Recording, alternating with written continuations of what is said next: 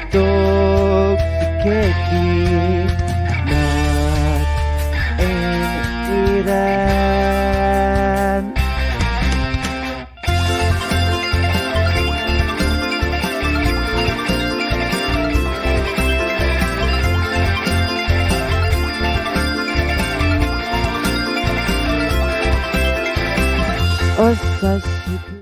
Konnichiwa! You know, Matt, with our announcement, I think we should come up with a new greeting. Konnichiwa, minasama. Yes, so this will be the last Konnichiwa. This will be the last Konnichiwa. This will be the last time you hear that song. Yeah, For now. Hello everyone, and welcome to the final episode of Talk the Kēki. If you were here yesterday, we had a bunch of awards to give out, so many cakes. I'm Matt, and to join me one last time, keep it what's going on.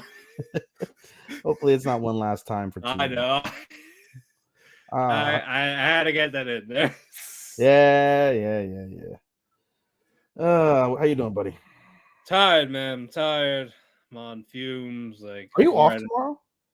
No, I'm not. I'm never off Saturday. Oh, what the fuck? You're gonna be here till 1? Sundays I'm off. We're gonna be here till 1 o'clock recording, and you got to wake up in like 3 hours later. No. I will wake up at 6:30, unlike 4:30 this morning. But oof. Yeah, because taking the car to the mechanic to have it all done, and had to take Bash's car, so we had to swap cars. So, what do they drive? Toyota RAV4. Oh, it's not bad.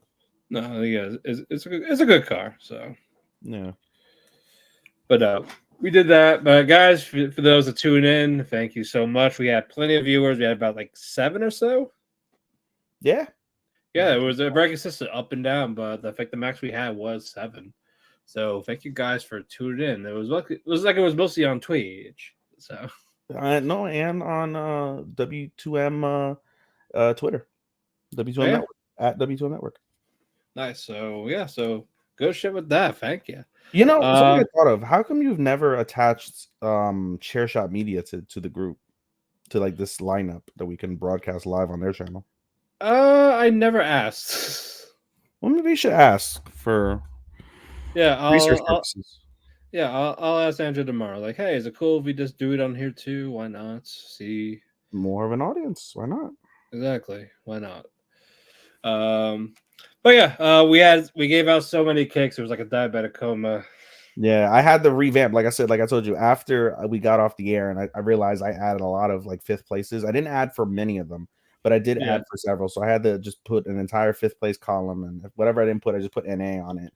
But just to give the statistics from yesterday, the top 4%, I had mentioned it was 17%. It is now they now encompass 14% total awards. The original count with me giving 4 awards was 140 categories, I think, or I'm sorry, 140 awards. That's now jumped with the 5th place to 185.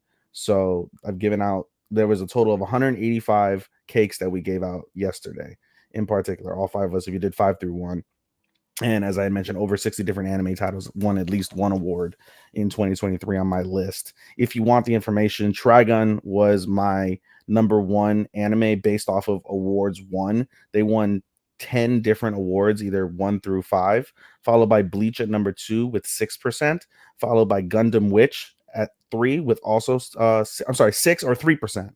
So Trigun was 10 or 5% of the awards. Bleach won 6 awards, aka 3%. Gundam Witch and Attack on Titan also won 6 awards individually and won 3% as well.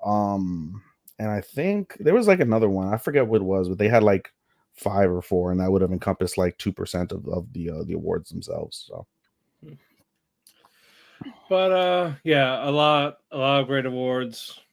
I had Villain for quite a few. Same with Heavenly Delusion. What you call it?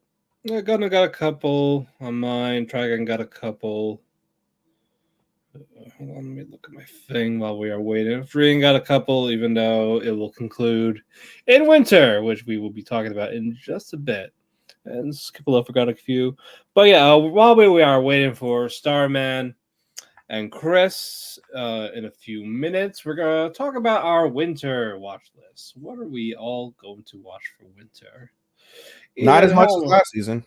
Thank God. I don't plan to add it anymore anytime soon unless something is bad and I want to do a swap. But even, what are you watching for winter? Starting off with winter was officially winter, by the way, started on Wednesday as we record this, January the 3rd. Starting off with winter was bottom tier Tomozaki. I've seen episode 1 of that. That was pretty cool, interesting for what it was. So good to see the second season of Tomozaki returning back. From there, we have the next anime, which will be, I believe, starting tomorrow, will be Tales of Wedding Rings. Followed by that, we have tomorrow too. I believe so. Oh, no, yeah. Yep. Episode 1 airing in 10 hours. In 11 hours, as we record this, A Sign of Affection is another one that I will be watching. And the big one, the biggest hyped anime of the season, in my humble opinion, is Solo Leveling. I will I hope that delivers. Yeah, we hope so too. I'm curious to see if they keep the Japanese slander, considering. Yeah, I would hope so. Hopefully. Followed by that is season 2 of Banished Hero. Followed by that is season 2 of Dangers in My Heart. Followed that is season 2 of Tsukimichi, which I believe I give you a recommendation at some point. I think it was 2022, late 2022, in regards to watching season 1 of Tsukimichi. I don't think it's a world breaker for you, but I think you would have enjoyed it if you would got a chance to watch it. If I'm in the mood for it, sure. Yeah. Followed by that is season 2 of High Card. Followed by that is one that I'm definitely looking forward to. Hokkaido Gals Are Super Adorable. Looking forward to that. Followed by that is Dr. Elise, the Royal Lady with the Lamp. And then followed by that is Metallic Rogue. And I have a yaoi, which, again, I had mentioned to you. Very surprised you didn't pick it up, but you have a higher standard of yaoi, so fair enough. The English title for that is Cherry Magic 30 Years of Virginity Can Make You a Wizard. So I will be watching that yaoi show. What else do I have? The Witch and the Beast is another one. Season 2 of Fire Hunter. Yeah, that is coming out. Did I mention High Card already? You did. I did say High Card. Okay, yeah. I think that's it. So if I do the count, that's I gotta do that's the Great Pretender. Question on that. That is it says an Ona. Is that just a singular episode that they're just dropping? That is just more of like a Netflix type of thing. I guess they're gonna put all the episodes up when it comes out. I gotta put this as a planning. So with that said, the reason why I say that is because I saw that they're debuting it in theaters in a couple weeks. Not in Orlando, unfortunately. Yeah, I don't know if it's like the first couple episodes. Yeah, I don't know exactly what it's gonna be. Yeah, but I know it's ONA because it's gonna be Netflix, but not it's gonna like all at once. If it was a weekly thing, it would have been. What you call it? Hold on. Delicious in Dungeon is a Netflix thing, but that's weekly. So. Yeah. So if I do my count of weekly anime that I'll be watching, I have Ichi, Ni, San, Shi, Go, Rok, Nana, Hachi, Kyu, Ju, Ichi, Ju, Ni, Ju, San, Jugo. That's 15. And then I have 2 returning anime, as you are already aware of, Matt. I have Ragnar Crimson coming in, and I have Apothecaries. Actually, I have 3. Apothecaries, bottom tier. Ragnar Crimson, and Freein, which I saw today's episode. It was a good episode. Can't wait for you to watch that one as well. Yeah, I've got a total of 18, sir. Alrighty. My continuals, Freein and Apothecary Diary. So I only have 2, thankfully. And now for the ones I'll be watching for winter, it'll be Classroom the Elite 3, which will basically cover the rest of the first school year for Classroom the Elite. Actually, do you mind going a little slower so I can jot this down? All right. But yeah, Classroom Diaries, Apothecary Diaries. I'm doing shared seasonals. Yeah. We can delete this Boy and the Heron bullshit. Okay, for you are Classroom. Is that season 3? Yep. Elite S3. Go ahead. Bottom tier character, Tomozaki's second stage. Wait, hold on a second. Okay. Tomozaki S2. Yep. Chain Soldier. That's a U. Yep, that is a me. I may pick it up depending on how the reviews are. I've heard that it gets pretty graphic sexually, and I'm all about that. So, yeah, yep. Dangers in My Heart season 2. Dangers in My Heart season 2. Mappa original Buchigiri. Buchigiri is a matte one. Yep. Yep. Hokkaido Gals are super adorable. Yes. Yeah. Can't wait to watch it. Uh-huh. High Card season 2. Yep. Fire Hunter season 2. Yep. Tales of Wedding Rings. Hold on. Let's to delete Tales of Wedding Rings. Yep. The Witch and the Beast. The Witch and the Beast. I spelled witch wrong. I forgot a T. There we go. Mashal, Magic and Muscles season 2. That's you. Mashal S2. Metallic Rogue. I said I was watching that, right? Yep. Yep, I did. Solo Leveling. Mm-hmm. And Sengoku Yoko. That's a you. That is a me. And Great Pretender. Well, I didn't put Great Pretender in there because okay, that's fair. But yeah, those are mine. So you're watching 1, 2, 3, 4, 5 alone. Yep. I'm watching 1 alone next season. All right. So you'll be going first if we have it. If we have a show. And together we're watching 1, 2, 3, 4, 5, 6, 7, 8, 9, 10, 11 together. Hooray! Not as many. Hooray. Not as many together. You have equally as many by yourself. Fuck me. That's fine. It's fine. I can handle it.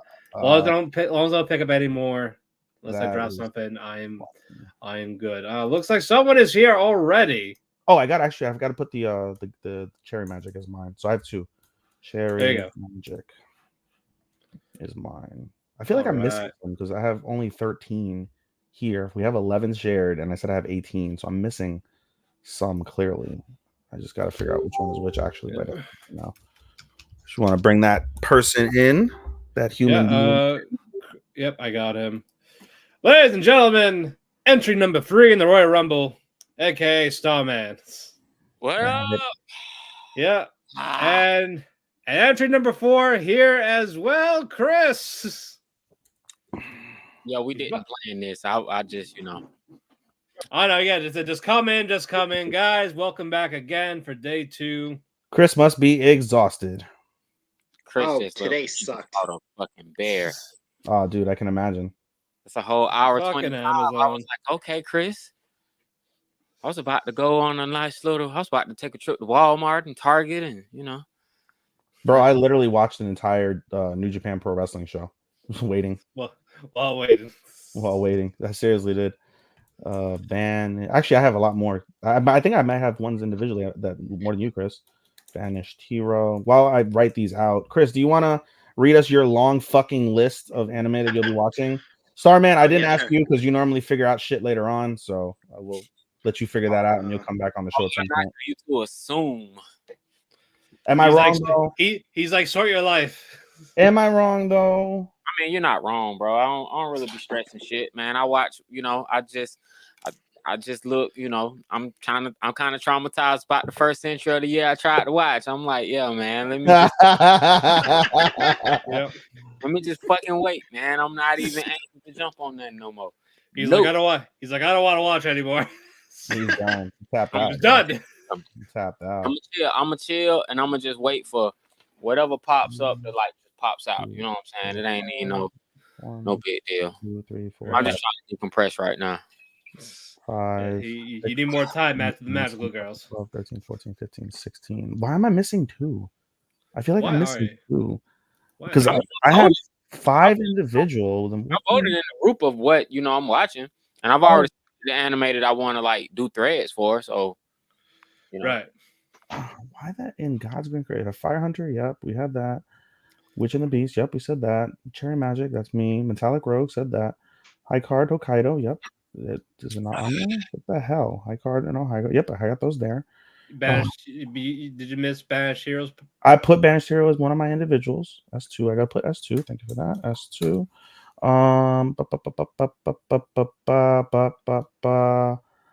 Did I miscount? We had Dangers, Solo, Banish, Sign of Affection. Did we say Sign of Affection?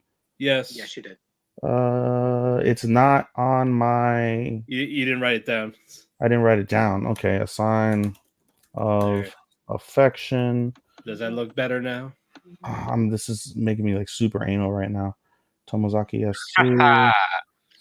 All right, hold on. Let me count this again.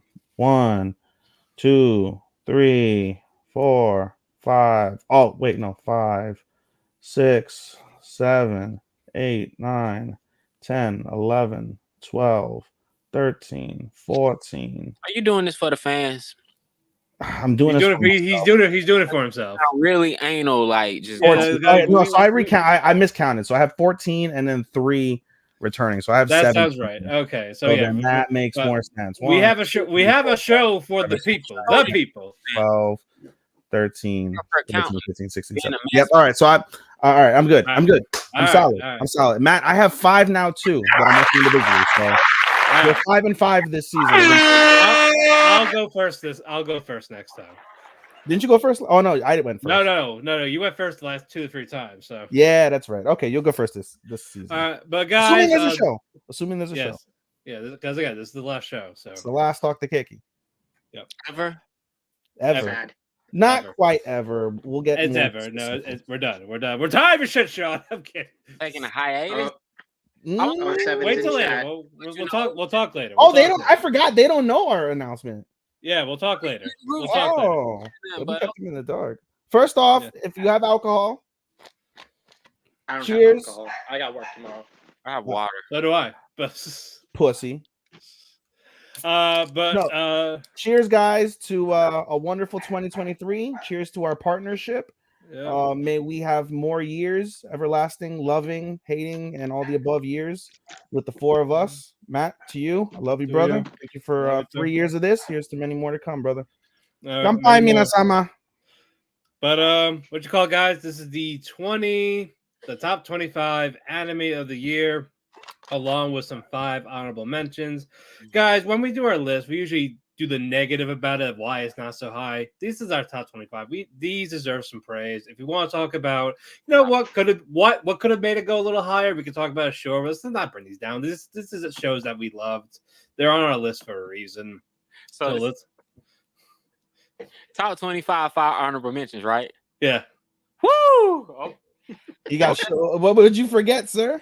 I came to pod today. I've been ready to pod for like the last.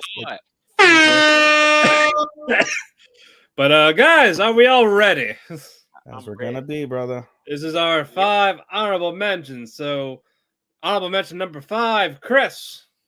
For number 5, I have Berserk of Gluttony. Okay. While it is every edgelord's dream with and he froze. He's okay. We're off to a great start. Chris, you died. Rip. It's not me, so I don't care. Guys, send your co-host applications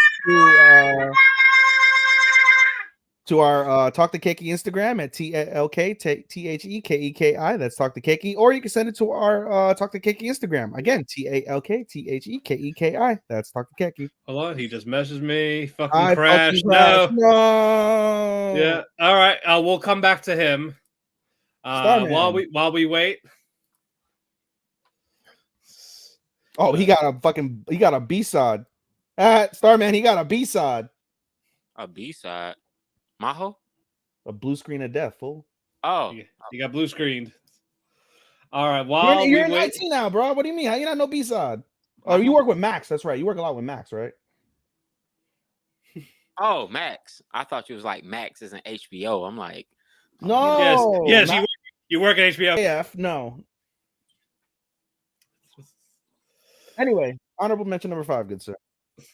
Eminence in Shadow season 2. Wow. All right. Yeah. Not season 1, just season 2.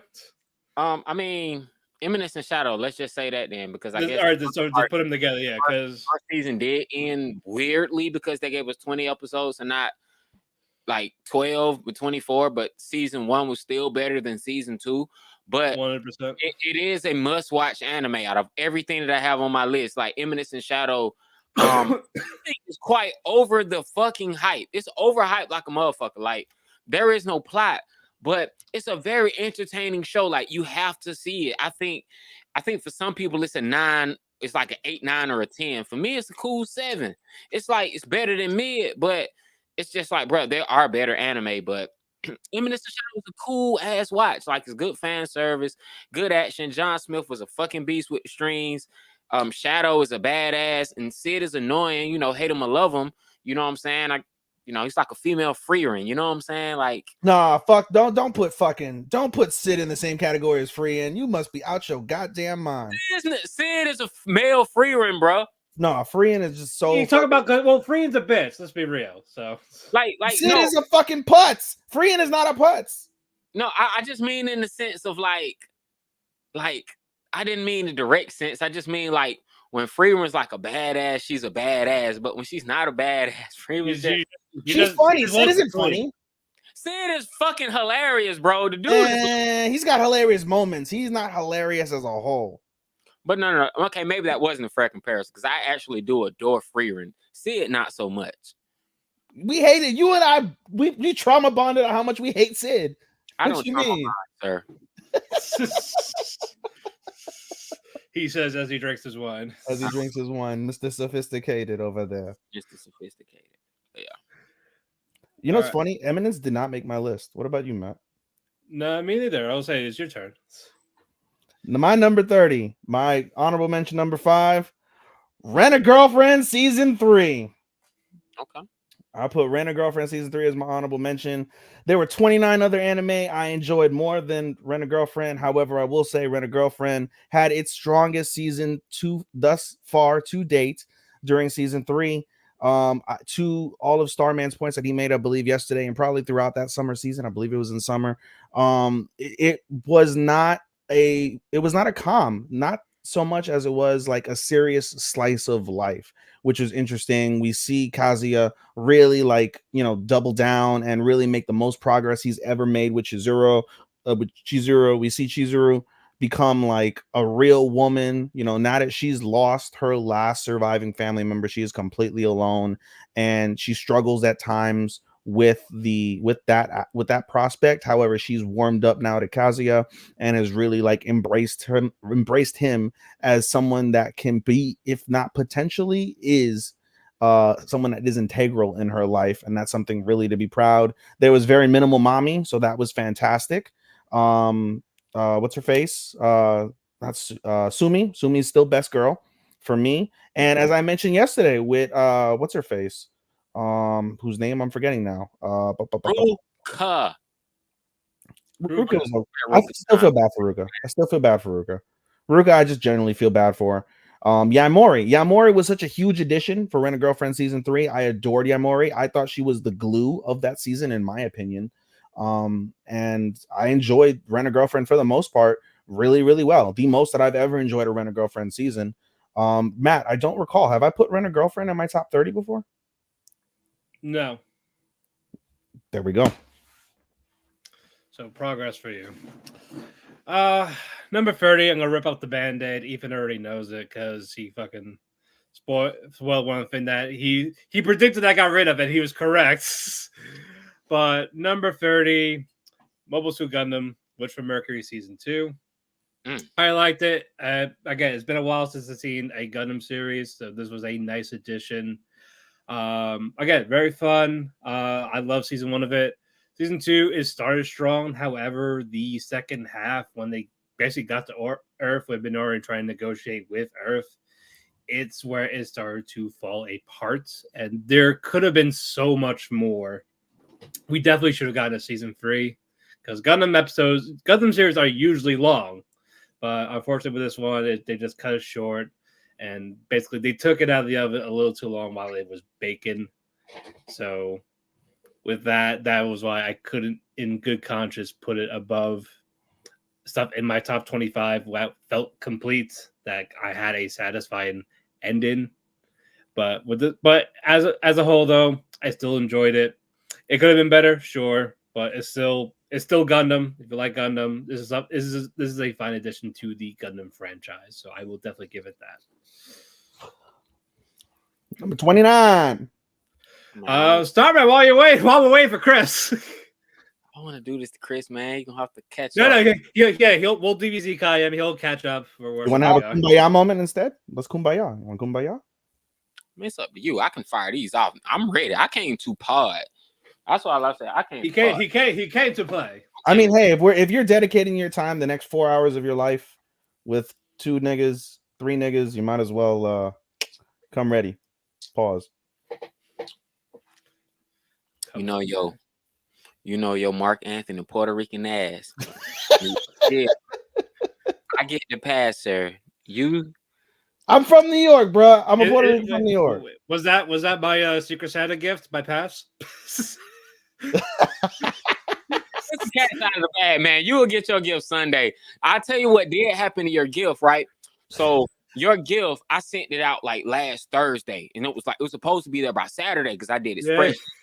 Selected express shipping on the gift.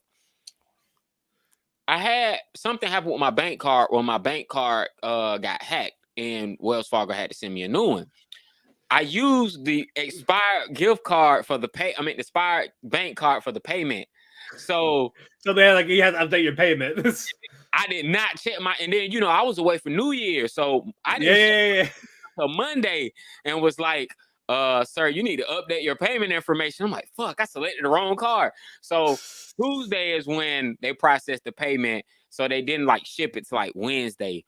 So I think you should get it tomorrow at the latest Sunday. It'd be fun if you Sunday walk in and just take your package and take it back home. But yeah, your package is coming. I thought it was a dope package. It took me a few days to look for it. Well, I can't wait to see it. I'm gonna say if it wasn't passed, I'm gonna go online. I got a golden ticket. Oh, no, like fucking Cartman. You're gonna love it. You're gonna love it. I cannot wait. And mine is waited at Angel's front door for a week since he was in Puerto Rico. If somebody ain't jabbed that shit, I'm gonna say I have problems. If somebody stealing a pair of shoes, somebody probably stole that shit, fool. I hope not. Otherwise, I have to rebuy it. Hey, guy. He probably should have had his ex-wife or one of his ex-girlfriends. One of my gifts that got lost from a relative that got lost, reported it missing because they couldn't find it in the tracking number. They just sent me a new one. It came in the mail today. So now I got the same gift twice. I'm going to see if I can swap it for a different color. Or you can just regift it. Nice. Hell no. You want to regift? No, I ain't doing that. No. All right. Not regift. I got two of these things. I need one in a different color. Oh, I'm curious what it is. Oh, Duke jersey. Oh, okay. It's just a generic one, or is it like a throwback? Oh, it's the one with the old English ass D on it. That shit fire. So I need a classic blue one, the one Tupac wore. Grant Hill. That's a North Carolina team, though. I mean, Duke, man. I've liked Duke since I was a little boy. My sister went to Duke. That's actually who sent me the jersey. But yeah, like Duke. I've been a fan of Duke since Grant Hill was at Duke. All right, Chris is back. He's coming back. Yeah, man. I did some rambling for you, Chris, so you can go ahead and get your, because I came to pod, man. I'm making friends. We're gonna be laughing. We're gonna be smiling. We'll have a good time with drinking and celebrating with these. We caught Starman off guard by 2 of his favorites, Gundam Witch and Rent a Girlfriend at our 30. I mean, I get it. I ain't hurt. Yeah, we're all different here. I know how that ending really affected Matt. I'm not tripping. Yeah. Rent a Girlfriend is not even. Yeah, I ain't gonna hold you, bro. Rent a Girlfriend is my top 20. You know what I'm saying? So I put it in my list. Yeah, it's in my list. It's not high on my list. I mean, this season, honestly, I like season 2 better than I like season 3. Because season 2 balanced all the girls. Season 3, I get to it when my number come up. I'll tell you why I chose it at the number I gave it. That's fine. Chris, Chris. We've been going through it. Did they not click the link? Link, click. Ha No. Get there. Where's your sound? Where's your sound? I Oh, see it. Oh, gotcha. Thank you, sir. All right. I'll allow that. Didn't you set yours up, Matt? Why don't you ever use yours? I can say, I do have the card. I have it in. I just gotta figure out how to connect it onto here. That's all Vandy helps. That thing goes into the computer. Your mic goes into that. No, that's not what he's talking about. It's a simple process. I'll walk you through it, bro. Like, yeah, we'll do it off the air. Right. I mean, shit, we may have to do it on the air since fucking Chris is taking forever. No. But I have it plugged. I just run it by me, and then once I add that, we'll be hunky dory, we'll be gravy. Like, man, they ain't do no list for the first 30 minutes. We did. If you will, baby. We tease. It's like we put the tip. I got to tell Sean just like, hey man, we need to do a quick little edit. No, that was no. Keep it on here. It's unedited version. Final episode. Unedited. Final episode. Yeah. Unfiltered. Honestly, he's not gonna edit the last episode. We went over 4 hours. We're gonna go 4 hours probably tonight. Yeah. So he ain't gonna edit it no matter what, unless we like this. Unless somebody says something super racist, I think that's the only time he would go back and try and find that point and edit it, and then boot that person off the air. Neither one of you guys are that type of people. Nah. And I know we all have fun here. No. And I know where you live, sir. Yeah, exactly. I actually know where all you live. I sent you all cards. You're the only one. I was low-key, I was expecting like you got a card from Marte, and I was thinking like, oh, where's my card from Marte? Because I sent one, so he gave me one back. Yeah, otherwise I would have called him. He gave you a white day gift. I ain't get no card from Marte. Like, no, he did the obligatory like. Because last year he just gave to Angel. Like, fuck all of us. For real. I had to send him one to get one. I'm gonna take a greater stride to like connect with Marte, seeing how he's the closest one of anybody who I'm close to as far as distance and geography. Right. You know what I'm saying? It's just, he just, seems a little first though. At times. What's up? I said I was still first though. Yeah, I popped your little cherry, bitch. Yeah. And this motherfucker. I popped the cherry. I popped the cherry first. I did it twice. No, you did actually. Yeah, you did. So nice, I dipped it twice. Yeah, you're right. We did do it twice. Pause. Super pause, man. Pause. Yeah, all right, Matt got me lit. Matt got me to the point where I almost threw up on the train. I was so lit on the way back. On the way to train up. So the story while we wait for Chris, as he just popped in, real quick story. I went over to see Matt. First time I met Matt. It was cool. We hung out for a while. We went to the bar. We watched the Giant game. Yeah, and then the second time I was like, "Hey, we're going to the same event. You mind if I just kick it for the night?" And he's like, "Yeah." So me, him, welcome back. Josh, like we chilled. We had an edible, right? So we had like what was it? How many? It was like 10 megs. It was really small, right? Yeah. We gave you a baby one. You gave me a baby edible, but that was my first time ever taking an edible. So I took the edible, kicked in at about maybe like 45 minutes for me. Like we had some pizza, we had a lot of drinks and shots, and then I was like, Matt, I'm coming down. Let me get another edible before I go to bed. So he gives me the last edible in the pack. I go to sleep. I wake up. He wakes me up the next morning so we can get ready so we can go on the train. And I feel sick. I am fucking hungover. I am nauseous. It literally took me everything within me to not just vomit on the train because we had to take the LIR from Long Island down to Manhattan. And then we had to do like, how many blocks was that we walked, Matt? Like 30 blocks? It felt like. I was like amateur. Yeah, we walked like 30 blocks. I'm in Tim's. It's cold. I'm hungover. It was miserable. I was miserable. We still had a good night. We saw an anime movie, and then we went to go see GCW. So that was a vibe. Loved kicking it with Matt, but I was miserable that day afterwards. Oh yeah, you were out of it. Chris, you said your fifth mention was Berserker Gluttony. Did you want to add anything else to that? But as I was saying before, my stupid laptop crashes. I really need to put this thing down. Viking Yeah, the reason why it's my fifth honorable mention, while the action was pretty good and I enjoyed the setting, Fate as a character didn't really do well for me, especially with his cliche, I'm gonna be the lone wolf, not the real black swordsman. He's gonna fight some chaos. Like Chris is Yes. fighting his computer right now. Yes. Well, more like my cat is fighting the blanket that my computer's resting on. Oh, you got cat daddies. Cat daddy. Yeah. Yeah, I got Cat daddy. this guy. There's Flag. Well, Flag's all like, right. no, I want nothing to do with this. I'm good, Nope. man. I'm good. That cat is your bad luck with that computer. Oh yeah. Alrighty. What's your mention number 4 then? Since we're gonna actually continue where we left off. You wasted a good 10 minutes waiting for your honorable mention 4. My honorable mention 4 is Konosuba Explosion. Oh, Okay. While I enjoyed going back to the world of Konosuba, it just wasn't enough. I wish we could have gotten more. and that is why Konosuba did not make my list either. Funny enough. Neither mine. Looking forward to season 3 though in April. Oh yeah, I'm happy. Like finally. Finally. All right, Starman, number 4 for your mentions. Mention number 4, aka number 29 out of these 30, is going to be 100 girlfriends who really, really, really, really love you. It was cool. It was honestly, it was like something that you like got to watch. Like as far as like the way that like I love the animation, I love the characters. It just felt good. But when I stacked it against everything else I saw this season, like when I truly stacked it against some of these heavy hitters, I'm glad it made the list because it beat out some other shows. Like I'm sorry, these honorable mentions going to get tough, but I had to give it to 100 Girlfriends. Sorry, Rentaro, you were great though. Do you not care about disappointing your lord? No, not at all. That's interesting. You rated it lower than I did. All right. What was your mention? Before I give my mention, I forgot once again to give my statistics. As I mentioned, I have the spreadsheet. I have statistics. I have statistics on my top 30.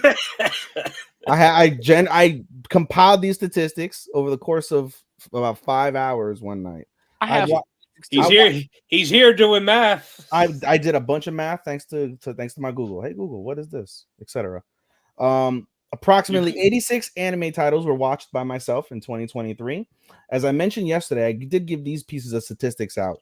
Out of the most entries of my top 30 was spring. I have 10 entries in the spring, from spring in my top 30. That approximates exactly 33% of the list. The least amount of entries I have in my list is summer. Summer only had 5 entries, aka 17% of those. Winter had 6 entrants, and fall had 8 entrants, representing 20 and 27% of my list, respectively. I will give you numbers now on the genres. 12 of my 30 are considered action. 11, and that's 40% of the list. 11 of them, aka 37% of that list, is slice of life. I have only 9 romances in my list, aka 30% approximate. Supernaturals, I have 8 or 27%. Sci-fi, I have 5 entries, aka 17%. Mystery, 4, 13%. Drama, 4, also 13%. Only 3 comedies this season, which encompasses 10% of the list, as well as only 3 adventures, which also encompasses 10% of the list. And at the bottom of the list, please note percentages are listed above in this workbook are props. I know, Karen. Too much math. He should be doing math. Right, bro. Like, bro. We're here to cook, not math. With that said, thanks, babe. I appreciate that. Thank you, Karen. Honorable mention number 4 for me, aka number 29 on the list. My New Boss is Goofy. Very interesting show. I did not expect to like it as much as I did. I've raved about it over the last few weeks, seeing that this was a fairly new entrant since it was a fall seasonal. So I don't want to go into it too much. You can go back into the archives and look at it, but just as a brief summary, at the end of the day, four guys similar to Play It Cool Guys, except I thought they did it better. It was more mature, and I thought it was a bit funnier as well. So landing at number 29, My New Boss is Goofy. All right, this is one I added after yesterday, and because this removed Angel Next Door from my honorable mention. Oh! So honorable mention number 4, Insomniacs After School. Wow, it wasn't even in your 30, and you gave it a lot of love.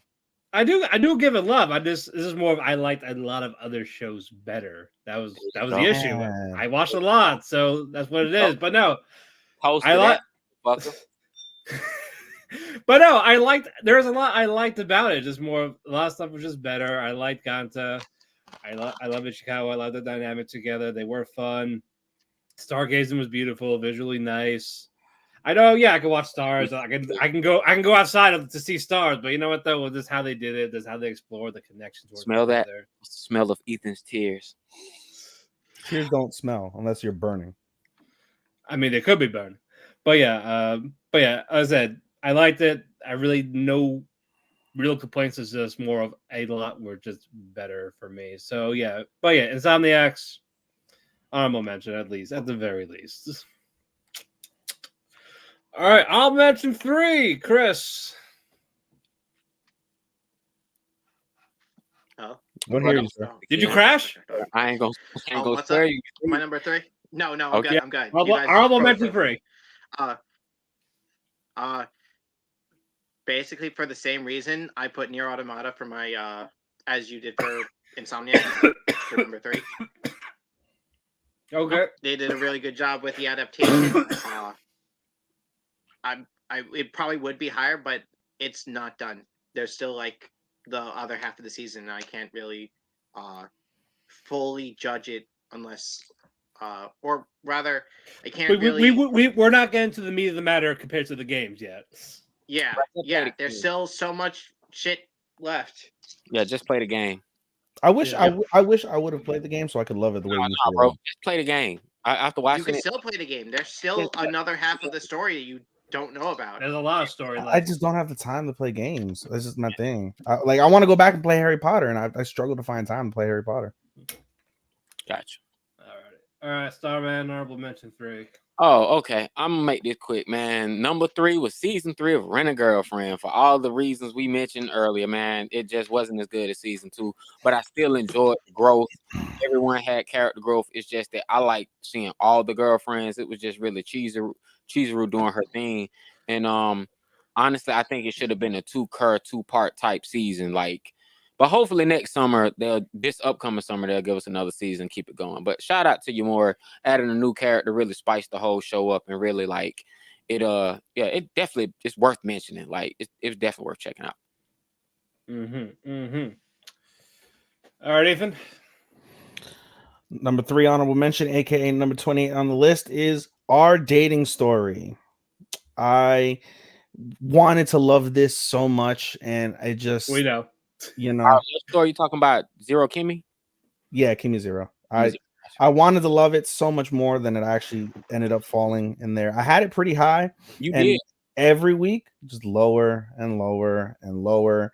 The end wasn't so bad. I didn't mind the end, but it just, it's funny, right? With a lot of my friends, they sometimes struggle in their relationships with communication. I like to think, and Karen can say that I don't struggle with communication. I'm very confrontational when it comes to problems. And granted, the main characters are 17, about to be 18, so they don't have the experience, despite the fact that it's considered Our Dating Story, the inexperienced you and the experienced me, or whatever the fuck the title was. Neither of them had logical, real, tangible experience, and that contributed greatly to the principle and the crux of all of their problems, which was the failure in communication, the complete obvious fuck up that was their communication, and so many problems. And Ernie says that he appreciates how all the problems get solved fast. That's fine and dandy, but there are so many problems that exist simply because of communication, and it was just so maddening seeing it. I appreciated the show because it wasn't as cringe as what you see sometimes with rom-coms, but a lot of it was just super frustrating to watch. And in the end, like I said, they gave me a solid end, but the way some of the characters were written, that was also pretty frustrating as well.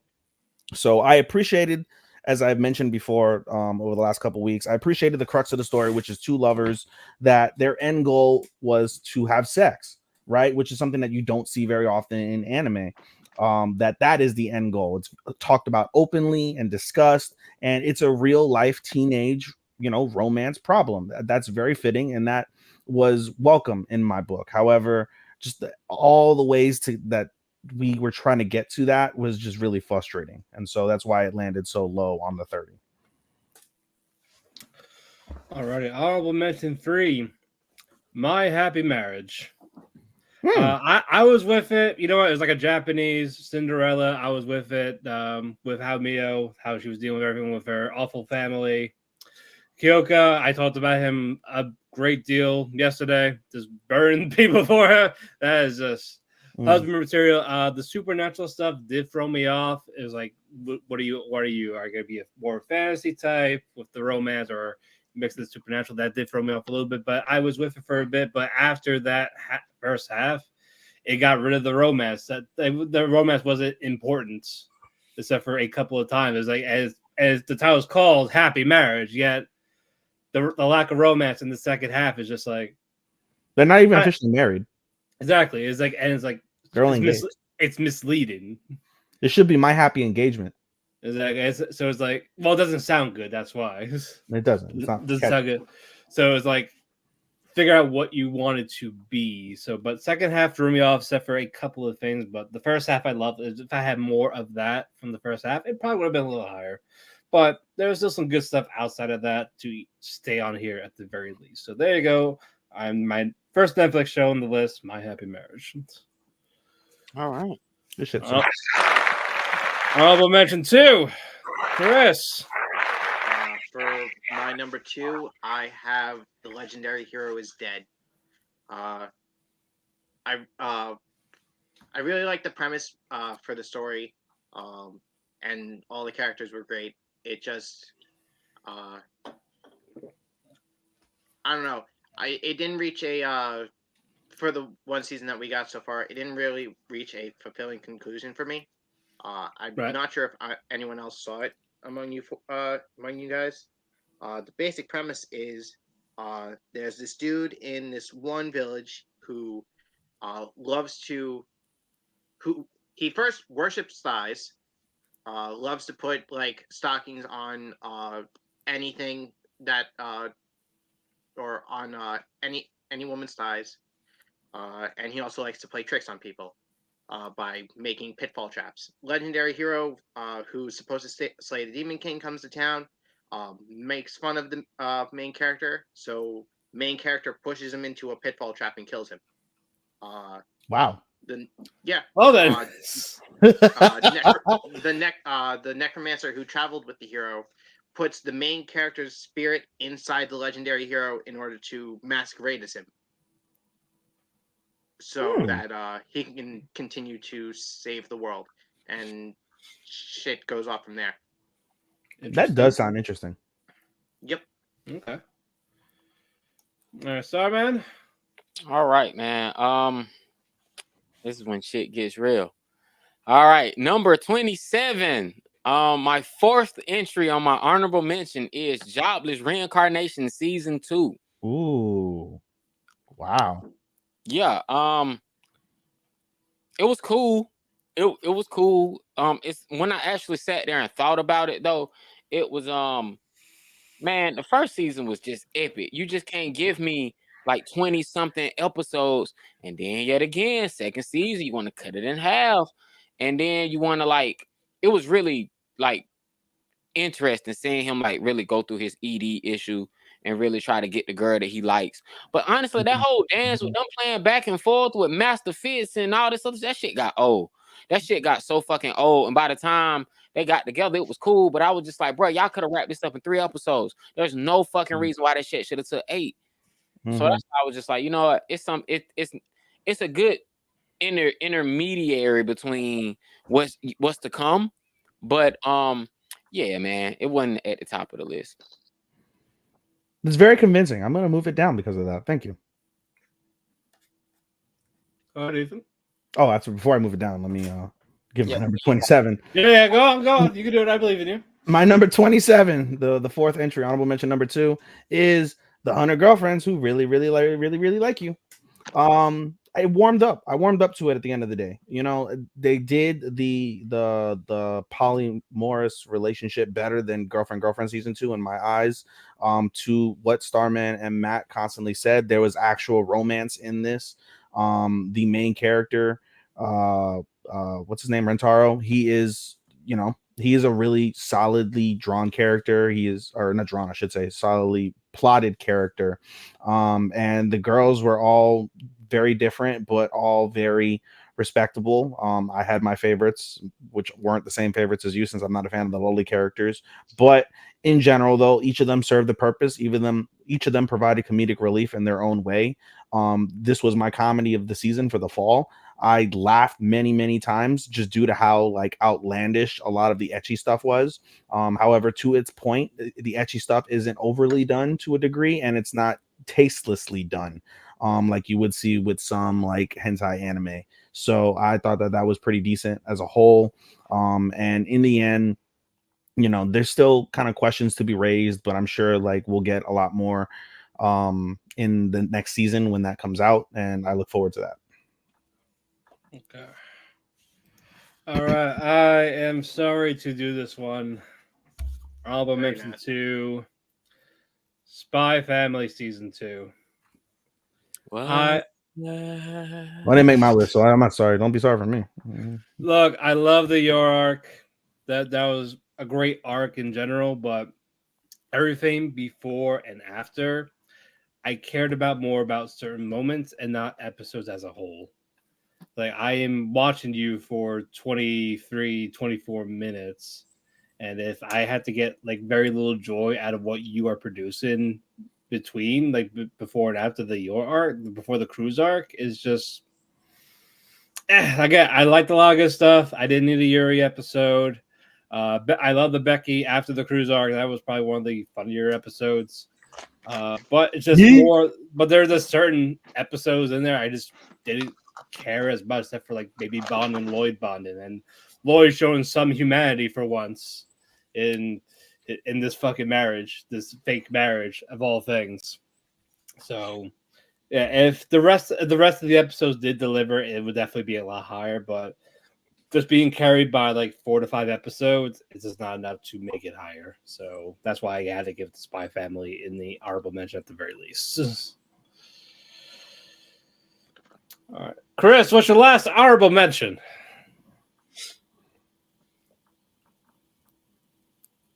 You did. Drama. Did the headphones go out? Your last honorable mention. Okay. Yeah. My last honorable mention is Spy Room. While season 2 did come back, Spy Classroom, you mean? Yeah, Spy Classroom. Yeah. Okay. I thought so. I just want to make sure. Yeah. While season 2 like really brought it back from the depths of almost dropping. Yeah. Season 1, the after the impossible mission just dragged on way too long. Sure, it's supposed to be plot relevance, or I mean, it's supposed to be like backstory for the characters, or giving them some more insight to their characters. It was just too much. Right. All right. Starman, what's your last honorable mention? My last honorable mention, before I get to like the real list, this one deserves a mention. While it did not make the top 25 cut, it is absolutely one that deserves mention. Numerous studios got together and directors got together for different episodes to direct this. Unfortunately, I felt it was kind of hard to follow, and then immediately pulled me in. And honestly, I honestly didn't know if they could decide what anime they wanted to be. The ultimate nail in the coffin why I gave it so low in just the honorable mention was I had to go to Twitter and Instagram and to find out what the fuck happened. It was just, bro, I shouldn't have to go to, no, man, don't leave it up to self-interpretation, bro. Spell that shit out. I'm talking about none other than Heavenly Delusions is number 26. It's wow. Just, that's no, yeah, man. Sorry, that's my last honorable mention was Heavenly Delusions, bro. I can mention it, but it wasn't one of the best ones I saw this past year. It was just they tried too hard to be too smart, and it just like I had to think too much to watch it. Like it was work. I don't like animes when that shit work. It looked good and it was fun, and some of them deaths were tragic. But like I couldn't figure out the past was the future the past. And sometimes when you get that shit revealed, you like, oh shit. But like I said, they never finished painting the picture. It took people who read the manga and my friends on the internet to be like, oh, girl that was in the hospital was actually shot. I was like, oh shit. But they never filled in the gap of how we got to that point. And that's really what I cared about. And they didn't give me what I cared about. So it makes the honorable mention list. Okay. All right. This is good. All right, Ethan. What's your last honorable mention? Last honorable mention number 1, aka number 26 on the list, is Faraway Paladin season 2. Excuse me. I enjoyed the hell out of season 2. I thought it was way better than season 1.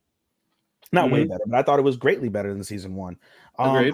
However, to Matt's point that he had mentioned yesterday, it is a model of consistency. It doesn't go too high, doesn't go too low. Similar to how you guys they played it safe. That was basically it. Yeah, similar to how you guys feel about Dr. Stone, which I rated significantly higher. But nonetheless, what's it called? It's a model of consistency. There's nothing though that stands out as like, oh my god. Don't get me wrong, I was thrilled when Al defeated that demon lord. That was probably really the highlight of everything when it was all said and done, was Al stepping up and becoming someone that can be called a king in that instance, in that moment. But everything else was just, flat, but not a bad flat. Like, I don't feel like it was not negative at all. Just the other 25 I felt gave me more moments that stood out, in my opinion. There were more like, it was a higher level for me for the rest of the 25. So, but Faraway Paladin, I enjoyed the hell out of it regardless. So that's why it gets number 26 on the list. Okay.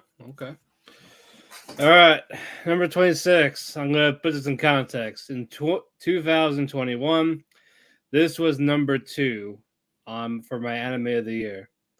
And now it is on here, Mushoku Tensei Season 2. It is an honorable mention. You know what? Me and Chris have our friend Captain who basically will read it as a literal fucking Bible. He will tell us every chapter verse, what every difference between manga, light novel, anime.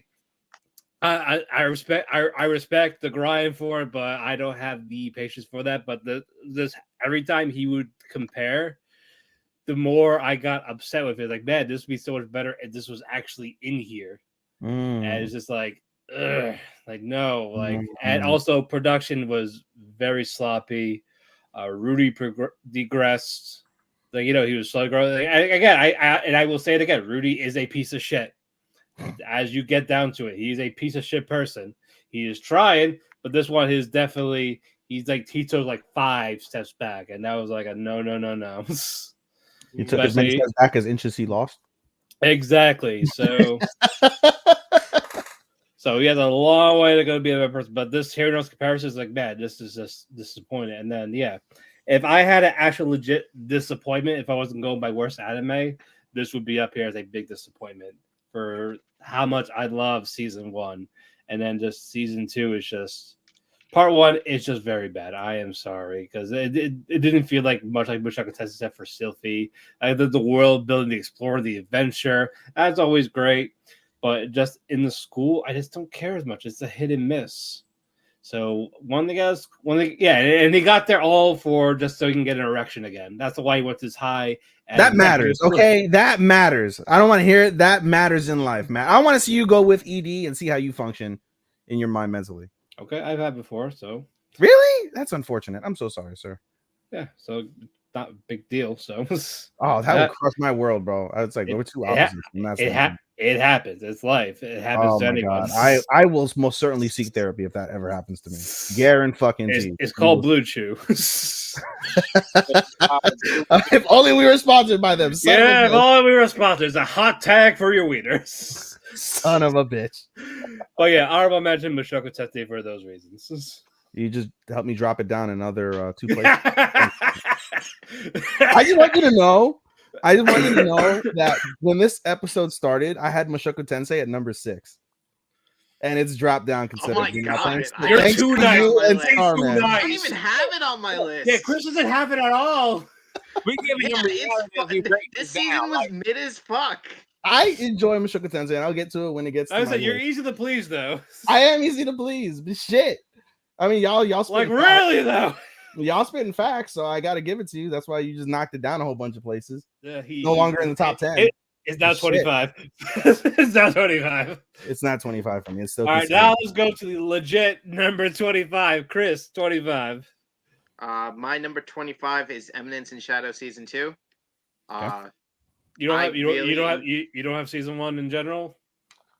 Because that also ended. What? It also yeah, you have to count it as a whole. You have to count it as a whole. I didn't realize it, or I didn't remember season 1 came out this year. Yeah. No, it started in fall 22, but it ended in spring 23. Mm-hmm. All right, yeah, then the whole thing as a whole. Yeah, I really enjoyed seeing Sid fuck around and find out, and then I was gonna say, unless you hated season 1, then that's fair. But no, man, you know that meme I sent you. I fucking love that thing I came up with. Yeah. That's right. Oh, that's it. Okay, that was it. Okay. Yeah, yep, that's it. I just it's not on my list because I just couldn't. I hated Sid that much. I hate Sid. I love the shit out of Shadow. Adore Shadow. Shadow's a top 10, 15 protagonist of the season, in my opinion. But I recommend it. That's how I feel about Takemichi. I just ignored. Well, for Sid personally, I like him because of his personality and how he literally doesn't give a fuck. He'll just do his own thing, and like anyone else who does a thing that seems important, he's like, yes, time to make this into my plans to just continue to fuck around. And that's more Shadow though. That's more of a Shadow. It is Shadow. What's it called? That's more of a Shadow. The same person. Psycho trait. They're not the same person, bro. Shadow is a badass. Sid is a fucking putz. No, bro, it's a character. No, okay, it's like how Batman is or Bruce Wayne is not Batman. Batman is Bruce Wayne. Yes. There you go. I like Bruce Wayne significantly higher, but okay. This man gets it. All right. Wrong point. I was it didn't make my list, but I was still that. Wrong way. But I will. On my side, he's on the left. So okay. So on my side, he's on the left. Yeah. He's on my left. He's on like your I said, left. It didn't make my list, but I was still recommending. On the left, but you guys are pointing to the right, or it's mirrored. So just I went this way. Oh wait, no, this way. You just shuffled it all up. I'm all confused now. I'm pointing down to him. You gotta go diagonal, baby. This guy. There we go. Doesn't mess around. Yeah. Whatever. All right, Starman. Number 25. All right, before I start my top 25, man, I just want to go over some parameters and I want to go over some guidelines as to how I grade this list. All right, my list is based on 3 main factors. 1, 2, 3. First factor is, did I enjoy it? How much did I enjoy it? All right. Second factor is, how well was it? Was it actually like produced well? Did they execute what they wanted to execute? And the third parameter is, can I recommend it? Can I recommend it? Can I go to the homie and say, hey, bro, watch this. Hey, shawty, watch this. Hey, my dude, hey, you want to get on some anime? I can put you on. Watch this. So as we graduate higher to my list, the recommendations will go higher. Production value will stay consistent because if it's on the list, it belongs here. And the higher it goes up, it's more or less, did I really enjoy it? There are some anime that I enjoyed more that I probably just can't recommend to everybody. But I try to consider what I can recommend to be the most important part of why I rank the things to why I recommend them, because I feel like that's the whole point of doing this list is you want to tell people what to avoid and you want to tell the people what they might enjoy based on what you enjoy. With that being said, let's get into it. Number 25. Number 25 on my list did not win any awards, but I really enjoyed this anime. It was one of Netflix's best anime. It's been one of Netflix's best anime since it premiered. It displays and shows the Japanese work life better than any anime I have ever seen in my life. No other anime I've ever seen in my life shows what it's like to work in Japan. And I've never worked in Japan, but from all I've read, they do a pretty good job of showing it what it's like. I'm talking about none other than Agretsuko. Agretsuko season 5 focused on more on Haida than it did Agretsu. And then when they finally decided to focus on Agretsuko, who it's her show, her name. She got the first 4 seasons in spades. They didn't really get cheesy with their love life, which was cool, but towards the end, they kind of just rushed it. They even gave us an hour-long last episode to kind of drill it in there. And it still just felt kind of rushed up towards the end. But it deserved to make the top 25 because it is the conclusion to Agretsuko, which is a phenomenal series on Netflix. It's one of the top recommended. If I was to give you a Netflix top 10 best anime that they have on the site, Agretsuko is going to be in the top 5 regardless. Oh, any day, no matter what comes out, it's gonna always be in top 25, top 5 Netflix. But I've been long-winded enough. That's number 25. Check it out. It's streaming on Netflix, all seasons, all episodes. Agretsuko. Yeah, it's really dope. Fantastic dub, by the way. Fantastic dub. All right. Ethan. Number 25 on my list is To Your Eternity Season 2. All right. I enjoyed To Your Eternity Season 2 significantly more than Season 1. We got a lot more progression, a lot more meat, in the story. And I just, we got a lot of answers to the questions. And quite frankly, I felt that it was a really fitting end to the series as a whole. However, Matt has informed me that there is more to be had, which I'm very confused with. What more can you add? I don't have great faith that it'll be better, to be determined, but I thought that it was pretty fitting for what it was, to where you in essence get that like cycle of life from the time that he concludes that war until we get to that end. So very curious decision to continue the series from that point. I'm not sure why, but I'll still watch season 3. And if it's, I don't have faith that it's going to be greater than season 2. Personally, I feel like this is probably one of those things where, as we talk about Tokyo Revenger season 2 later on, that probably should be a good place to end it. And the fact that they're not, it does bump it down, I think, a little bit. I'm not as a whole, like some of the characters wasn't really a big fan of, but I think To Your Eternity does a really good job of kind of like really emphasizing like the humanity in humans to a certain degree, and I think that they tell that piece fairly well. And for that, I think that lends itself as a benefit to the overall plot. And as I mentioned before, just the fact that we got a lot of conclusive like finalities in the season versus season 1, and the action that we got, and as we mentioned, the life lessons and such, I thought it was pretty good from that perspective. So it makes the bottom of the 25 for me. Alrighty. For before I do my 25, I'm going to talk about how I grade them. Is basically it is still overall enjoyments. Did you do your genres well? Did I vibe with the characters or anything like that? Basically, hit your elements. If you do well, you get a little higher. 25. It is another Netflix show. It is something I picked up a little late. I wish I picked a little earlier, but you know what? I still enjoyed it for what we had. Oku Hidden Chambers is number 25. I love the aspects. I love the drama. Just hearing everything about the chambers and stuff. It is just a fucked up story.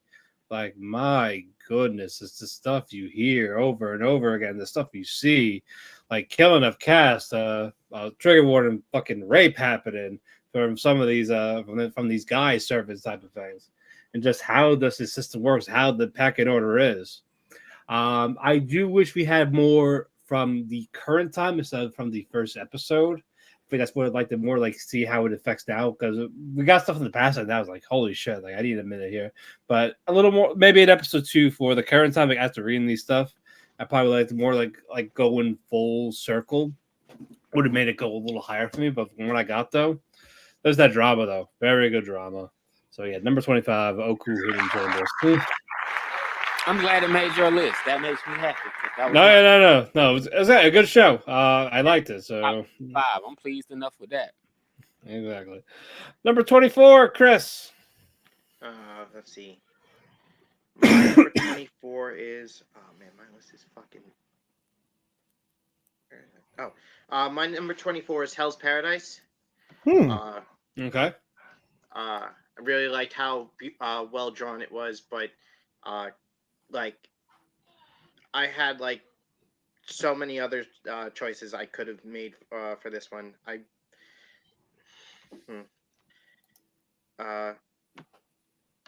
You're good.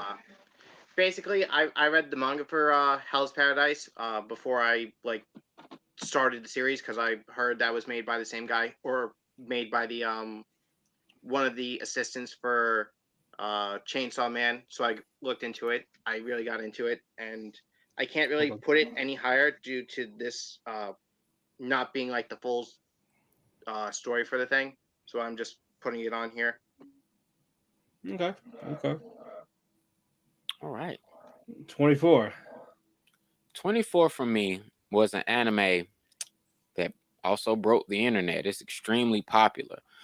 It's almost too popular because now at this point they're milking it. Twice now they've announced we're gonna give you guys a movie, then we're gonna open up the season with the movie, and then we're gonna take weeks off, give you a movie, but the movie's gonna have the first episode. And I'm like, bro, y'all doing way too much for y'all to keep repeating the same. It's like the same issues I have with the original Bleach, but y'all keep repeating the same fight sequences and shit getting left off. I'm like, bro, wrap this shit up. But I'm talking about none other than Demon Slayer. Demon Slayer You're rated higher than me. Demon Slayer ended strong. It's not even on your list. Hold on, Starman. It's not even on your list, Matt. No, absolutely. Wow. Demon Slayer comes at 24 because it was a much needed art. It was so cool, and like just I know what I want to see. It got me so pumped up for what's coming next. And the Nezuko reveal was just nothing less than marvelous. Too bad the internet spoiled it fucking for me, and I wasn't even watching this shit dubbed. It's just I just couldn't get home in time, and they just couldn't wait to spoil this shit. But yeah, man, Demon Slayer is fantastic. You Furthermore, it's bro, give me another Fate series. But yeah, man, 24. It's good. It's like, bro, if you in high school, bro, this is probably your favorite anime. But if you a seasoned anime vet, you probably just like, yeah, bro, it's straight. I mean, I'm in between. Yeah, you're a novice compared to the three of us. I mean, by time I am, but by titles not so much. What's your 24? Ethan? Hold on, I'm posting something about Kota Ibushi in the. Fuck it. He's getting surgery on his ankle. I was saying this injured him again. So number 24 on my list is My Happy Marriage. I have nothing really to say negative. I have nothing really to say in terms of what Matt said about My Happy Marriage. I thought that was a really good comprehension of it. I enjoyed it very much. I agree though from the perspective that it probably should have accentuated the romantic aspect probably a little bit more. That was when you hear the title My Happy Marriage, you think that that's what it's going to do, and then it gives you, I think, a little bit of shock value by showing you the powers, and you think, oh, that's really wicked. But there just was something about the supernatural abilities and the love factor that just didn't mesh quite well with the show, and so it just didn't hit that like final like stride. But I still appreciated the fact that the main character had basically PTSD from being abused so much, and the other main character basically has a bad rap, and he realizes, that and he doesn't really care, which I can admire to a degree. But you basically see that this fragile girl needs a lot more than just everything that he can provide, the powers, the money, the title, the comfy life. It's not about that for Mio. It's basically more about just overcoming her life to the perspective of, why am I not loved? It's a very, very light version to when you think of like the Will Smith skit with Zunkel. Like, why don't he love me, man? Like, when you think about it from Mio's perspective, it's like, why doesn't anybody love me?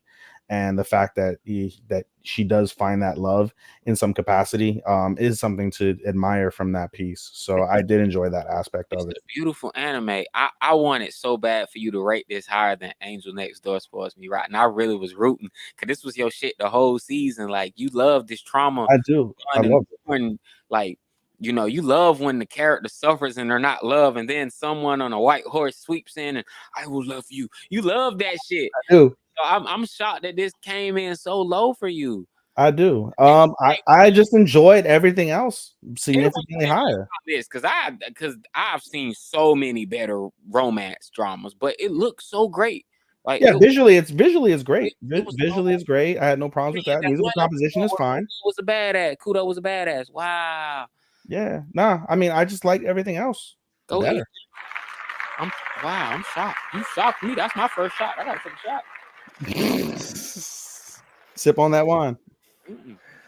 Alrighty. Number 24 for me is Oni Mai. Very, very good slice of life. I like the animation. Probably some of the best animation. I love how they put more love and care into this compared to Mushoku Tensei's from Studio Bind. You know what, the middle school thing, it can be distracting at times. I love Kaede. Very fun though. It's tame compared to everything else I have, but it was still enjoyable enough to make it to my 25 list, even if it is despite if it is a bit low. I still got some joy out of it to make it a 24 at least. Yeah, Matt, we gonna fight. We gonna fight? All right, no problem. Is that payback? Is that payback, bro? Like, just tell Hey, me. I got 2 pairs of boxing gloves. No, it's your receipt. Yeah, we'll call it a receipt. In the business, in the rest of the business, we call it a receipt. So there you go. Oh, okay. Oh, that's what we doing. Okay, only my 24. Okay, bet, bet, bro. Motherfucking bet. All right, I bet you. All right. Get him, Starman. Since this motherfucker didn't have Demon Slayer in his fucking list at all. Fuck him. You just hate I don't hate Matt it. genuinely hates overly hyped anime. Bro, this ain't about you. This about Onima being 24. This ain't about Demon Slayer.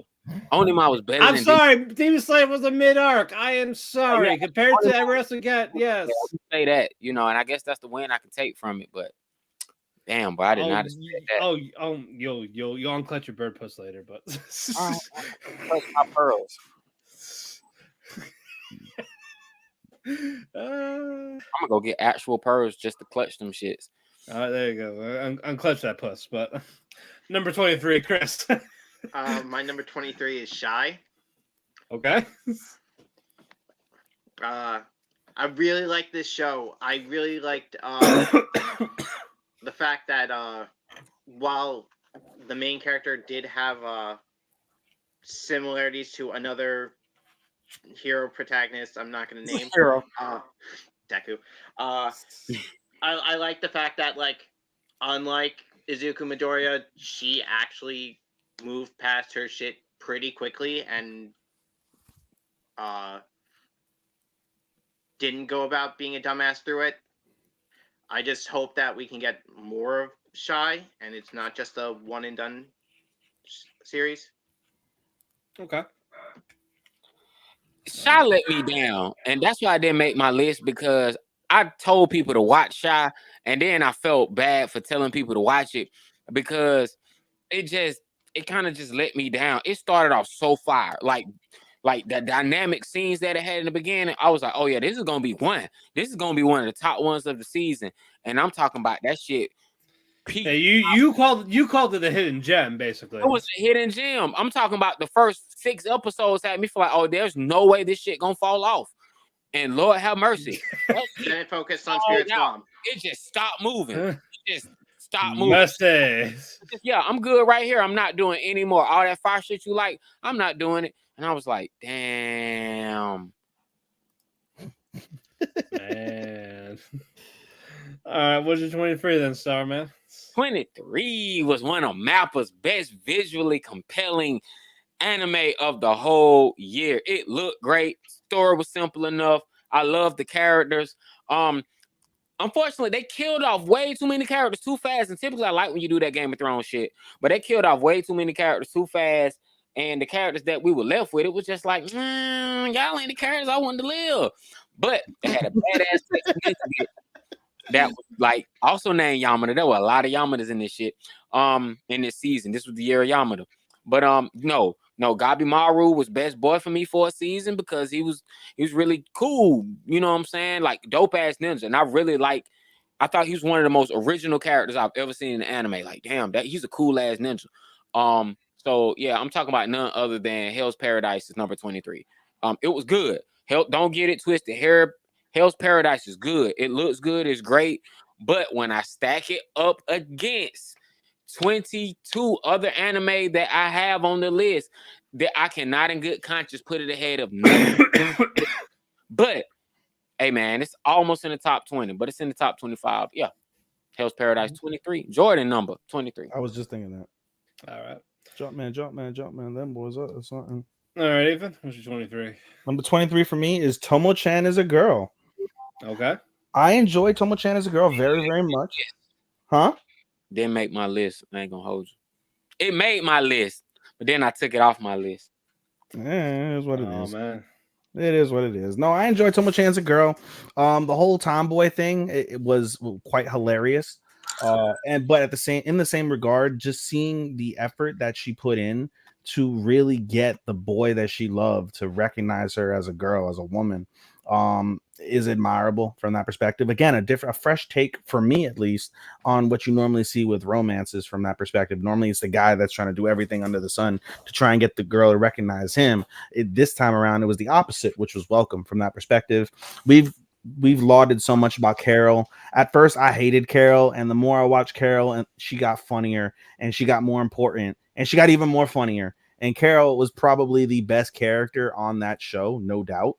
And in the end, I felt it was a pretty satisfactory end as well, with them getting together. It's always nice when you see the two main characters have a final resolution from that piece. And so, yeah, I enjoyed it very much. This is the first official rom-com on my list. All right, I'm gonna take a shot at my rum chata real quick. Hold on, hang on. A shot because you're in a good mood, or a shot because what you're yes. gonna say? The answer is yes. Whatever your question is. All right, I'll join with you. I'm going to start some rom-coms here. Number 23, 100 Girlfriends Who Really, Really, Really Love You. Okay. I had a lot of fun.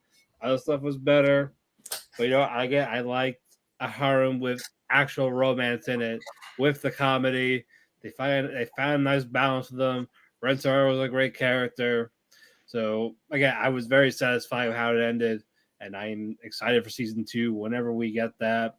All 6 girls played a part. No one felt like a waste. Everyone had a certain focus on certain episodes. And yeah, again, just very happy with it. All right, let's move on. Goodbye. 22. Chris. My number 22 is Tokyo Revengers season 2 and 3. Well, it's technically both season 2. Wow. Okay. Well, you hate Tokyo Revengers. I shouldn't say wow. I hate Tokyo Revengers. You're welcome. And the only reason why it's actually on the list is because of season 3. Yeah. Season 2, part 2. But yeah. I'm calling Tejuku, yeah. Yeah, it was great. Fucking like all the reveals for Takemichi actually letting people in on his dumb time traveling ability. The fact that we still stupid ass second fucking man, I hate it. I hate the second time leaper. I hate it. I know. Don't say it. Don't say anything. I hate it. Don't say anything. I hate it too. I hate everything. It's fucking stupid. Everyone like, else why? is great. All the side characters are great. Takemichi's stupid as fuck. Kisaki's the greatest villain. Thanks, Starman, for opening my eyes to that one. Hey, man. You activate our Sharingan for that one, so thank you. Yes. That's why he became my number 1 antagonist yesterday. Yeah, that's why I got rid of Dr. Abdullah from Pluto. Go ahead. Sorry, man. That's my 22. All right. My 22 was My Hero Academia season 6. Man, the previous season just made this season kind of weak in comparison because it slowed everything down. Now, I skipped the past 2 seasons. Ever since the Enri arc, I took a break from My Hero. I was like, I'm good on this shit. So I binged season 5, part 1 and 2, and season 6 back to back to back. Like I binged them all in a matter of like a week and a half. And oh my God, it blurred it all together. But when I looked back and saw the events exclusively of just season 6, I was like, this Dark Deku arc ain't what y'all hyped it up to be. And I ain't talking about y'all, I'm talking about the internet. People hyped the Dark Deku arc like this shit was just some epic Batman shit, which I guess it kind of was. But it was just like, yeah, his friend's gonna save the day. You kind of knew how it was gonna end. But but don't get me wrong. Died. A lot of heroes got fucked up, but all of the good shit was the end of the previous season. This season just kind of let everything settle and you sat with it. But that's the only reason. Season 5 of My Hero was the best season of the show, period. Season 6 by comparison was just so calm. Okay. I'll talk more about it later. By the way, going forward, everything I've given you so far is a 4. My list, aside from Eminence and Shadow, 100 Girlfriends, and Rent a Girlfriend, bro, everything else has been a 4 so far. So, my entire top 30 is a 4. Like, I'm just telling you, like, it's straight 4s. Yeah. I put all my. I think it's pretty established that almost everything we have is a 4 like now. Yeah, my entire top 30 is a 4. My first number 5 comes in at the 16, Like, and I've been debating on it. Pretty much my list is made up of 4s and up statistically. Wait, hold on. So half your list is 5. No, my list. No, he said because you said 16 was a 5. No, remember I had wrote in the chat. I was like, I'm struggling about a particular anime because I gave it a 5. In hindsight, based off of a bunch of things, maybe I shouldn't have given it a 5 because I feel bad. Okay. Remember, I was like, I feel bad. It's a 5 that I gave it, but I have a bunch of other anime that I gave a 4. I enjoyed more. So okay. So where does that fall in comparison? That was where I was at. Gotcha. All right. I apologize. Go ahead. You're fine. No, half my list was not a 5. How many 5s? I was gonna say I was gonna give you a heart attack. Like, hold on. You give these more than Dave Meltzer. Rook, Nana, probably like 10 or less. Okay. 10 or less. Okay. Where we at? Number 22? Yeah. Yes. Number 22 for me is Buddy Daddies. I did not expect to come into Buddy Daddies liking the show because, again, just early on, it kind of reminded. Well, first off, early on, I thought it was badass because I was like, "Oh, this is fucking awesome!" Like they kill people, like it looks pretty cool. Like the animation looks a little bit different, but I enjoy it. The musical composition is fun.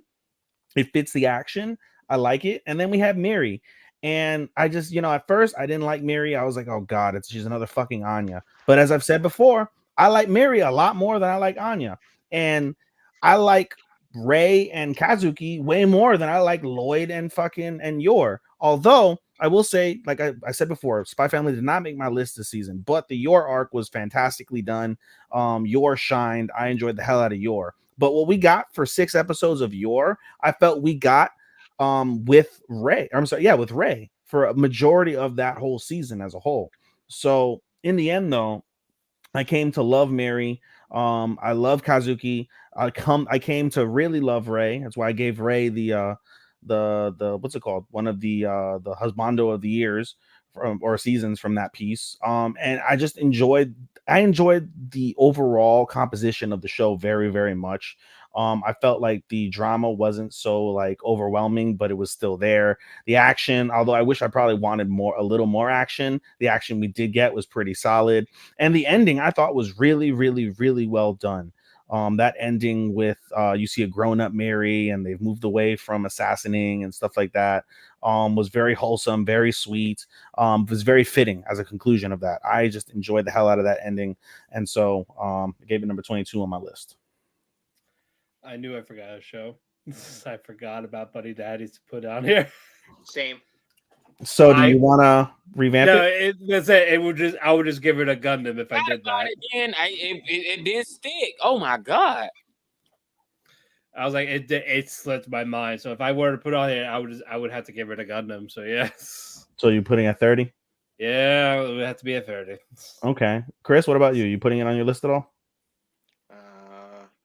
Y'all forgot about it. How dare y'all add it to y'all list now? Like that's it. If I would, no, it's gone. It's gone. No. Yeah. No. I gotta commit. I'm gonna commit. I'm committed. This is done. I am committed. No. Starman, is it on your list? Damn right, it's on my list. I ain't got to it yet. All right. 22. My Hero Academia season 6. I love the first half. The Dark Deku arc was just very underwhelming. Oh, we tied, Matt. Hey. Yeah. But no. I love the first half. I love the fights, the thing with Dabi, the reveal finally. Like, oh, we all knew it, but the fact that he said it, he delivered it, that was great. And then we cooled down. It was like, oh man, come on. Then fucking all for one, he finally got free.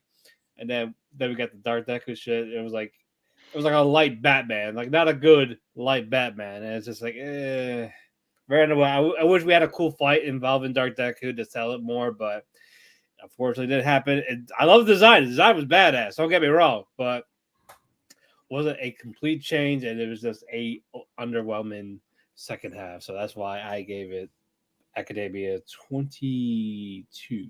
Well, Matt, you know my problem with My Hero lately. Oh yeah, no. You tell me, and I tell you every time I read a new chapter, and I get mad with you because it's like this makes no fucking sense. I wish My Hero wasn't in the span of a year. Or at I'll least tell you what, you guys have convinced me to move My Hero Academia down the list too. Huzzah! Come in, no, come in, keep it where it is. Come in. No, you're right. But like an anime that you didn't think about, nah, bro. Like that's like, all right. I resent.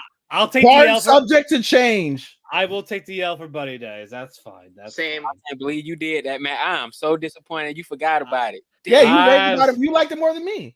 I did. How's it? I rate the High in the Winter more than you. Yeah. What? I wasn't thinking. Sorry. Yeah, I was trying to please y'all with fucking Gundam somewhere. Oh, there you go. No, hey, I don't even have Gundam on my list. That fucking Witch of Mercury sucked. You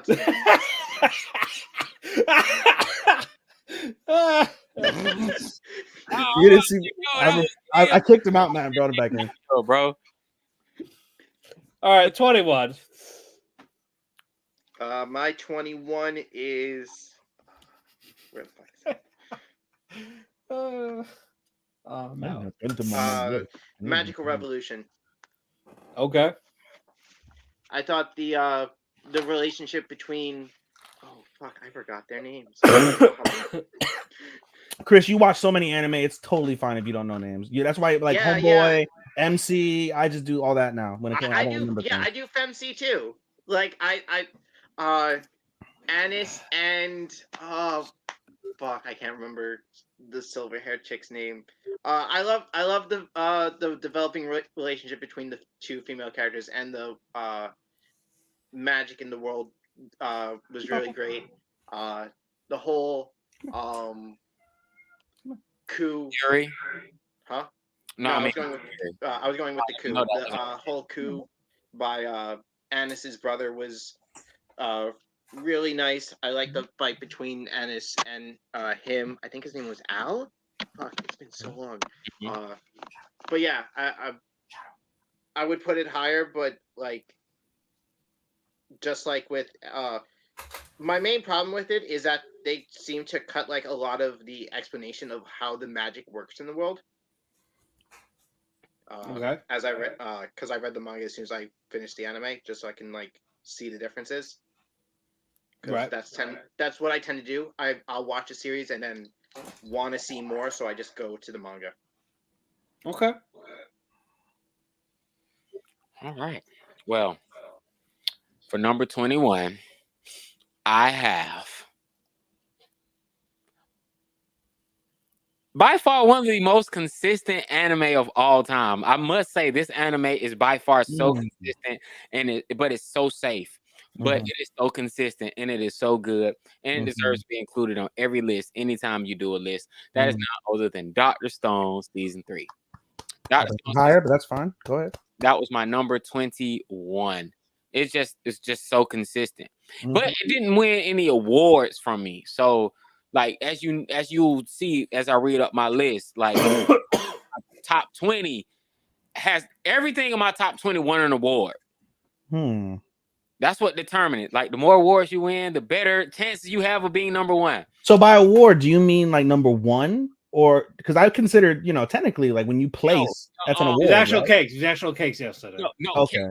Like the more cakes you won, the greater chance you have of being in my top 10. Okay. All right. I mean, Sugar Girl's got to be in like the top 5 based off of that. All right, even 21. 21. Give me a second. You're drinking already. How dare you? There's a reason why if I get this. Oh, I fucking think I know why. Top off. I mean, this is the last. We about to get into the top 20 after this, Ethan. So, what you doing? I'm making a drink because this is how this show made me feel like every time I watched it, because I was so damn stressed watching this fucking show. It drove me to my wits' end because I don't do drama well. I am talking about My Home Hero as my number 21. My Home Hero, as I've said just yesterday, I don't do drama. I don't do like suspense. I don't do that very well. Like I love action. I love romance. I love adventure. Something that makes me cry. Something that makes me go, what the fuck? Let's go. Like I put in my analyst like little bio. That's the stuff that I enjoy the absolute most. But My Home Hero made me like clench my blanket and like, what the fuck is gonna happen next? Oh my god, I can't believe it. Yo, I was genuinely nervous watching this show every episode because I just don't do drama and suspense like that very well. It's one of the reasons why I don't watch a lot of like the most amazing shows. Not because I don't think that they're amazing, just because of my like my personality and stuff. I don't do those shows well. I get nervous. I don't feel like great watching them.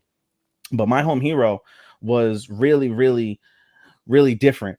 I stepped way out of my comfort zone watching My Home Hero, and I don't regret it by any means. I don't regret it. I enjoyed the ride. It was such a up and down roller, but it was a really good roller coaster. And in the end, you know, I like I said yesterday, I went after the season was over. I went and I was like, does My Home Hero continue? And I learned details about the fact the manga is still ongoing and the details of what's to come if they make a season 2. It just continue. I can only imagine how they animate that. I didn't read any of it. I just saw like the little like blurb of it. But just I can only imagine how that comes up, and it still like terrifies me, not in like a scaredy way, but like just like super nervous. And just like I said, the fact that I stepped out of my comfort zone and I enjoyed this so much and enjoyed the ride for better or worse, just it was different. And so I honestly like this and one of the other ones that I'll get into that's higher on the list were just so vastly different from what I normally watch on a consistent basis. And that was one of the reasons why I appreciated them so much, each individually. So number 21, My Home Hero. Here's to my nerves. Alrighty. 21, Scott Pilgrim. I'm kidding. I'm kidding. Are you though? No, I'm joking. It's Tomo Chanzo. You know, if you would have said that, I'd have been like, you know what, Matt, you done already like shot me through the, you know, system, bro. So No, it's Tomo Chanzo, girl. Okay. It is 21. I like Carol. I love Shizuka. I love how Tomo is trying to be her quest to be more feminine for June. Very funny. I like the comedic time of it. The romance when we got it, it was nice. It's exactly how you expected it to go. I could do without the cousin fucking from Carol, but you know what? Beggars can't be choosers. They're not related. Yes, they are. Are they related? Yeah, they are cousins. Oh, I thought it was just like cousins by like time. They're No, cousins, bro. They're related. Oh, that's weird. Like first cousins. I mean, that's weird. No. I mean, don't get it twisted. Don't get it twisted. Like, as kids, you play with your cousin. Like, oh yeah, you cute girls, but that's your cousin, bro. But when you're getting hot, like, bro, after you like 5, no. I know. No.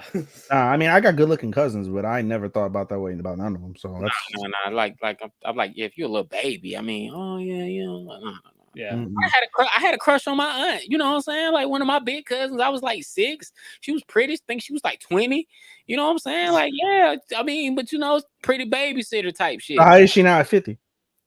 I mean, she gorgeous, bro. My family is good genes in this shit, bro. I'm just saying. That's the light skin thing. I get it. Y'all age well. I'm just saying, like, but the whole Carol thing with her cousin, like, I see that too much in anime because it's not taboo.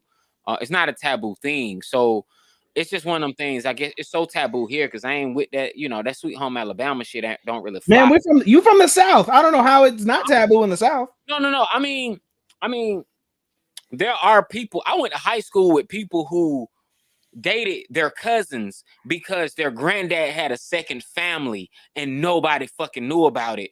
Ancestral DNA, a lot of people ancestral DNA revealed, oh shit, I fucked my cousin in high school. Like, I knew people actually told me this. They took that shit and was like, bro, I can't tell nobody this shit. And I'm looking like, why you tell me? Why you tell me? Crazy, boy. Like motherfucker tell you some shit while y'all blasted, you know, while y'all partying and think, oh yeah, you ain't sober, you gonna forget. I ain't never forget. But I guess over in Japan, man, I ain't gonna say that's like a real. They are that shit there. It might Like just be age something based on fiction, Weird. but it's depicted heavily in anime enough so that ignorant I don't recall seeing that very often. Yeah. Like you mentioned, Aramanga Sensei is really the only incest anime that I can recall off the top of my head. Like it's there, but it's just. But when you see it, it's just like it's not a big deal. Like grooming and loliism and Shotokan is more prevalent than cousin fucking. I mean, it happens a lot. Everybody's always dating their cousin, especially when you get these like these royal shit with these animes, like these royals. Oh, that's my cousin. That's my first cousin. Like the cousin, like, bro, you were just watching. Never mind. Let's go on. No, yeah, you're talking about for example, the fucking Rose, right? From damn it, Matt. Do you remember the one that we ranked so high last year in 22? Requiem of the Rose King. Oh yeah. Oh, yeah, that's the cousin fucking. Yeah. That did happen. That's right. Yeah, that did happen. Yeah. Hey, I'm gonna go get some. I'm gonna get a cube of ice real quick. Okay, but yeah, number 21 is so much ad. I had a lot of fun, but you know what? This is more. I like the other shows better. So I still had to give it love.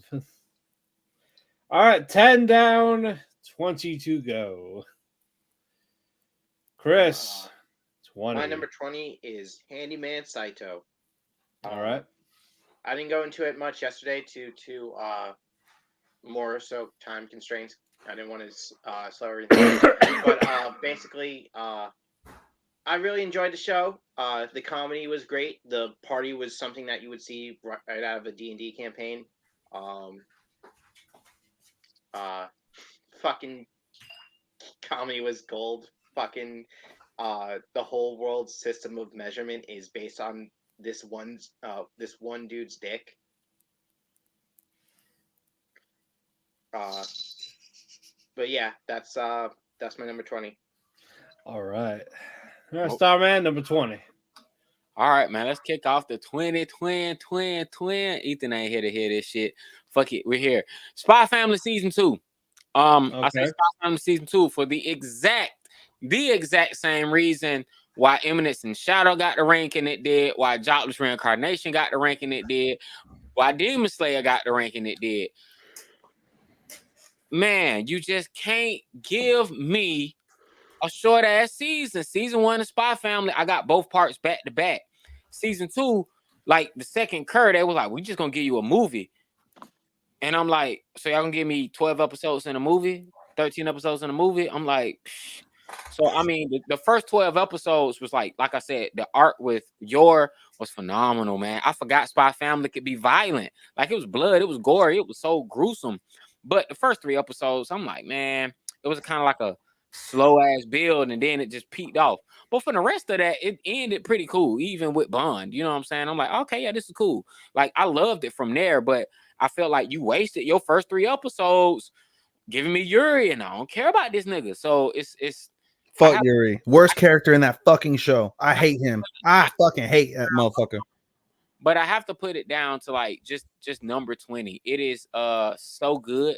It is better than the 10 anime that preceded it. I will say that. It's better than the 10 that preceded it. But it was a letdown from season 1. Because season 1, but it's still consistently Spy Family, which I think is one of the top best anime of the past 5 years. I think Spy Family is still one of the best anime, period. But season 2, the first part of it was awesome. But it's stacked to get some heavy competition. All right, Ethan. 20. I will stroke my kitty. Stroke the pussy. I love stroking this pussy. It's my boy, though. You're my boy. You know that? You've always been the number 1 boy. Ichiban, sweet boy. You are. All right, let me go, Papa. Number 20 for me. Top 20. Here we go. Number 20 is the Duke of Death season 2.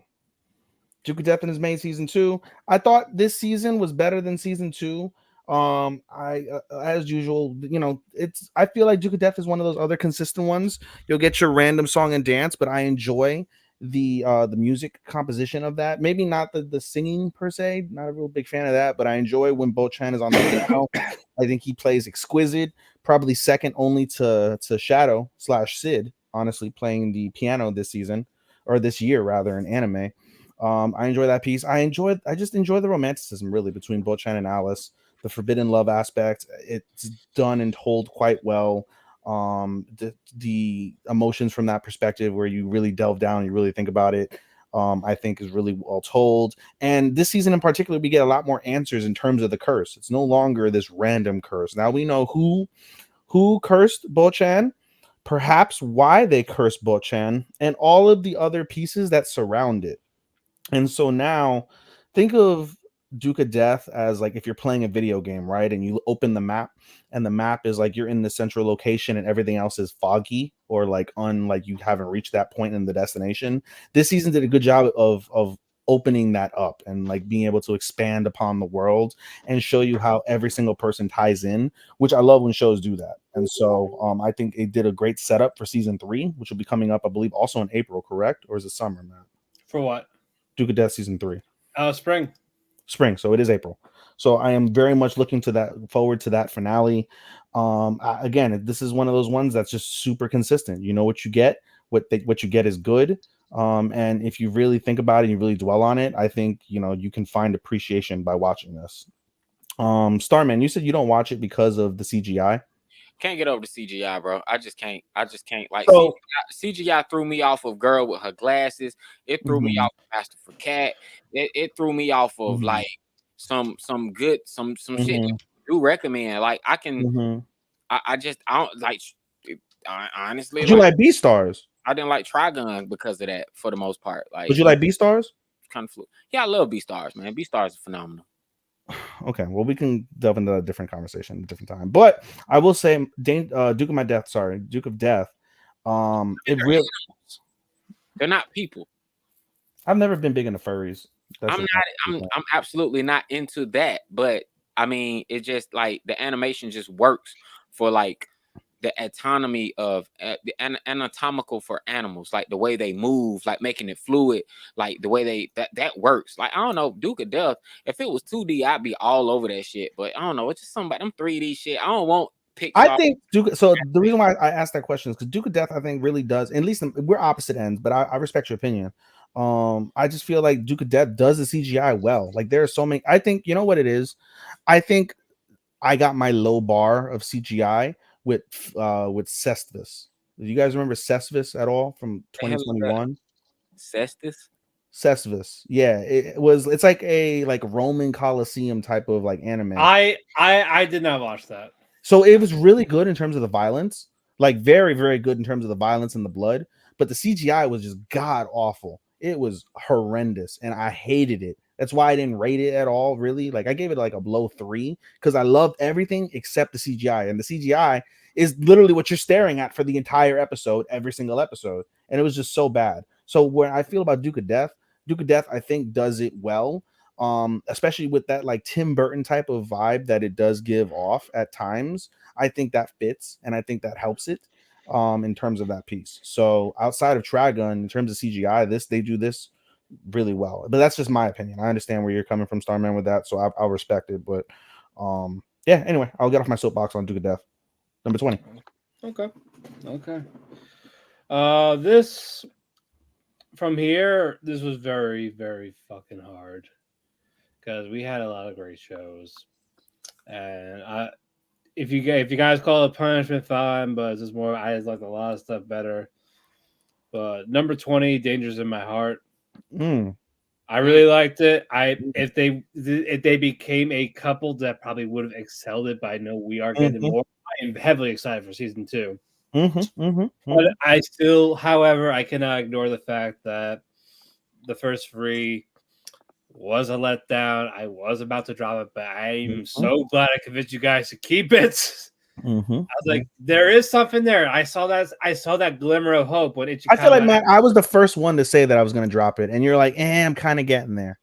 Yeah, and then we both were on the precipice of it, and then we watched episode 4 more or less like around like 24 hours. Yeah, apart. I watched it And we're first. like, all right, it sticks. It's sticking for better or worse. Because you told me to watch it first, saying if it's good, let me know. Yeah. But yeah, as soon as Ichikawa explored the feelings, I saw that glimmer of hope. Like, okay, now we are getting somewhere. Okay. Then he slowly grew as a character. They flourish as people, but if they were a couple, that would have been great. But we still got those elements in there to make it a great show. So this was like a comeback in terms of anime series. Like, you know what, I was expecting this to be a complete drop. Thankfully I'm 100% wrong for this. That's why number 20, Danger's in My Heart. All right, number 19, Chris. All right. For my number 19, I have the lowest ranking of all the romantic comedies on my list. 100 Girlfriends Who Really times 100 Love You. But you ranked it higher than us, so yeah, you ranked it higher than all three of us, bro. So yeah,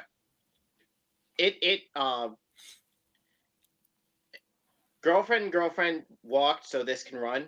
I feel true. like that is true. 100%. I like the fact that like for all the times I've seen like the manga being showcased on websites for whatever reason, I always just like skipped it. For whatever reason, I decided to just pick this up as an anime, and it blew away my expectations. Like I didn't expect it to be this good. So I like the comedy. The girls are all great. The romantic side to it, I just enjoyed every bit of it. So that's why it's 19. Okay. fair enough. The fuck was that? No idea, not me. The background. That's aliens in Miami. Y'all doing this creepy shit, man. Hold on now. The calls coming from inside the house, Sean. Yeah. If we see that Chris is true. get There are 4 calls. Chris, can you tell the from alien inside that's of gonna 4 abduct? houses. That's crazy. I was gonna say if you have an alien there that does anything to you, have them read the rest of your You list. are in Florida, Ethan, so it's by you. It's just somebody on drugs. All right, man. My number 19 is I'm gonna piggyback off of you, Matt. Danger's on My Heart, which was also my 2023 winner of Best Romance. I thought that it was a great romance as far as like just I almost dropped it. I picked it back up. I kept going. It was such a rewarding romance and so warm. But it was the best romance for the simple fact that it checked all the boxes. If I literally compare this shit to all the other excellent rom-coms I've seen, this shit is at the bottom. It doesn't even scratch the surface of some of the best. If you think Danger's on My Heart is a great rom-com, which it is pretty fucking good, I can find you 20 that are better than it. Right. Easy. But Danger's on My Heart, it meets the standard. And I like that. It plays to the absolute standard of what I expect for rom-coms. Most rom-coms from this past season failed. As you go up on my list, that's bro. This is my best rom-com best romance of the season is this. So you didn't rate Yamada? Bro, the best romance of the season. You didn't rate Yamada? The best romance of the season of the year was number 19, Danger's in My Heart. I'm just so shocked you didn't rate Yamada. You, Ethan. And I rated it pretty high. Go, Ethan. I don't have to say much about my 19 because it's Danger's in My Heart too. This is going to be the one time that we probably all unanimously have Danger's in My Heart more or less in the same corresponding positions. I can't really add much more. You guys have really said enough in the last like 15 minutes about Danger's in My Heart. So again, I was on the precipice of dropping it. It saved itself. It progressively got better. And it is now something that I most certainly look forward to, especially, I believe, episode 1 is what, Saturday, Sunday, Monday? Something along those lines. In the next few days as we record. It's coming soon. It's coming soon, yeah. And so just seeing the OVA reinforced how much I'm enjoying Ichikawa and Yamada now. And yeah, I mean, I think honestly, this is the only show where I was on the precipice of dropping it and it saved itself. And I'm grateful that it did. I mean, everything else on my list has just been like, I'm in it for better or worse, or man, this is fucking amazing. I'm so glad I picked this as a show. So to come from the brink of elimination to come back and make it within the top 20 speaks to how good Danger's in My Heart really is. So Okay. I will say real quick that is the last romance in my year, so there's no more romance shows after that. wow. Number 19, To Your Eternity, season 2. I like that we got more development from Fushi. Nikolai La Tasty Peach Urales was a treat. I fucking loved him. I liked how the Knockers got more involved. We got to know more about the Knockers. Some characters old and new, they were welcomed. Does Fushi explored his humanity? That was very well done. A little slow in the beginning, but you know what? It definitely picked up, especially that second half. And just to see Fushi explore himself as his human side and his immortal side, how actually controlling his powers, how to do everything. Got the defeated the Knockers for now. I wish it ended here, but you know what? I know there's more. I'm not personally looking forward to it, but I will watch it. It feels like it's just more or less unnecessary, but I guess they want to try to do something in a more modern setting. So I cannot go to do it well. Great. If not, then it's just like, you know what? Then this was bound to happen. So that was why number 19, To Your Eternity, season 2. Good shit, sir. 18. Hey, Matt, time for me to piggyback off you this time. 2 Year Eternity season 2 is my Yeah! All right. Everyone's piggybacking off me. Fucking the second half cooked and like delivered really well with the whole Right. as you said, all the character development everyone got. It just played itself so well. Yeah, Tasty Peach Urales was one of those characters that I hated at first, and then he grew on me, and he ended up being really he integral. gets so much better. He Yeah, does. It's like, he got significantly better. First I loved it because he was voiced by Dio. Then as you got to know more about, Wait, he's voiced by Dio? Yes, it's Dio. Nani? Fuck. Yeah, that's why I loved him right from the get-go. And then when you got to learn more about the characters, like, oh, I'm in for a treat. Let's go. I'll never forgive the Japanese. Oh, wrong character. Sorry. Kono The world, though. Those the race. Man, that was almost 10 years. That's 10 years ago. I want another season. My number 18. All right. All right, 18, Starman. 18 was the 22 winner of Best Husband though, and also the runner-up for Best Original. I'm talking about none other than Buddy Daddies. Wow. Okay, rated higher than me. Cool. Yeah, man, I love Buddy Daddies. Kasuki and Ray, they were good. Miri, she was adorable. Man, I'm just the uncle. I'm not even a dad, but I would have did the same thing both of them would have did in their situation. I can't even act like I wouldn't have. Yep. You know what I'm saying? And like that one was a very touching. Seriously, I thought it was gonna be a Spy Family ripoff, and it just wasn't. So by definition, this is better. You ranked it higher. Buddy Daddy, yeah, Buddy Daddy's like it was better. Go ahead. Give it to me. Pause.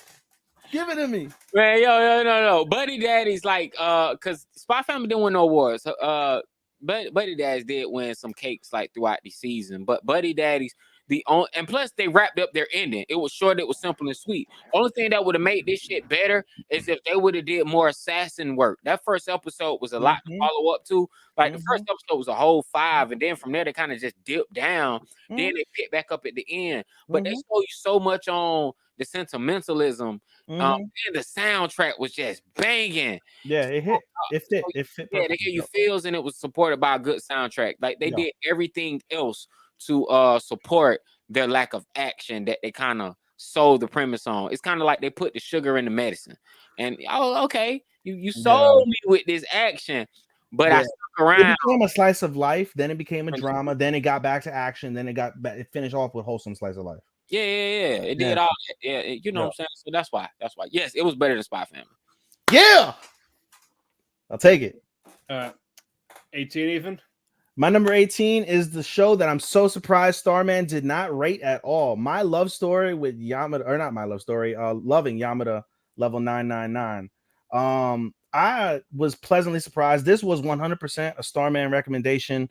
I had a little bit of time to spare. He raved and raved and raved about it. I said, all right, let's give this a go. So grateful I did give this a go. I enjoyed it so much. Akane and Yamada really and truly give you a sense of what it's like to be an adult, a young adult nonetheless, but an adult nonetheless, an adult that's in love, figuring out feelings, figuring out not only feelings, but how that fits in the context of adulthood.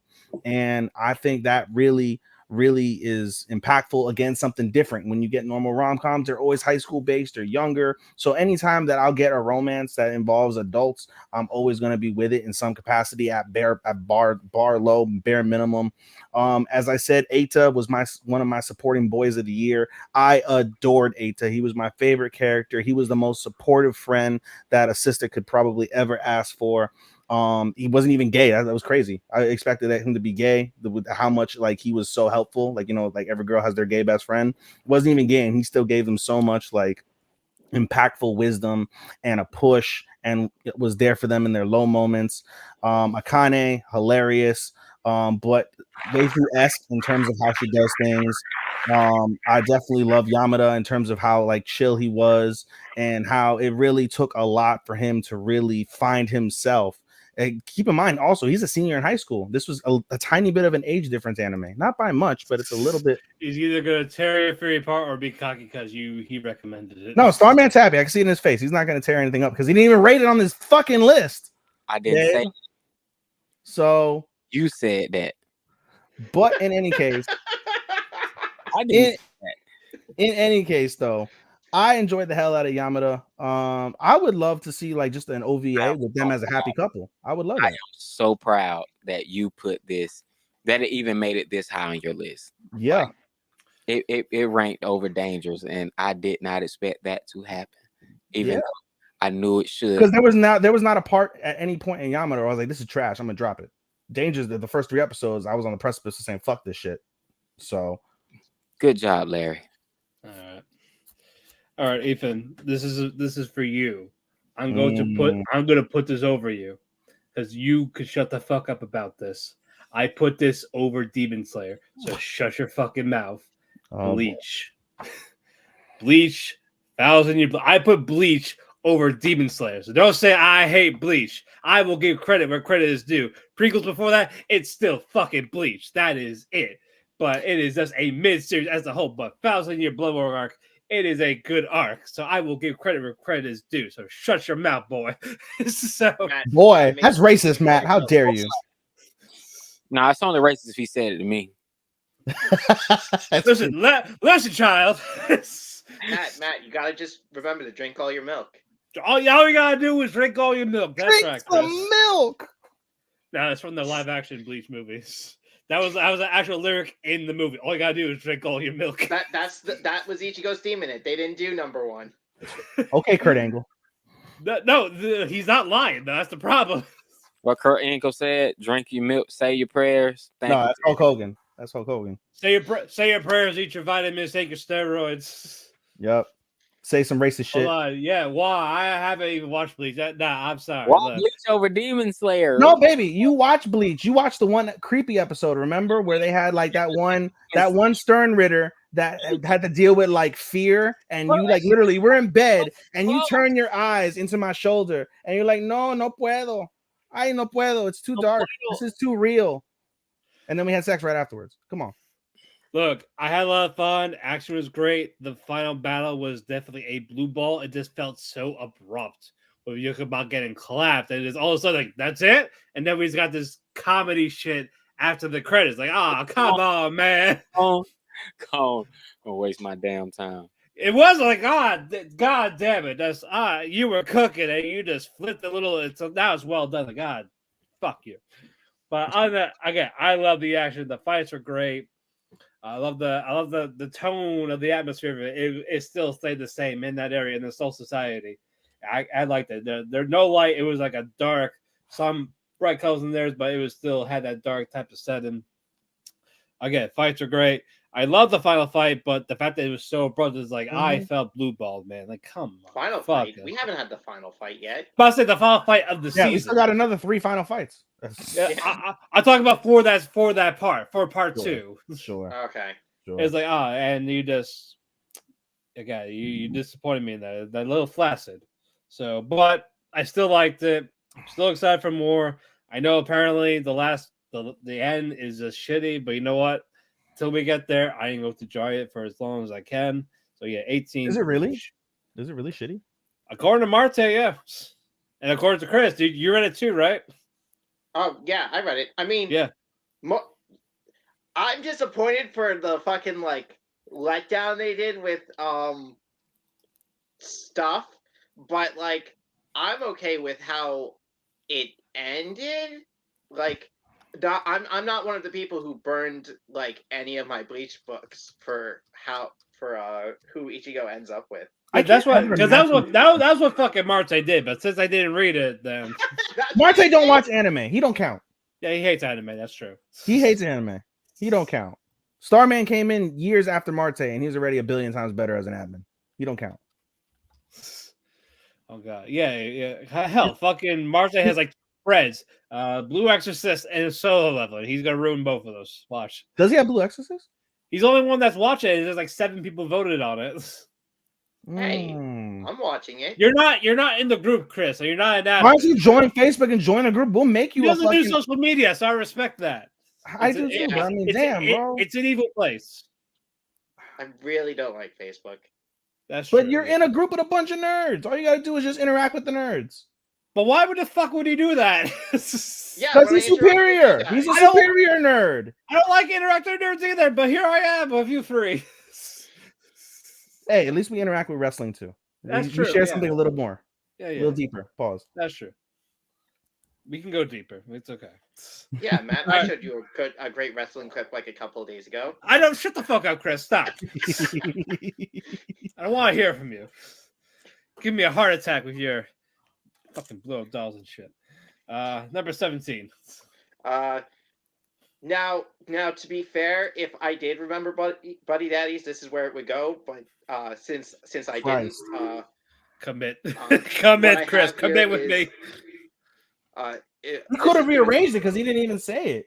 At least you're like, it would have been 30 for that. But leave it off. But he admitted it, so he forgot about it. But he could have just been like, all right, switch. But he already got deep by the time. We were already I was like 22. So what I have here is Insomniacs. You got time. You have Insomniacs, okay. Yeah, wow, I have Insomniacs. Okay. Rated higher than me. All right. I really like the friendship between Ganta and I can't remember her fucking name. I have Ganta and Ichikawa? No, Izuka? No, hold on. It's starts with an I. Oh wait, who, Isaki? Yes. Isaki. Yes. Yeah. I like their friendship. I like how it evolves over the series. I like the whole all the stargazing is just phenomenal to look at. Yeah. That's what I got.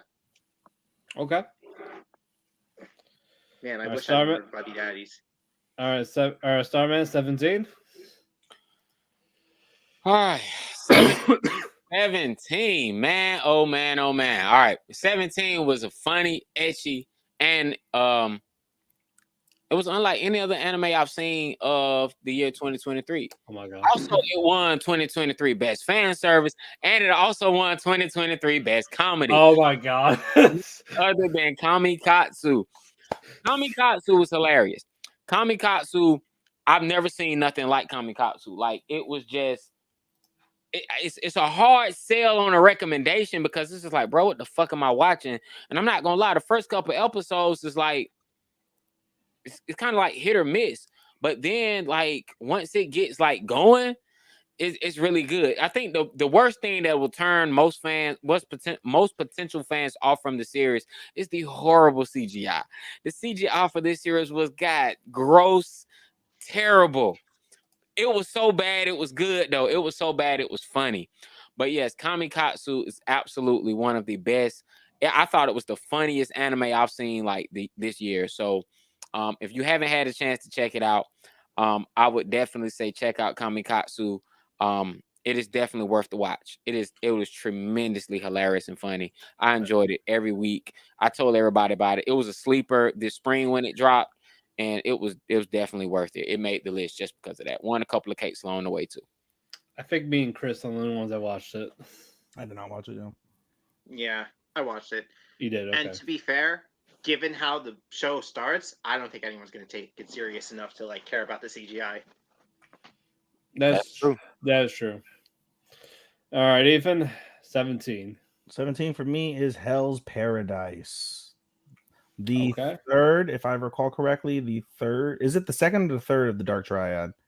Second, I believe. No, whatever third. you want. Whatever you want to call it. Chainsaw Man was 22. This is the third. So this is the third of the Dark Triad, the final piece of the Dark Triad. I enjoyed Hell's Paradise quite well. I enjoyed all the fights. I think it really ranks high because of the fights. To Starman's point, Hell's Paradise is a fairly simple plot, but it is intriguing as well. I think really what sets you apart is that shock value with the gore. It's quite gory considering, hence why it makes the Dark Triad. But it's interesting in its own way when you deal with the various religions that are associated with that in this like very odd mythical world that's still within the earth. It makes you question, at least it made me question, like I wonder if in some time, like you kind of put it like Atlantis, right, where you have this mythical beautiful like advanced like city in this weird primitive time frame, and now supposedly it's a myth of the sea, it's underwater. Not to that degree obviously with the land that they're on, but just the principle of the exoticness of that being on Earth. It makes you wonder, right? I think it kind of going off on like a small tangent, like we want to explore as humans in today's real world Earth, and I feel like we haven't yet nearly explored all the depths of the Earth, the ocean. Yeah. So there's still more to be uncovered here on Earth as we slowly destroy it. But that's neither here nor there. Just the principle of that idea of like having this mythical location within arm's reach is fascinating to me. The monsters were very creepy at various different times. I kind of agree with Starman though, from the perspective of the fact that they killed off a lot of the characters early on, which when you first see it, like that's fucking wicked, let's fucking go, like this is amazing. And then when you slowly really think about it, you're left with less quality in terms of the characters that do remain. I'm not as critical of those said characters that remain as Starman is, but I can kind of understand his point from that perspective, where you would have wanted to see more, especially when you get those flashbacks from what's her name, Higiri. I remember her name, Higiri. You get those flashbacks of how like the other Simons really like impacted her. You could see that there was value in like listening to them. Or seeing more fleshed out prior to their deaths. I think that probably could have been a show where they could have like kind of focused on each one. Like, you know how like you'll get like a montage of their life and you see like their ups and downs prior to their death. Perhaps it would get repetitive if they did that for every single Simon, but to that regard, they could have extended the series as well. That said, though, I thoroughly enjoyed Hell's Paradise. I definitely look forward to season 2. Gabby Morrow is a fucking beast. I really liked Higiri and her plot line from that perspective as well. And we do get a tiny bit of fan service. What's her name? Not Higiri. The ninja starts with a Y, if I recall correctly. I don't know. Anyway, though, I thought she was an interesting character as well. And yeah, just like anything with religion, it's a really tough subject to broach, but in the same capacity, when it's done right, it makes you think. And I think as much as Hell's Paradise is there for shock value and gore, it does a good job of making you think about like other religions and perhaps the past, since it's set in like an old Japan type of time. So I enjoyed it for what it was, though. Number 17, Hell's Paradise. Wow, thank you, Chris. I think I'm the only one that did put Hell's Paradise in. You didn't put Hell's Paradise in your list? Wow. I did not. Wow. It was okay. It was pretty look at. I like the action, but story as a whole, it was okay. Nothing crazy, nothing really to write home about. Some of y'all are shocking me. I mean, y'all watched more anime than I did. All three of y'all. Yeah. Starman, I think maybe we watched the same amount, but we watched different variety. So I think that's what I had way too much. You and Matt. I had way too much Chris, variety. yeah, you and Chris watch way more. Number 17, Masterful Cat is depressed again today. I love Yukichi. I love Saku. I did wish I had a little more with the supporting characters. Like they were fine for what they did, but not enough to make me really care about them more or less. Again, it's has been with the Yukichi as a cat. It's a fucking cat. What do you expect? And yeah, he's that masterful cat, could do anything. Saku, that useless human, but she can defend herself. We see her like fucking judo throw some fucking stalker. That was pretty dope, not gonna lie. Fun, enjoyable slice of life. And they treated Yukichi like it was a normal cat. Like they treat it like normal, like it's a giant cat. It's cool, it's normal, no problem. It doesn't talk. While some people believe there was a fursuit, but I really had no complaints. This is just more came down to I like everything that's a little bit better. So yeah, number 17, the Masterful Cat is depressed again today. All right, number 16, Chris. My number 16 is Ice Guy and his cool female colleague. Okay. I really like Himuro, even though his like constant outburst whenever Fuyutsuki would even breathe would get repetitive and somewhat annoying.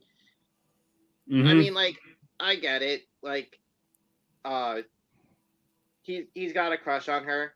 It's nice. It's refreshing. All the other characters were great support.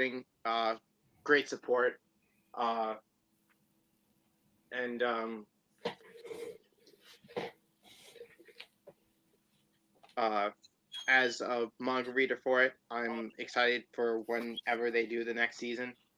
It's gonna be great.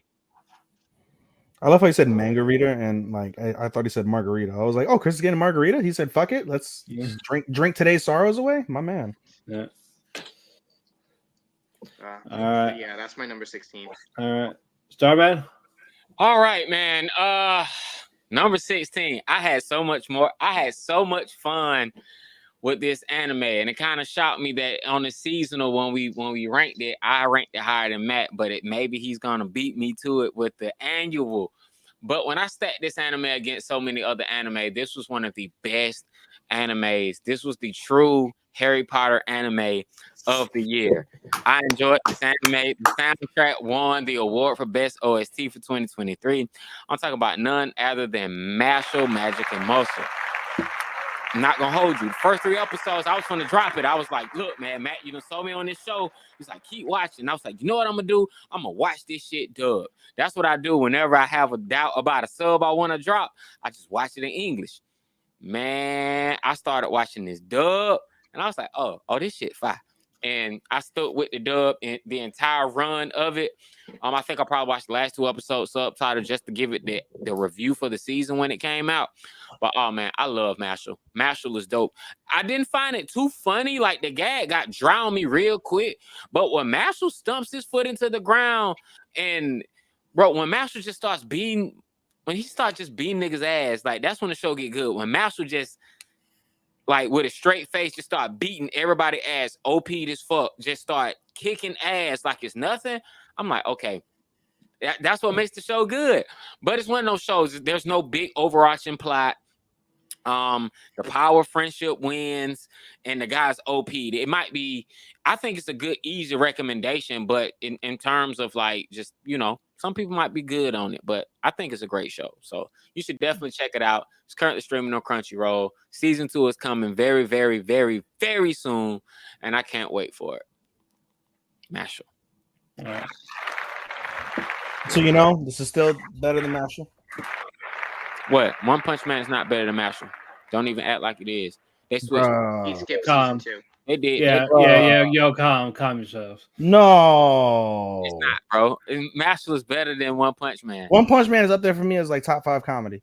I mean, One Punch Man. Psycho is better than One Punch Man. Walked so Mashle could run, but Mashle is running. It is running, bro. It's doing tricep magic to get there. So It improved on what One Punch Man does. Hey, real quick, Starman and Matt. Karen's asking about Mashal because she's a Harry Potter nerd. So go ahead and give her a synopsis if you don't mind on the air of Mashal, so she can decide on whether she's gonna watch it or not. Is the guy goes to school and he can't do magic. That's the overall gag. yeah, but basically, do you know Black Clover? Does she know Black Clover? Yeah. Okay, but yeah, Master, he has no magic in this magical world. And the only way you know how people do magic is that they have like lines on their face. Single line, novice, double line, that's rare, triple, you're like a fucking legend. And the highest ranking is the Divine Visionary. And that is basically like God status in this magic school. And I forgot the guy's name that basically wanted to use magic, say, hey, become the Divine Visionary and I'll leave your family alone type of thing. I'll leave your father alone. Just do this for me. And he's like, you know what? I'll do it for my dad. What makes it Harry Potter, I guess, what makes it Harry Potter is they go to school, the students get ranked by their abilities, they get assigned roommates, and they have houses, yep. Different brothers are in different houses based on their abilities. There are magic wands, there are magic robes. There's Quidditch. But Mashal can't do Quidditch, so he jumps and runs and he runs in the air while throwing the ball. He runs in the fucking air and can jump and leap so far you think he's fucking flying, and people are like, yo, is he jumping? There's no fucking way he's not jumping. It's like the shit he does is so unbelievable. It's like, bro, that shit got to be some kind of magic because there's no way. And then think of like a muggle doing magical shit. Yeah, then they just think like, okay, he has to have a magic enhancement spell. There's no way he's this strong. And it's just like, no, man. But also he works out a lot. So basically any type of muscle on his body, he does work that out. So he makes up for physical strength, and he uses that to his advantage for this magical school, and he calls it his magic, even though they don't know what the fuck he's talking about. Like, what is this deltoid magic? What is this bicep magic? What are you talking about? And the school has an underground cryptic maze that they end up exploring. Wait, don't spoil it. Wait, I want her to see for herself. Yeah, so yeah, it is so fun. She texted me, "Oh, I'm watching it, but in dub." That's fine. The dub is fantastic. She watches dub because since she's new to anime, since I put her on anime, she struggles with not having a Sharingan to be able to read the subtitles and look at the images all in one. So yeah, bro, dubs, way to go. And half the time she's high as shit anyway, since she's a smoker. So and the soundtrack is hip hop, like. Oh yeah, no, the soundtrack is banging. Yeah, I think she's with the shit. Y'all convinced her. Good job. That part, you know something? I tell you what, babe. I'll make a deal with you. When you come over to the house for quality time, I'll watch Mashal with you if you want. Put that out there in the universe. Okay. Put that out there in the universe. All right. Even 16. 16 is a show that y'all berated over and over and over and over and over and over and over. And slowly but surely, I was like, fuck, I think they're right. Fuck, that makes sense. Aha! Fuck, why does that make sense? Nah. Yeah. Nah. Fuck. I'm talking about Angel Next Door spoils me rotten. Dang it, Pops. This was the show that I was talking about. This was the show that I was talking about that I struggled with because I gave it a 5 during the winter. And upon hindsight, after all the berating you guys did, after all the beating down that you guys did for my love of the show, in context, I can't rate it the same. One of Starman's points about Dangers in My Heart really stuck out for this particular show as well, is if you think this is a good show, I can name you 20 more that can. And I probably haven't watched as nearly as a matter of fact, I know for a fact I haven't watched as many rom-coms as Sean has, but I've watched a good amount, and off the top of my head I can name you at minimum 10 that are better than this show. And with that said, though, I still love Angel Next Door because it is my type of rom-com. It's not Starman's type of rom-com, I get it. Matt's tiny bit more, but not as much. Chris, did you watch Angel Next Door, what did you think? You thought it was trash too? It was mid. It was mid. Okay, so Yeah. I didn't think it was mid. I just, like I said, I just enjoy that type of romance. Like that to me, just the cutesy, like that type of thing. Like I don't know. It's just there's something about that vibe. Perhaps you know what it is. I think also part of the reason why I rate rom-coms the way I rate rom-coms is how I directly relate it to Karen, since I've been so involved with Karen for so many years. And I feel like there are different points when I watch different rom-coms where I try to put those into perspective, and like it really, like I try to like pull things from that. But sometimes it doesn't necessarily come across that way, I feel. But in any case though, I enjoyed the ride. I enjoyed the cuteness. There were so many times when I said, "Aw," like I love it. Like it was just something about it. It was warm and fuzzy to me. It made me feel good. Based off of logic, all three of you are correct. I will not deny that. Off of logic, off of what's the word I'm looking for? Um Damn it. Objectively grading a rom-com, you guys are more or less right in terms of the good and I wouldn't say the good, because you guys didn't think it was hardly good at all. I thought it was good. Off of the specific bad piece of the show, you guys aren't wrong from that perspective. But this is probably, I could call it like the guilty pleasure. This is one of my guilty pleasures. This is probably the guilty pleasure anime for me on this list. Just it don't make sense in some degrees after all the logic you guys have put in over the many months that we've discussed it. It's just something about that show that just made me feel happy watching that show. And so, I still rate it higher than many of the other anime simply on that principle of it was just a feel good show for me. It made me feel good watching it. I enjoyed the ride. And with that said, I have 15 other anime I just enjoyed more. Okay. All right. Hold on. Anime Corner announced best fantasy of the fall season, Eminence over Freeing. So I'm done with Anime Corner for right now. Wow. Our relationship is over. Best fantasy? Yeah. They're not wrong. Oh my god, you stop it. You stop it. All right, number 16. Sorry, guys. He gets removed for that comment. He got removed for that comment real quick. Good. You got removed for that comment. As he should. 2 second timeout. I'll move him back. Why does it do that? Like, all right, so I moved it. I moved him. Oh, I was gonna say, because like I remember booting Chris. You moved it back, and I just booted Starman, and you moved that. Okay. I wanted a certain way. More of a technicality. Number 16, Jujutsu Kaisen season 2. I talked about this. I talked about this last week in the fall awards. Hidden inventory arc. Yeah, you felt the love and care for it. But as we get to the Shibuya Incident arc, I love the arc. They did a fantastic job. But the fact that Mappa just basically made people want to quit. You didn't feel the love. You just felt like it was just forced out. We had to get it out of here. Didn't give a shit. We met our quota. Fuck off. What you see is what you get. Even though we are not complete, here you go. You're gonna eat it. You're gonna eat it. You're gonna love it anyway because Jujutsu Kaisen, no matter what we say and do, here you go. It's the best, regardless of what. And it worked. It fucking worked. Yeah, like it worked. Yeah, like Demon Slayer. So there you go.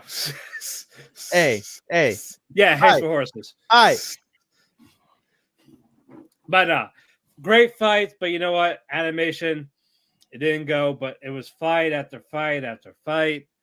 And it was like Dark Knight with climax after climax after climax. You need a moment to breathe, and they do not give that to you because you're processing stuff that happened like 2 to 3 episodes ago while things are still going on in the current episodes. Like, what the fuck, guy? Give me a timeout. Choto mata kurosai. So you're saying you need an anime blue chew? Exactly. Choto mata kurosai, baby. It's overstimulation without the cool down moments. It's just non-stop and not in the good way, especially when you overdo it. Anime blue chew. Yeah, it's called that fucking thing you guys watch, you two people. What? But I'm kidding. But anyway, number 16, Jujutsu Kaisen season 2. We're in our top 15, boys. Here's halfway. We are Take a swig for halfway through at 2 hours and 29 minutes. Well, half hour was just us talking and fucking around and waiting for Chris. Well, that's what I was telling. Karen's like, oh, how long are you going to go? I was like, oh, at least another 3 hours. And she's like, oh, what the fuck? And I was like, well, realistically, we started 30 minutes in. Yeah, hopefully in an hour and a half. Yeah. But, yeah, let's go a little bit quicker. I'm fine, guys. We're halfway through the final show that we're ever going to do a Talk the Kēki. 15. Yep. Like I said, for my top 15. This is easy for you. Is it? I got 1 to 2 sentences. Like, boom, I ain't even got to say much because what's understood ain't got what's understood ain't got to be said. All right, Chris, 15. We're starting off with another piggyback, Matt. Jujutsu Kaisen season 2. Hooray! For mostly the same reasons you said. All right, sounds good. Short and sweet to the point. I love it. Yeah. All right. Starman 15.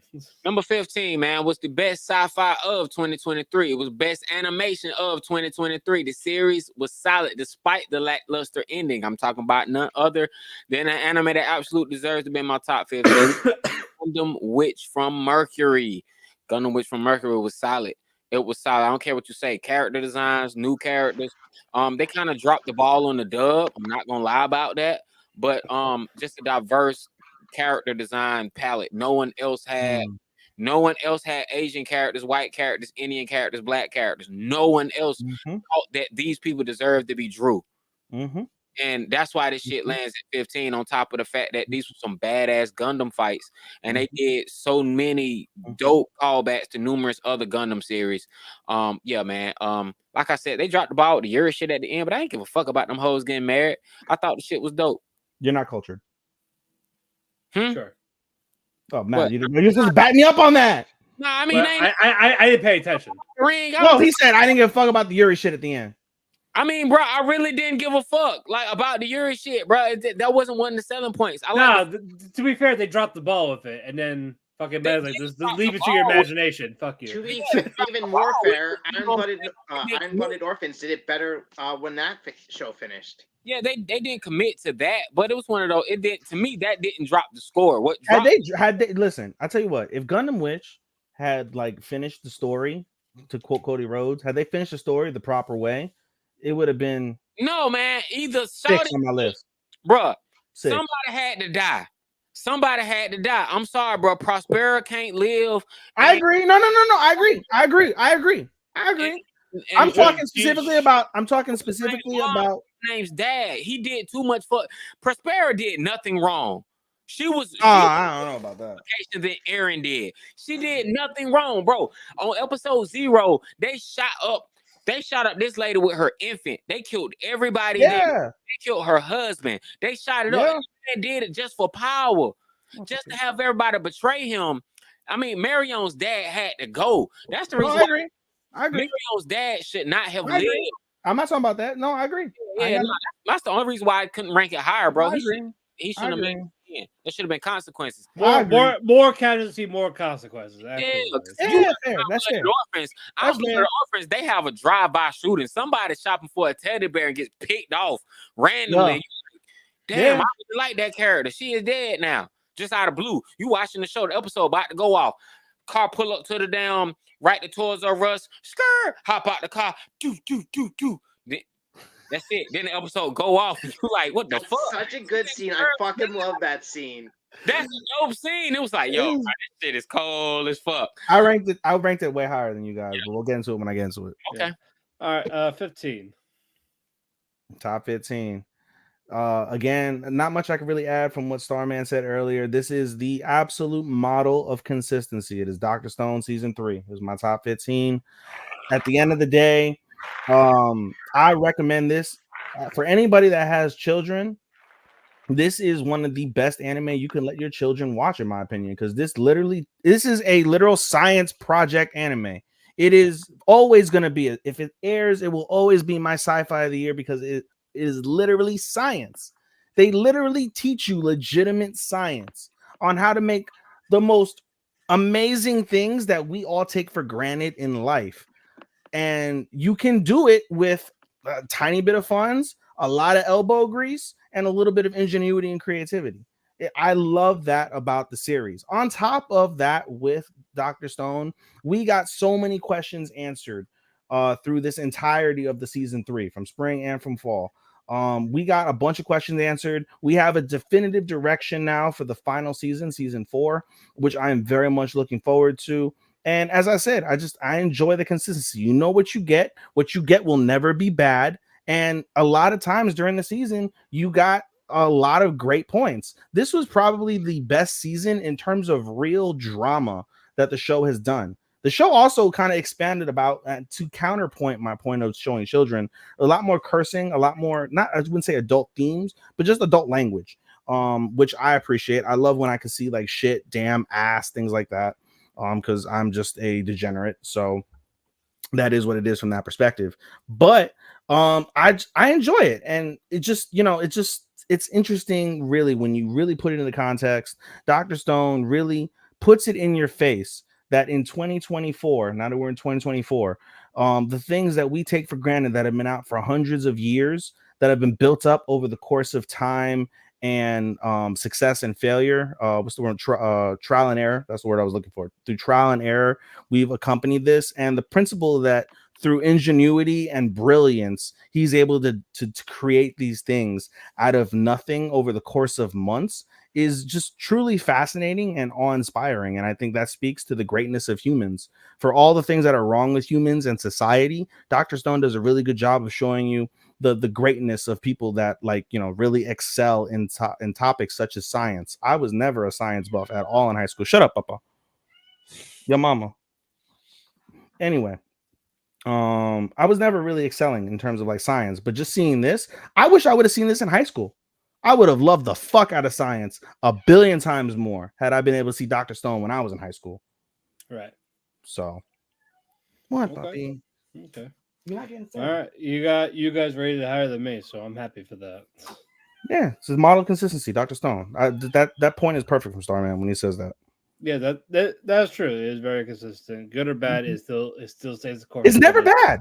You can't ever say Dr. Stone is bad. When have you ever seen a bad? That's what I say. Like, fine, good, or like even it's not great. It's still consistent. Sure. It's still consistent. Sure. Number 15, Tokyo Revengers. More importantly, the Tenjuku arc. I didn't care about the Christmas arc. That arc was fucking trash. It was not trash. Oh, stop it. Get the fuck out of here. The Christmas one, yeah, the Christmas one was bad. Stop it. Calm down. No, it was that Tenjuku was significantly like more amazing that it made Christmas arc seem bad. But come on, bro. It was not good. Stop it. Takamichi was an idiot. I wanted to fucking slap him. We talked about that during the recordings. He was a fucking moron and a half. I am sorry. Bro, you're just drinking that Chris Kool-Aid. Christmas art was a 7. Tenjuku art was a 10. That shit averages out to at least an 8. Yeah, bro. You bugging. I put a 9 because that shit was extra 5. Like, flawless. You bugging, bro. No, I can give two shits with Christmas arc. I am sorry. Again, it's not that good. You drinking that arc drinks. You just drinking that Kool-Aid. I told Chris about Tokyo Revengers. Calm your titties. Hey, don't talk about my titties. I know I'm overweight. Yeah. I will talk about him on the air. I don't care. Sorry, Karen. I'm talking about his man boobies. But no, Tenjuku arc, very fun. I love the fight. I wish I had a little more. Maybe with Draken and Hakai. I wish I had a little fight with that at least. Just something that was cut off screen because that was very hyped up from season 1. And the fact that we didn't get a little bit of a letdown. But I think that was really the only complaint with the Tenjuku arc. A little more fights on certain sides. At the Takamichi grew in this one compared to most, but you knew what you were getting for, and that is why it was the best arc for the manga. So I was happy to actually, it came to life, as they say. So that's why I was able to give it in that middle grade for the Tenjuku arc for Tokyo Revengers. All right, 14. Chris. My 14th is Ningen Fushin. As I said before, the title was fucking hell. I forgot the fucking title again. Put these in English. Ningen is human. I know that much. Believe in humanity will save the world, dude. The fucking titles are stupid long. I think I'm all. This is another one where I'm the only one here who's watched it. Right. basic plot. I'm gonna explain the plot, and then I'll go into why I chose it for number 14. The plot is about a group of adventurers who meet up in a bar who have all been fucked over by previous parties. One was robbed by one was let go by this guild he was a part of, where he pretty much took care of everything, but then he was blamed. A priest who was taking care of a sick little girl who was framed for being a little too handsy with her. A mage who was accused of the whole villainous, oh hey, you're being mean to this girl because her fiance was talking to her, and then this dragon warrior who was just left for dead in the dungeon. They get together just so they can each fund their own individual hobbies, and that's where the plot basically goes. I really like how all the characters like mesh together. How basically, despite their distrust for other people, they come to grow together to learn to actually trust themselves or trust their party members. And yeah, the characters were great. Okay. And that's my 14. Hey, okay. All right. Starman 14. All right. This one's for you, Ethan. My number 14 was winner of 2023's best couple, as well as 2023 best waifu. I'm talking about none other than Loving Yamada or Yamada-kun to level 999. I thought you said you didn't rate it. For romance. For the romance. Yeah, I never said that shit. Oh, my apologies. You heard it wrong. I was gonna say there's no way that this motherfucker watched bro. But anyway, Loving Yamada at level 999 or Yamada-kun to level 999 was one of my favorite anime because just to keep it short and sweet, how it depicts recovering from a relationship and the resistance to rebound and actually just work on yourself. It displays an adults in relationship, which we don't always get in anime. However, there is an interesting dynamic and a precedent that was set by My Dress Up Darling with the girl being stuck on the guy. I love how Yamada was actually a senior in high school, and there was an episode where Kane goes to his culture festival, and everybody's like, yo, who is this college girl here? Why is she here? She here to see Yamada. And then you get the girl in his class that never shot her shot, only wanted to shoot her shot. I kind of made everybody want to step their shit up. But she shot her shot too late. And by then it was already Akane. Aita was one of the best supporting characters of the whole season. I'm not going to even lie. I love Aita as Princess Ruri or Ruby-chan. I love them as Ruby-chan. Like, I ain't going to even lie. That little twist when you find out he's Ruby-chan, sorry to spoil it for people ain't seen it. That's the worst, though. That's like the worst thing about like anime culture is all those fucking like male geeks that have not lost their virginity that want to be fucking female characters. Well, hold on. He's just a pretty boy that like has a. No, I love the character. You just heard me just stand for him at number fucking 18. I stand for the motherfucker. I'm just saying, like, his sister had a name for him. Like, you got a female alter ego. But no, even with that, his sister, Runa, I thought like Runa was adorable, but she was a little bitch. But thanks to Akane, she ends up warming up. She ends up like depending on her and becoming one of her best friends. And I thought that was just so good to see. And one of my favorite scenes towards the end is like, it's just so much good shit happens. Akane is a whole catch, and she doesn't need Yamada to give her validation. She finds that within herself and just walks in her confidence, starts taking care of herself better. Her friends support her. She throws out all her old shit. She does everything that you do in a breakup. And as a guy, I've never related more to a female character that I can remember than I did Akane. And it's just like, yo, I've been through that. I've been Akane. Holy shit. Like, I'm Akane. But Yamada had the dopest confession that I have ever seen in an anime in a long time. His fucking confession was just dope. So that's why I'm giving Love and Yama their number 14. It's stacked up against some good competition. Overall, I'm giving it a 4 out of 5 because it left me wanting more. They didn't solidify everything towards the end, so it's a 4 out of 5. But it is the best. And by the way, to add to your love, I felt so bad for old girl. I forgot her name. The girl that got rejected. That was a brutal rejection. That was that. Yukari. I know Matt. Yukari. Yeah, Yukari, bro. Tsubaki, I felt bad Yukari. for her. Like I know Matt, you hate what's it called? Damn it, I forget the name of the rom-com, which is one of my favorites. It had 3 seasons. Damn, it had fuck, I forget it. Oh, this is pissing me off. Oh man. I was saying, like, what did I hate? That was 3 seasons. Give me 2 seconds. I'm gonna go through my anime list because I did rate these bitches a 5 at the time that I watched them.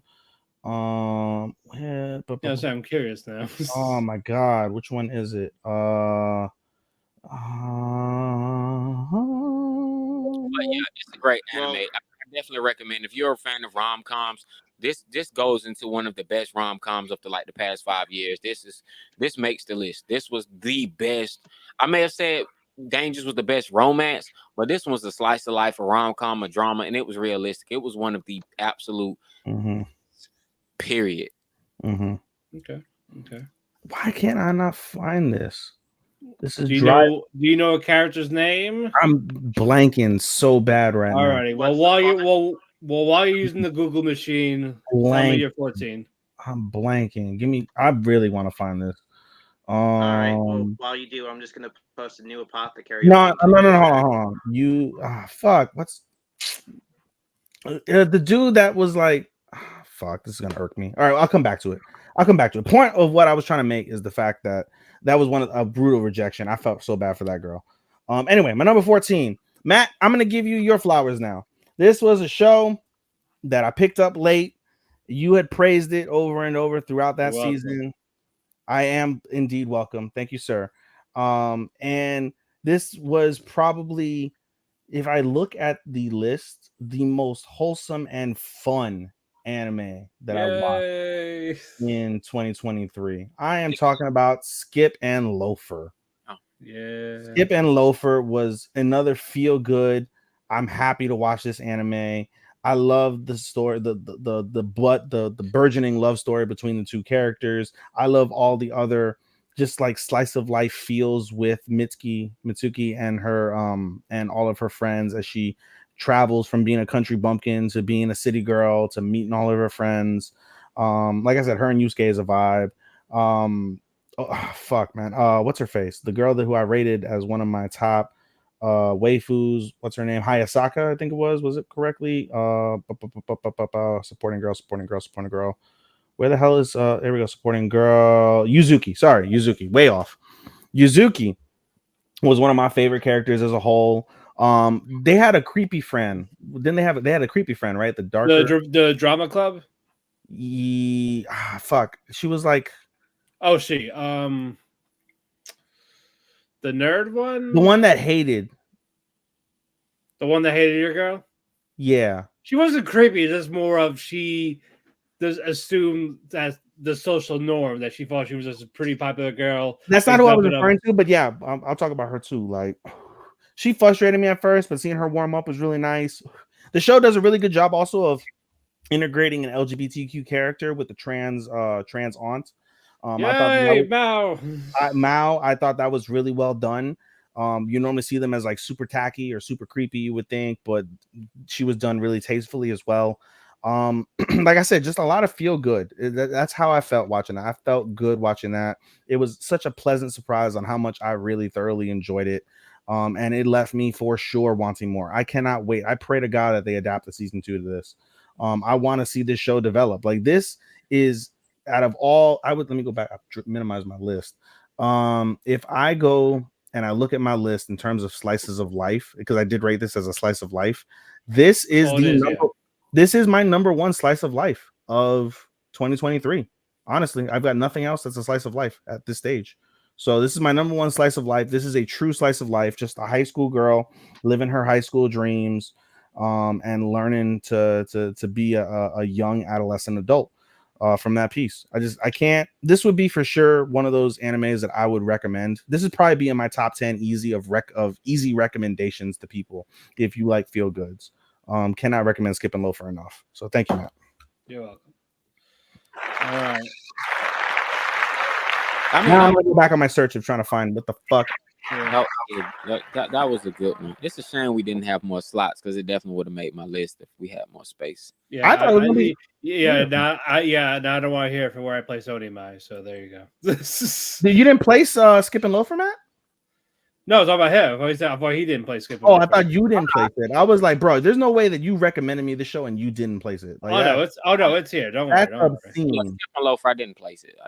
That's exactly. So you can't criticize where I place Onimai. All right, number 14, Pluto. I talked about it last week. I love the buildup of the Pluto robot, greatest robot ever built. After Gazette died, after his little twist reveal, it did fall off. As I was enjoying the mystery, the suspense of it. Love how they cover racism with the Persian people after the war and the racism towards the robots. And again, mystery, sci-fi, they did those very well. It just fell off short at the end to make it a favorite of mine. If it delivered in the land, this would have been a lot higher in the list. But for that reason, that's why it is in the middle. Despite that, I still heavily enjoyed it. I love the soundtrack. I like the characters for what we got. I like the emotion of it in the beginning. I like that I cared about most of the characters. But yeah, 14, Pluto. Snafu was the anime that you said you hated that I loved. No, I liked it. You hated Snafu. He didn't like it. Sorry, Matt. Starman. It was fine. Tell me that old girl's rejection from going back to Yamada real quick. Tell me old girl's rejection did not resemble Yui's rejection. Bro, that show is so burned. Yui's rejection to this day for me is the hardest rejection I've ever felt in any sort of. You knew she wasn't gonna get picked. That was like, bro, you knew she. I loved Yui way more than I think most fans did, but you just knew she wasn't gonna get picked. And that hurt, seeing her just get her literally, she collapsed in front of her mother and just bawled. Like, I was so emotional watching that. They don't know what they seen in this man, but I was just like, girl, let him have him. You can do better than him, bro. He is not a catch. That's true. He's not. He's not really much of a catch. Hachiman is not a catch. 13, Chris. Matt. They had the best trap. They did. Of course. 13, Chris. I'm gonna get another bottle real quick. I'll be right back. My number 13 is Raeliana. Wow. I didn't even rate Raeliana, dude. None of us did, I think. Wow. Purple Chris is back. Wow. I'm gonna stick around for this. I was gonna get another bottle of something else, but I'll stick around for why he rated it as number 13. I just loved Raeliana as a character. She I didn't have her like marked in any of the awards. She was a great character throughout her throughout the season. Most of all, I really fucking loved the Queen of Isekai opening and endings. Minda Ryan's songs in it. Survive was a great opening. Fireworks was a great ending for episode 6.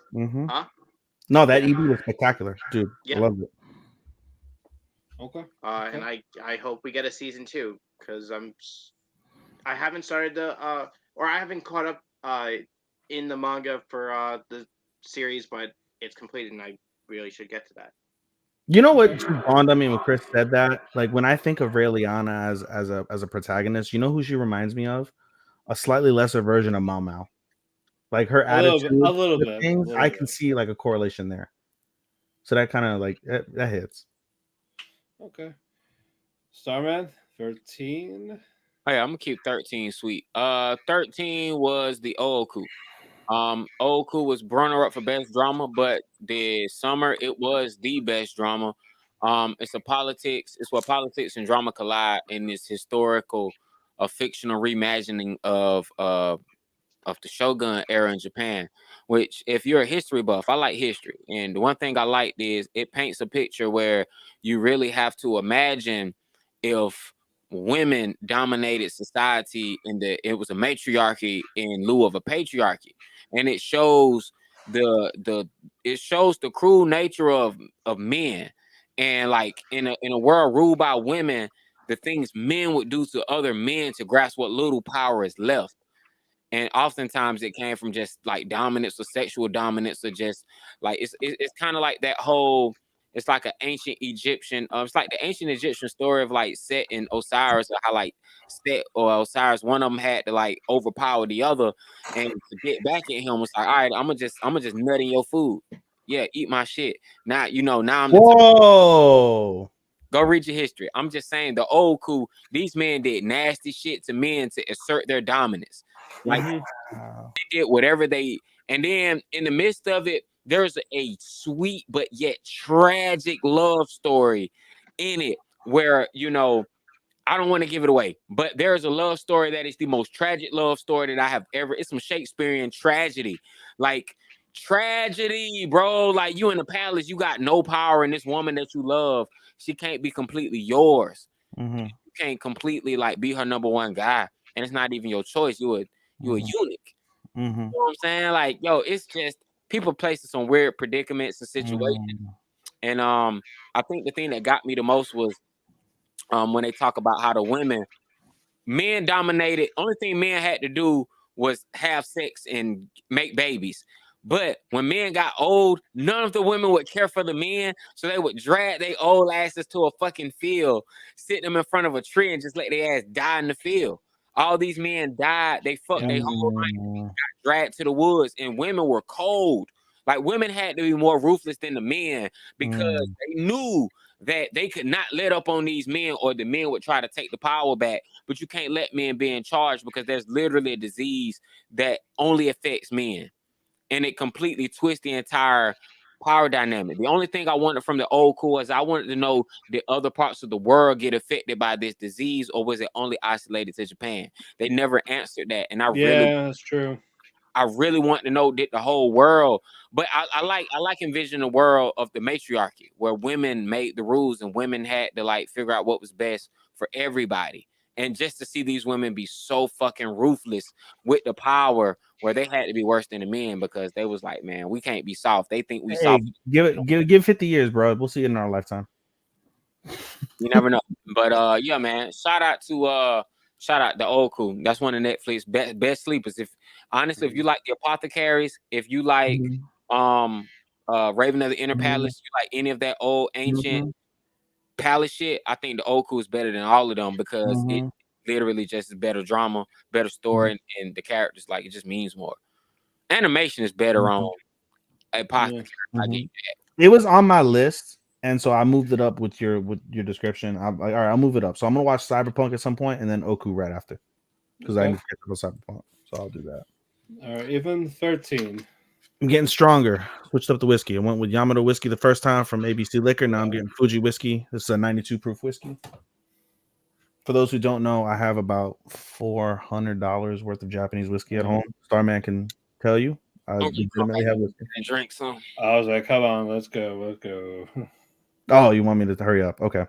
I'm pouring this drink in particular though because of the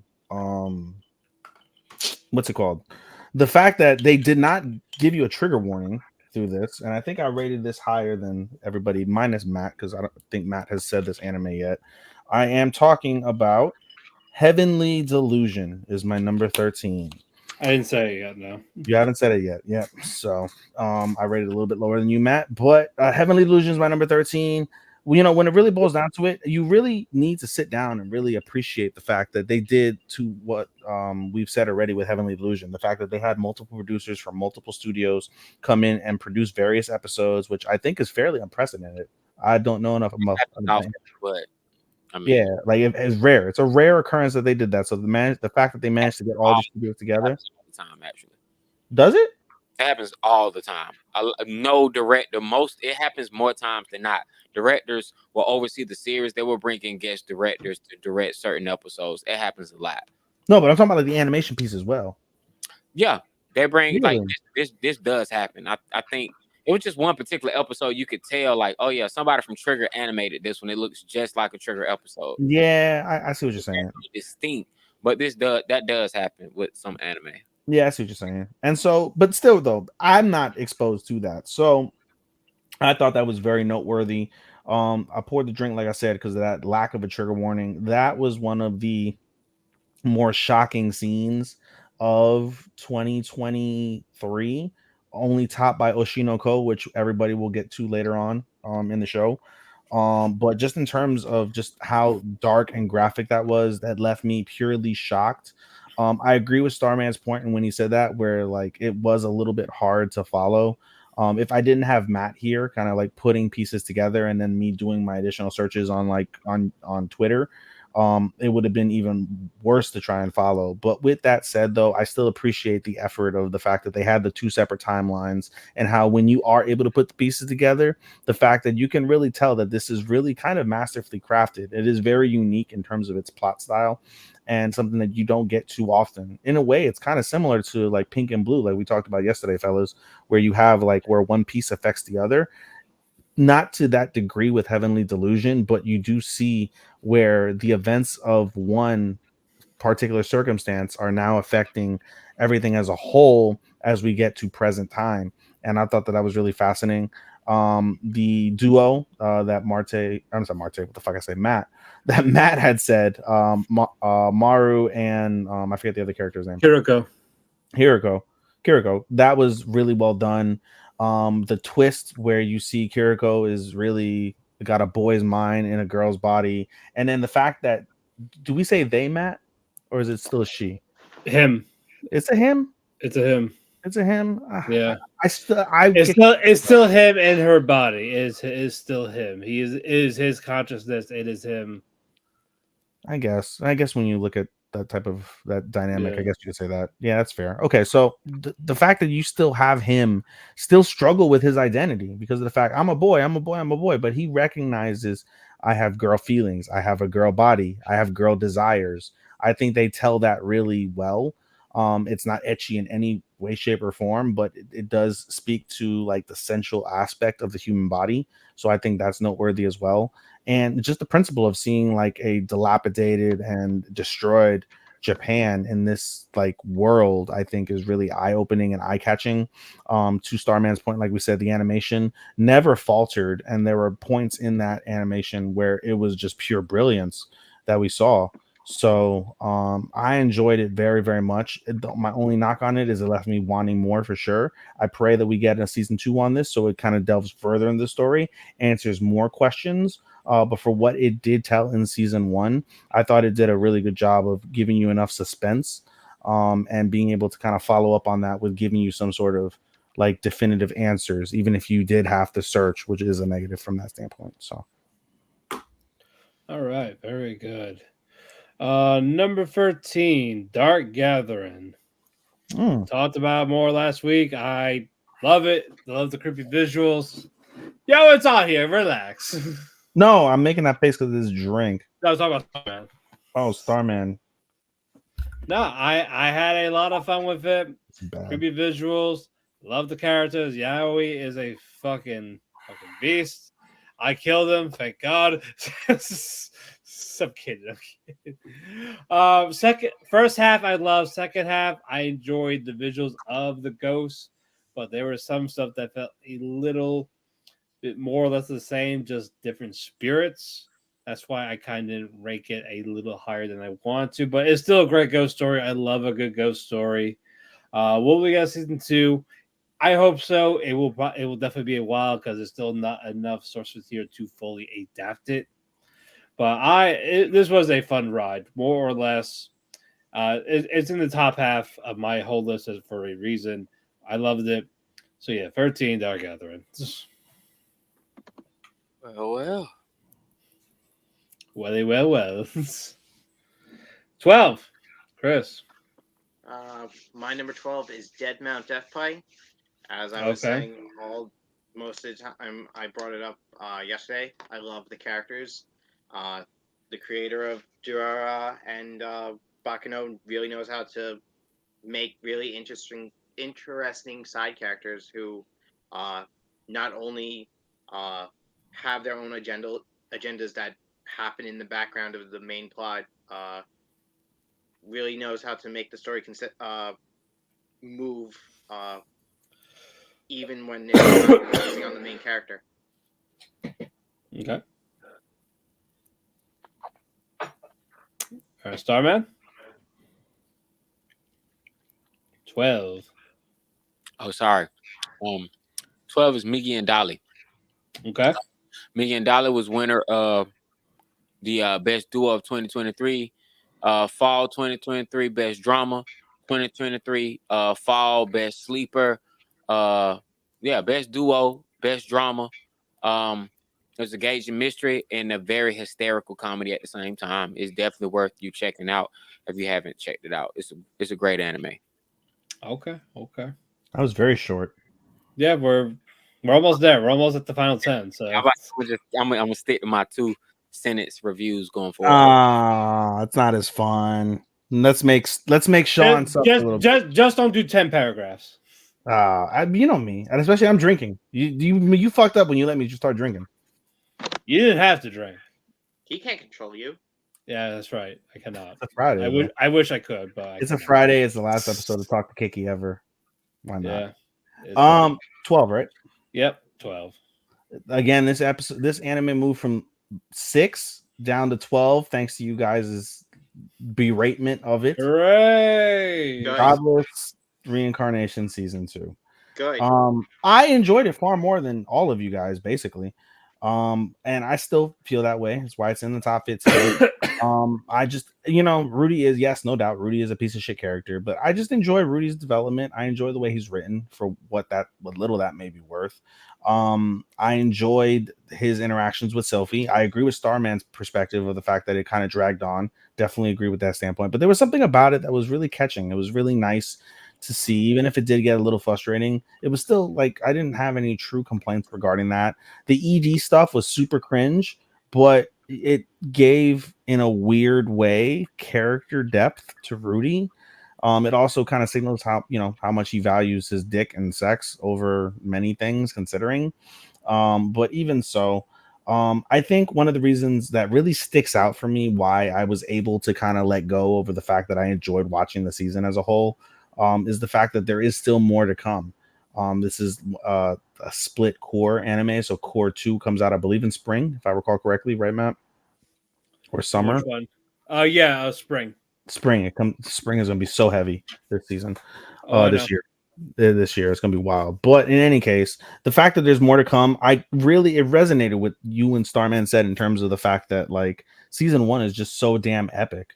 Like, and season 2, as much as I enjoyed it, and I still gave it, I think I gave it a 5, and I think it's still worth a 5, at least in my book, because I'm is easy to please.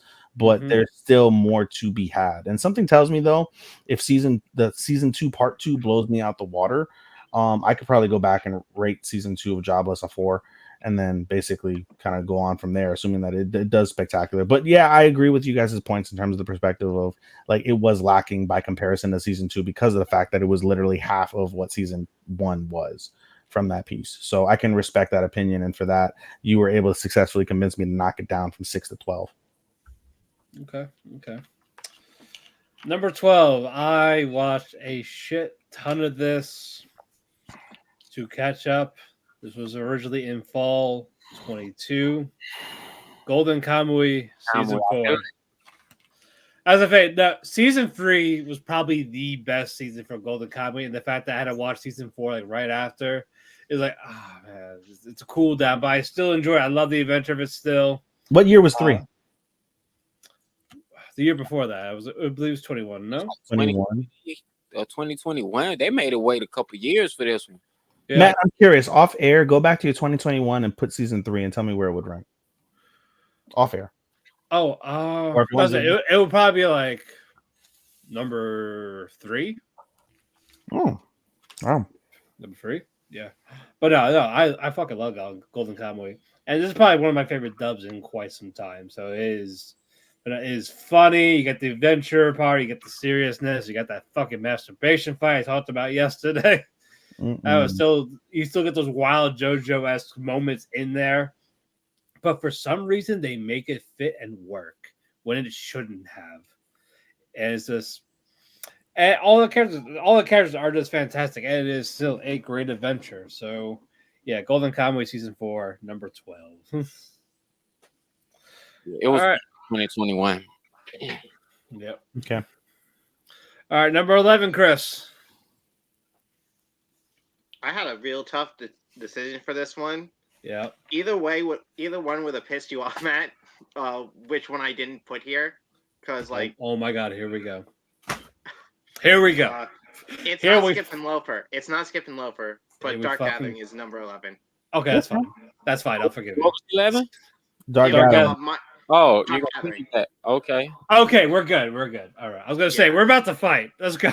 Well, Vinland Saga season 2. Not on the list. That's why I said it's difficult to decide which one goes here. Okay. But yeah, I really like the whole spooky vibes that Dark Gathering gave, and fucking Eiko needs to take a real massive chill pill. No. She needs let Eiko do what she wants, man. It's okay. I can't stop her from doing what she wants. But I'm sure. Do me a favor and find me an Eiko Dojin. I'll watch an Eiko Dojin. Okay. All right, Starman, 11. No, is there more, Chris? I'm sorry for interrupting. No, that's it. I was just thinking of something I just saw on fucking A. Fucking 4chan. Yep. You hell. Oh my God. Right. Anybody who knows me, if you really know me as an anime fan, you know that I really love one of my favorite things about anime is I love the CGDCT subgenre. What does that mean? I'm sorry. What? Cute girls doing cute things. I'm something new. I didn't realize that was a thing. Yeah, it's the thing. It's a real whole subgenre of anime. I feel like that's a Starman thing. I've never heard that in my life. I mean, look it up. Go Google CGDCT, and you will see it. But basically, since Lucky Star, Azumanga Daioh, I had a thing for chibi design, cute characters. I love cute girls doing cute things in anime. It's a guilty pleasure, and it's one of my favorite guilty pleasures. Onimai is number 11 on my list. It's delightfully fun, weird, cute. It's winner's best animation, best comedy, best slice of life, and best girl. Yeah. So yeah, man, it's definitely one you should definitely check out. Only pause I give it why I didn't crank up the top 10 is they kind of pushed the envelope in the middle of it with some little lolicon shit that you kind of either gotta pause, fast forward, to kind of turn your head away from. There's a couple scenes that are a little uncomfortable. I ain't gonna even lie about that. There's a couple scenes I'm like, whoa. If it wasn't there, it would have been a little higher. For me. I was say, bro, I didn't need this bath scene, bro. I'm good. I think Studio Buy needs to take a seat. First with Rudy and all that. Now this. I promise you, I'm good on this lolicon scene. You like little boys and girls? Sign them up. However, if you take that out, this whole shit's a damn near a 10. If you take out just that extra unneeded fan service for the people who kind of just need that shit. But anyway, I really enjoy Onimai, number 11.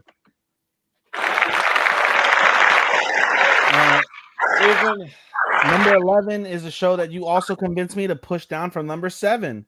So you guys managed to successfully kick out 2 really big shows out of my top 10, thanks to you guys' poignant words regarding that. A little bit less, and that is My Hero Academia season 6. You're welcome. Starman. Oh, I thought you were what the fuck? I didn't realize you were yawning. Nah, that shit was lower for me. I ain't give a fuck. Nah. No, at the end of the day, what you guys, it really boils down to the fact that the ending of it was a little bit of a disappointment. I agree. I never felt like it overstayed its welcome from that perspective. I thought My Hero season 6, up until more or less the last couple episodes, was the most solid season. The amount of deaths, the amount of again, I'm a sucker for whoa fucking moments. And My Hero Academia delivered that in spades. Everything about the opening, Matt, you said, that first half was absolutely spectacular. That first half of My Hero Academia season 6 is a top 5 anime for me, or 6 at least compared to my 5. It's a 6. It would be ranked number 6. It was only that first half, but we got the rest of it. It did slow down, I agree, and then the Dark Deku arc picked up, and I enjoyed the beginning of the Dark Deku arc. I thought it was a different shade of Deku. I thought it was gonna lead to something a little bit more. And then toward the end of it, I was just kind of left like meh. And then it got back to being like the happy My Hero stuff, which I've never really been a humongous fan of. But regardless, though, it was more or less up until the end fairly consistent. And I just enjoyed My Hero. I'm a sucker for My Hero. This is one of the very first anime that I did watch. This is probably like within like the first 10 anime that I watched when I picked anime up as a full-time like gig in 2018, I should say 2018, when I used to live with my former roommate.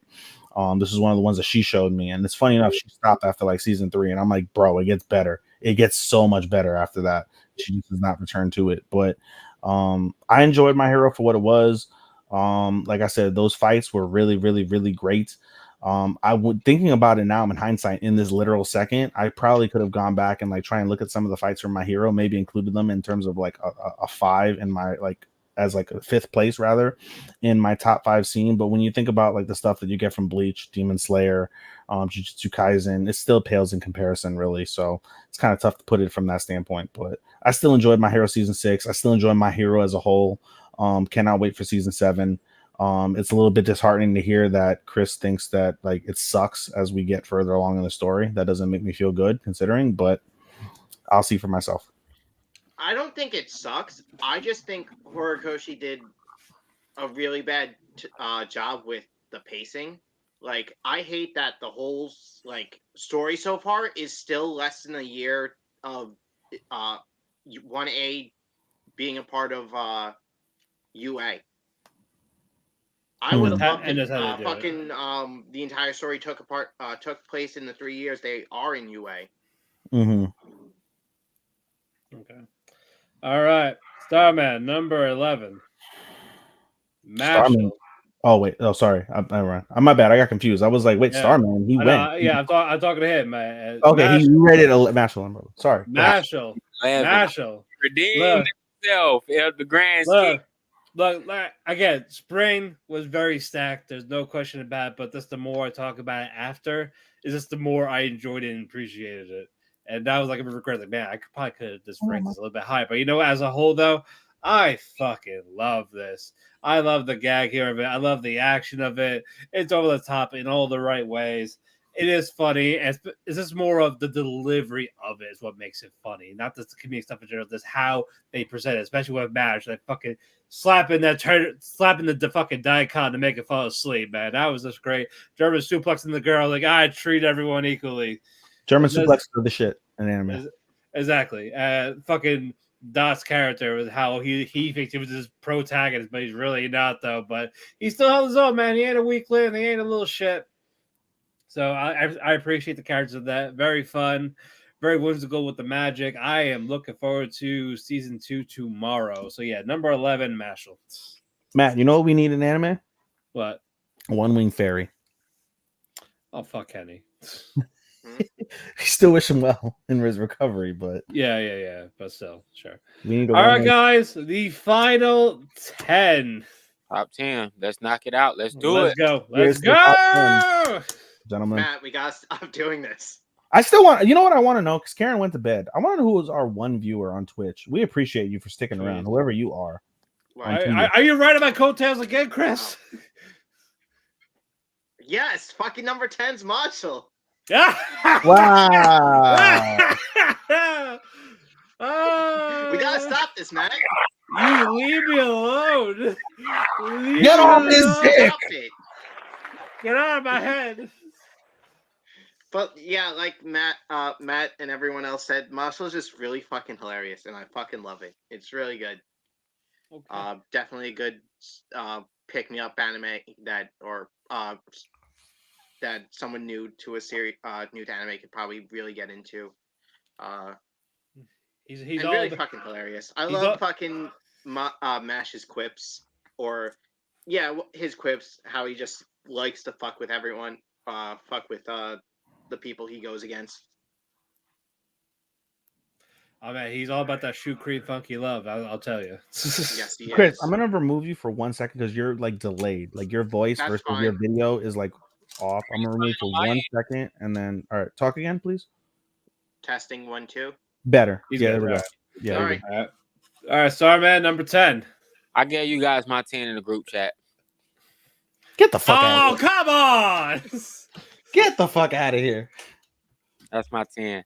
I Honestly, get that the based. only okay. Number 10 was Vinland Saga. We found it. Vinland Saga had like some of the best character growth and dynamic dramatic storytelling in any anime this genre this season this year. I thought Vinland Saga was dope. Honestly, Vinland Saga originally I had Vinland Saga rated lower. Vinland Saga would have been like in the lower 15s. The only reason I had considered it the 10 was on a technical level. This was a very like I told you, I give you 3 categories. Did I like it? Did you produce it well? Can I recommend it? The first category, meh. Third category, meh. Second category, I can't argue with anybody who tells me this is not one of the best produced anime ever made. Like season 2 is just a masterpiece. Even if I was bored with half of the shit, it was a complete masterpiece. That's why I have to put it in the top 10 at number 10. I'm glad you can acknowledge it as that. I will forgive you for that. Ain't nothing to forgive. It's top 10. How can you get mad about that? It's I was I'll forgive how you worded it for calling it a masterpiece. I will feel like it's worthy of top 5 and up. But yeah, top 10, I give you 10. It's in Matt's top 5. You know it is, Yeah, but say I'm that. just saying it's 10 at 10. You can't be mad at that. all right. I'm not. I'm Yeah, fucking yeah. with you. I'm really gonna piss you off with the rest of it then. That's fine. I have Don't you worry. here for that. We're in the weeds. You got me. What the fuck did I do? to you? I got you. I got you. I'm Fuck, kidding with you. what the fuck? I'm kidding with you. All right, go. Give me your 10. I'm very surprised, and I'm very curious to see where you guys rank this number 10. For me, my top 10 starts off with a show that, thanks to you guys berating and successfully convinced me to move My Hero and Jobless Reincarnation down, I have now moved this up into my top 10. I am talking about the show that just finished as of 3 weeks ago. I'm talking about a show that was one of the absolute funniest shows of 2023. I think, if I'm not mistaken, I rated it as my comedy of the year. If I recall correctly, I believe I did. I am talking about Zom 100. I didn't even rank that shit. It did not even make my list. Nigga. Oh my God. I didn't even finish that shit. I'm still on episode 9, my nigga. I dropped that shit. I dropped it, bro. You dropped it. Bro. As soon as that delayed, I was like, bro, y'all ain't getting me back. I'm good, homie. As soon as that shit Wow.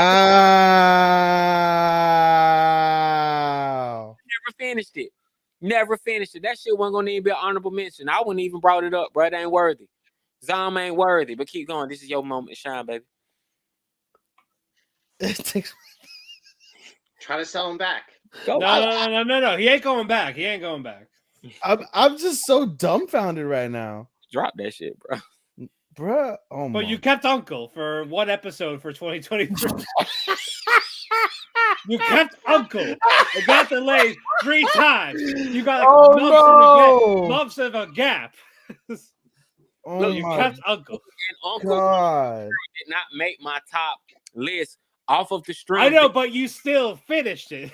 Oh yeah, I finished them. They even got awards.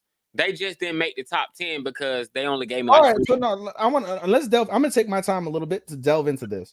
We gotta go, nigga. We gotta go. No, Man. bro, no. I gotta know why you don't think Zom is not a top 30 anime. Because I didn't finish. He didn't finish it. Because he didn't finish. I didn't finish it. No, but all right, you saw 9 episodes. That's enough to put you in, like, bro. I saw Freehand's not done, and Freehand probably would be in my top 10. It got delayed. I decided to watch Pluto. It was a dud too. I decided to watch Monster. Finally finished that. Like, what do you want from me? Bro, Chris put Nier Automata in his top 30, and that bitch was delayed another 2 months too. Nigga, I didn't finish that. Oh my God. Oh my God.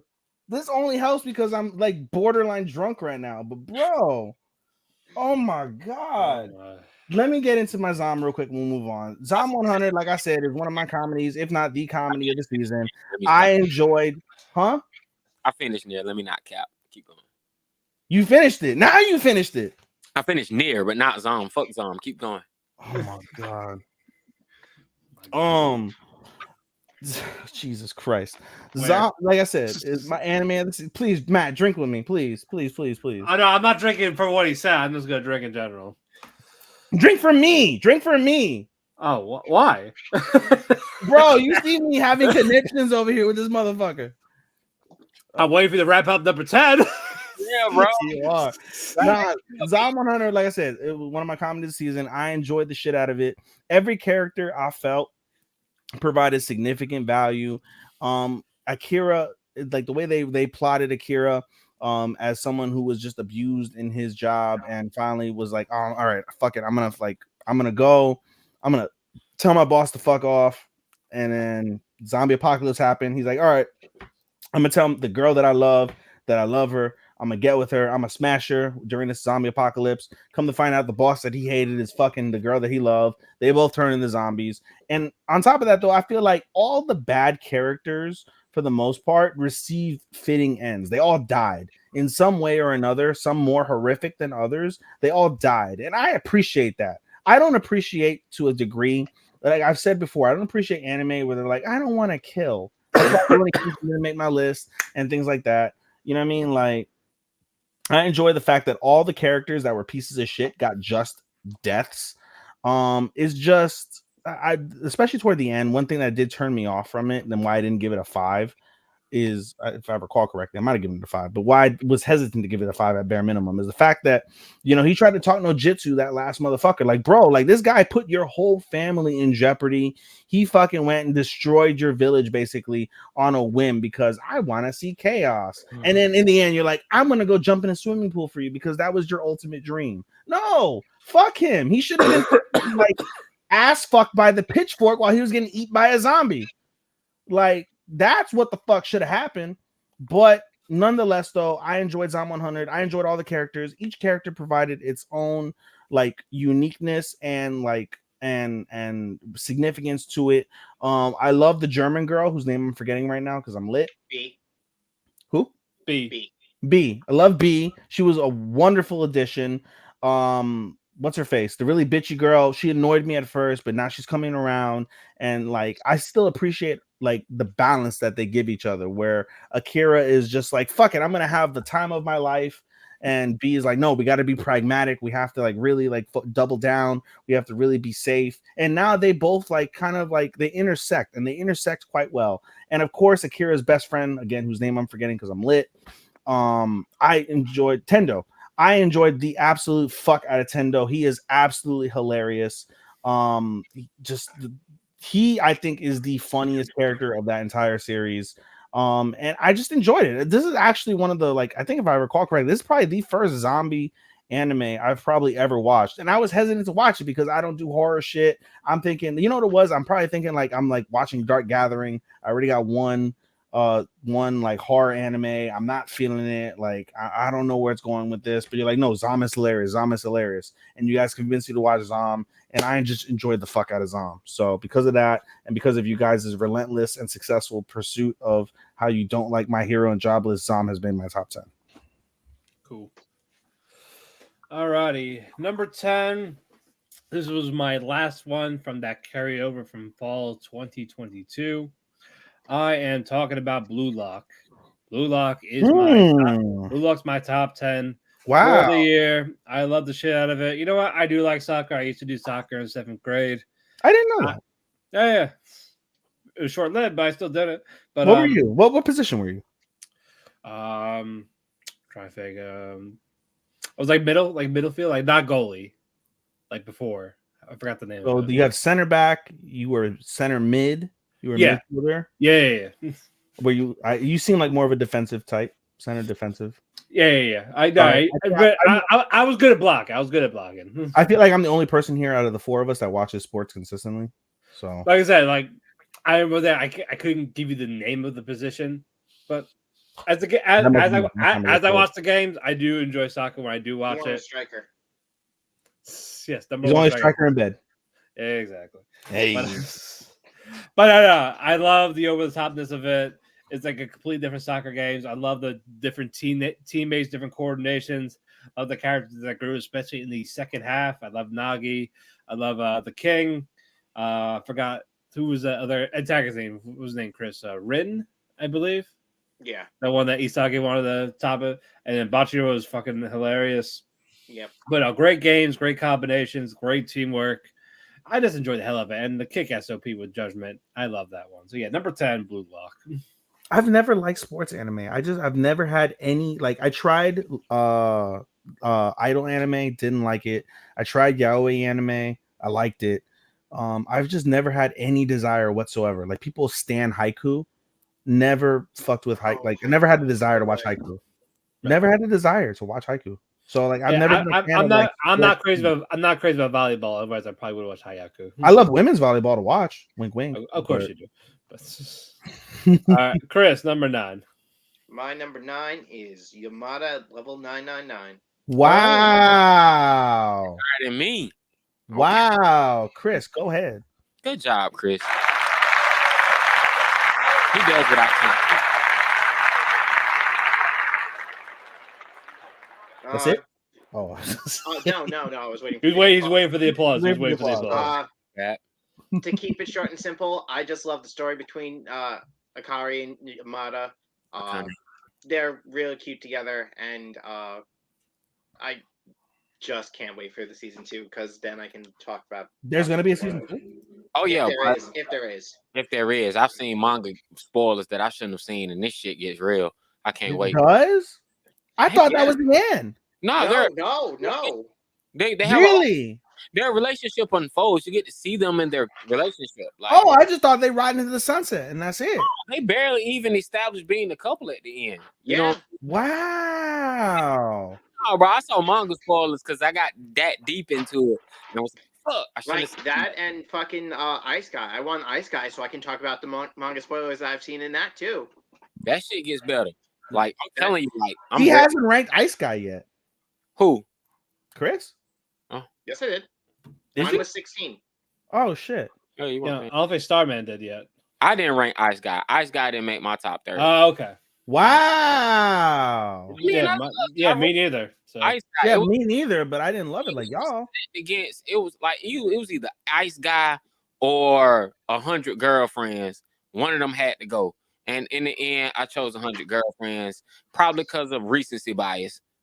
I agree too. I think Ice Guy will bother me. I got really sick of the Haranu, like, oh my god, snow.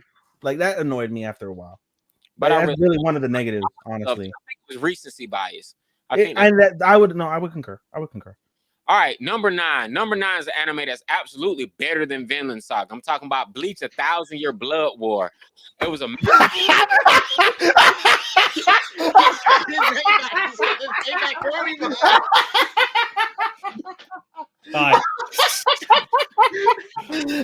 technical difficulties. I'm drinking straight from the bottle because of that comment. Yo, to recap, absolutely better than Vinland Saga. Bleach: 1,000-Year Blood War Part 2. It was a masterful. Oh my god! It was the best anime of 2023. Up to summer 2023. Top 3 anime of 2023. Action packed. Everybody level up. There was some surprising deaths that I did not see coming. There were fucking zombies in this shit. It was badass. I love the color palette. Love the music. I love so much about Bleach. Bleach was everything I wanted that a certain anime in my top 10 failed to do. Oh my god! I cried. Yeah, Starman, you made me cry in laughter. Oh my god! Done with y'all. Oh, go ahead, Ethan. Oh, drinking from the bottle was a horrible decision, but it was well worth it at the same time. Oh, good god! Number 9 for me is my apps again. Everything. Well, no, let me phrase that. 9 and 8 were bumped up because of the fact that you guys bumped My Hero and Jobless down with your successful attacks on it. Number 9 was originally my number 11, if I recall correctly, or number 12. But this is my highest rated rom-com of the season. beyond a shadow of a doubt. I am talking about Insomniacs After School. I just out of all the rom-coms, It's not a rom-com, it's a rom-drama. It's not comedy. It's nothing funny about it. To a certain degree, they had funny moments, but that's fine. Rom But drama. it's not really. I wouldn't call it No, comedy. I'm not gonna argue. That's fine. Rom drama. We can call it rom drama. That's fine. But regardless, romance. Romance is the principle of the show, in my opinion. The drama doesn't eclipse the romance. This gave me outside. I probably honestly outside of like Yamada, as much as like I don't want to rank Yamada above Angel because that was my guilty pleasure. But out of all of them, I think Insomniacs After School was like the absolute like. It gave me everything that I wanted. Insane visuals, insane feelings when it came to like the traumas that they both endured. Insane just like what's the word I'm looking for? Anticipation. This show gave me a lot of anticipation week after week in terms of what would happen next. Not everything was about the discourse of their relationship. A lot of it gave like a little bit of slice of life vibes from that piece, which I appreciated as well. At the end of the day, two kids can't sleep. They join astronomy club off of a like bullshit rumor, and they managed to create a social circle around that. And it's one of those shows similar to Dangers in My Heart, where you have like the antisocial guy. You have Ganta, who's basically a dick, but he's not a dick because he's purposely a dick or he's like wired to be a dick. He's a dick because he's exhausted, because he just doesn't sleep. And then when you find out in the end why he like can't sleep, it seems silly, but from a high school perspective, thinking about that, it makes total sense why he fears that. And then when you hear Isaki's point of why she can't sleep, it gets a lot more deeper. Just hearing the principle of I don't want to sleep because I'm afraid of like not seeing tomorrow. We know you said I think that's very powerful because it's another one of those perspectives that we take for granted. You go to sleep, you'll wake up, it's tomorrow. But the fact that you're scared that tomorrow isn't as good as yesterday, I think it speaks volumes in terms of mental health and anxiety and things of that nature. In that instance, you can kind of like advocate for like therapy. I think she would probably greatly benefit. Both of them could probably greatly benefit from therapy. But in any case, just that endearing nature was incredible. Again, the visuals really stood out from that piece. There's nothing about stars and the universe when done correctly that you can hate on. I can't. If you hate on the universe when done correctly, bro, no, let me cook, motherfucker. yesterday, bro.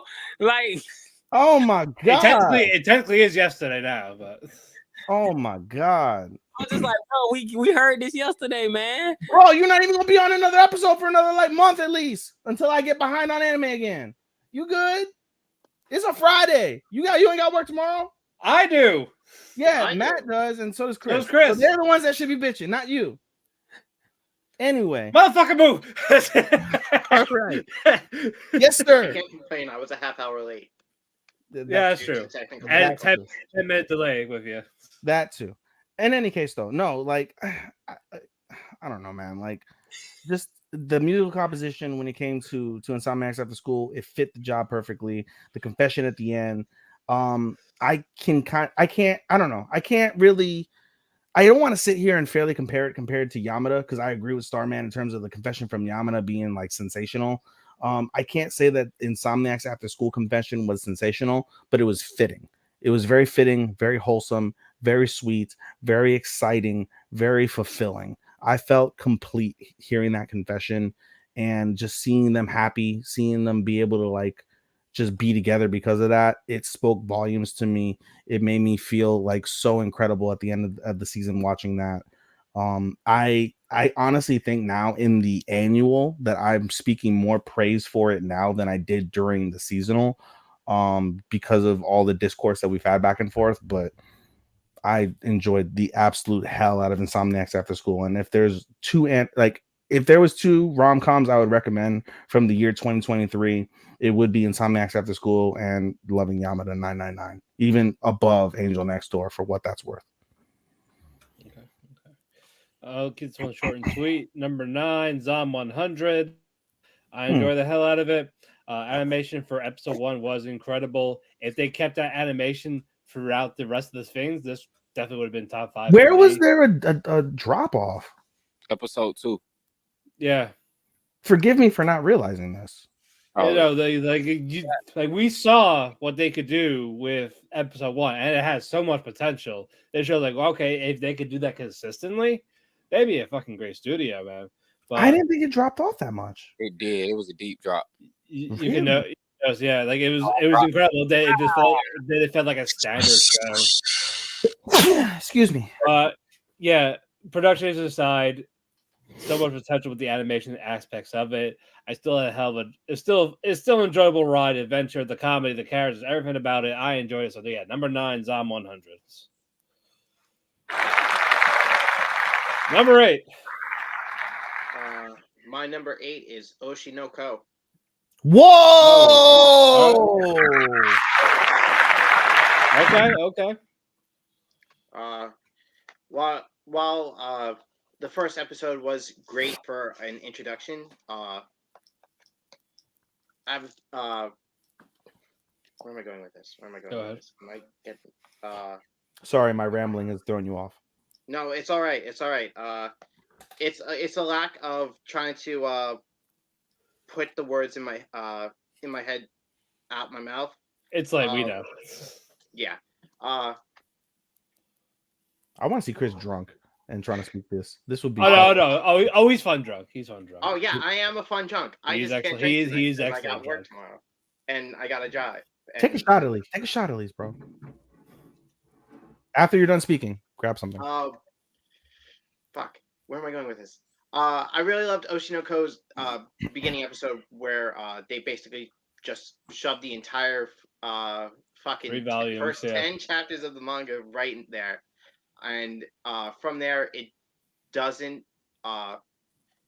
It slows down a bit when it comes to the characters growing up, and it doesn't get to the whole main meat of the story, but what's his fucking name? The dude who writes the fucking Kaguya. The guy that writes Kaguya? Yeah, because it's the same guy. We don't follow mangaka like you do, so I don't know.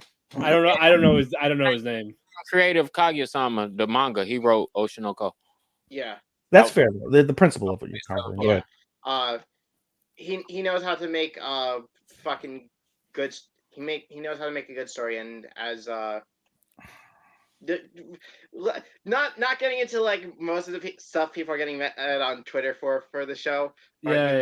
Series. I'm really enjoying, and I can't wait to see how they continue working on this, producing this series.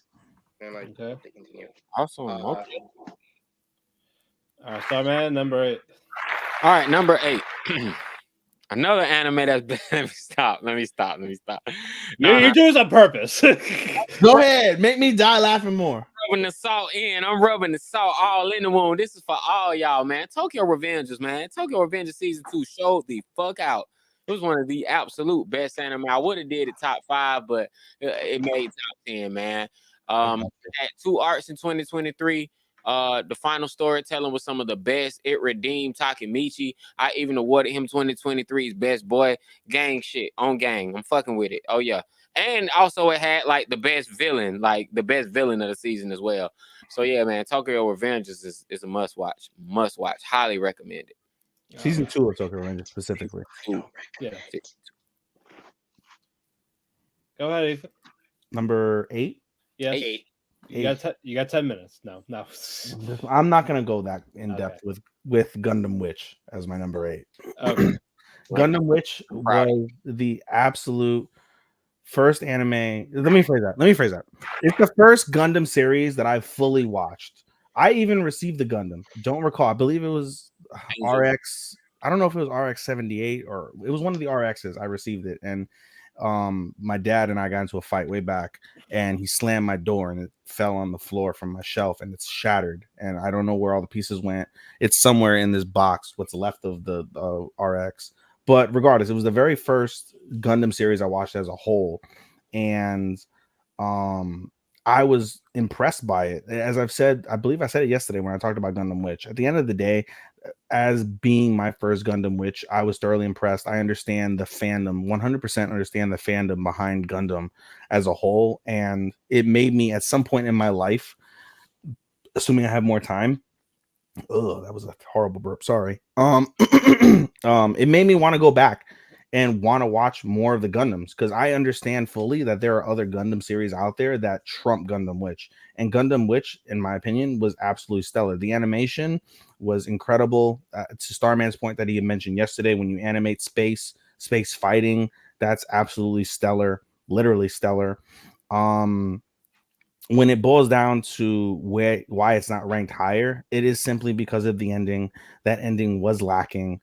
I was more invested in the Yuri stuff to a degree than Starman was, clearly, but they failed from that point. I also respect Starman's point in terms of the fact that Mirine's dad should have died, Prospera should have died. The fact that they're still alive, they're still doing whatever they're doing, that was also equally as frustrating. But I do recognize Starman's points in terms of the fact that it is a very diverse cast. Outside of the AOT finale, which I have yet to get to, there is not an anime in my top 30 that features any sort of minority character. And I think that speaks volumes whenever you are able to incorporate a minority character and you aren't making them some sort of parody or some sort of joke. Excuse me. I think that is a great thing to see.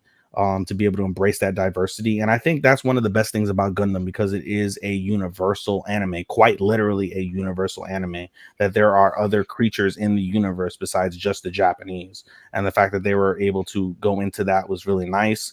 The fact that this Gundam series is the absolute first series that has a female lead was really intriguing as well, considering Gundam is a franchise that's well over 30 years old at minimum, if I recall correctly, because again, I don't know the whole history of Gundam, but I thought that was a really interesting piece. I thought they wrote Suletta really well. At first, she was one of those characters that frustrated me, but over the course of time, I grew to love her. I grew to love her Gundam. Like I said, I just enjoyed the absolute hell out of Gundam. And one of the main pieces of why I rated Gundam so high is A, the fights, but B, the musical composition that followed and preceded those fights absolutely fit to a T. Again, anything that involves any sort of jazz, orchestral type of vibes, ballads, those are my type of music. And when you hear the chants, like the opera like chants as the fights progress and you get to a climax of that, when you hit the high note from that opera piece and you see the great Gundam blast that destroys the enemy and Suletta wins or Suletta kills the enemy, it is absolutely stellar. And on top of that, at the end of season 1, if I recall correctly, that just the shock value of Suletta just smushing that guy is one of the distinctive pieces that I remember from all of 2023, when she squishes that fucking guy and you see Miorine just look at the scene that unfolded before her, and she is in pure horror and she is sick to her stomach, and you see a Suletta just coming out beaming like a little girl that just received the flower, and she's just so happy, and she's like, "Hey Miorine, I came to save you and your dad." And Suletta's just looking at her like, "You fucking monster, you disgusting human being, what the fuck have you done in front of me?" And the two parallels of that universe I thought was absolutely stellar and left me on the floor just in excitement for season 2, and just in as a complete capsulation of season 1. I thought that was truly tremendous. So Gundam Witch number 8 for me. 45 years old, by the way. 40. God damn. Mm-hmm. Alrighty, number 8, Trigun Stampede. Wow. That didn't make my list either, but that's I knew that was gonna make your list, motherfucker. Yeah, we knew. It's okay. That's fine. Now, I liked it a lot.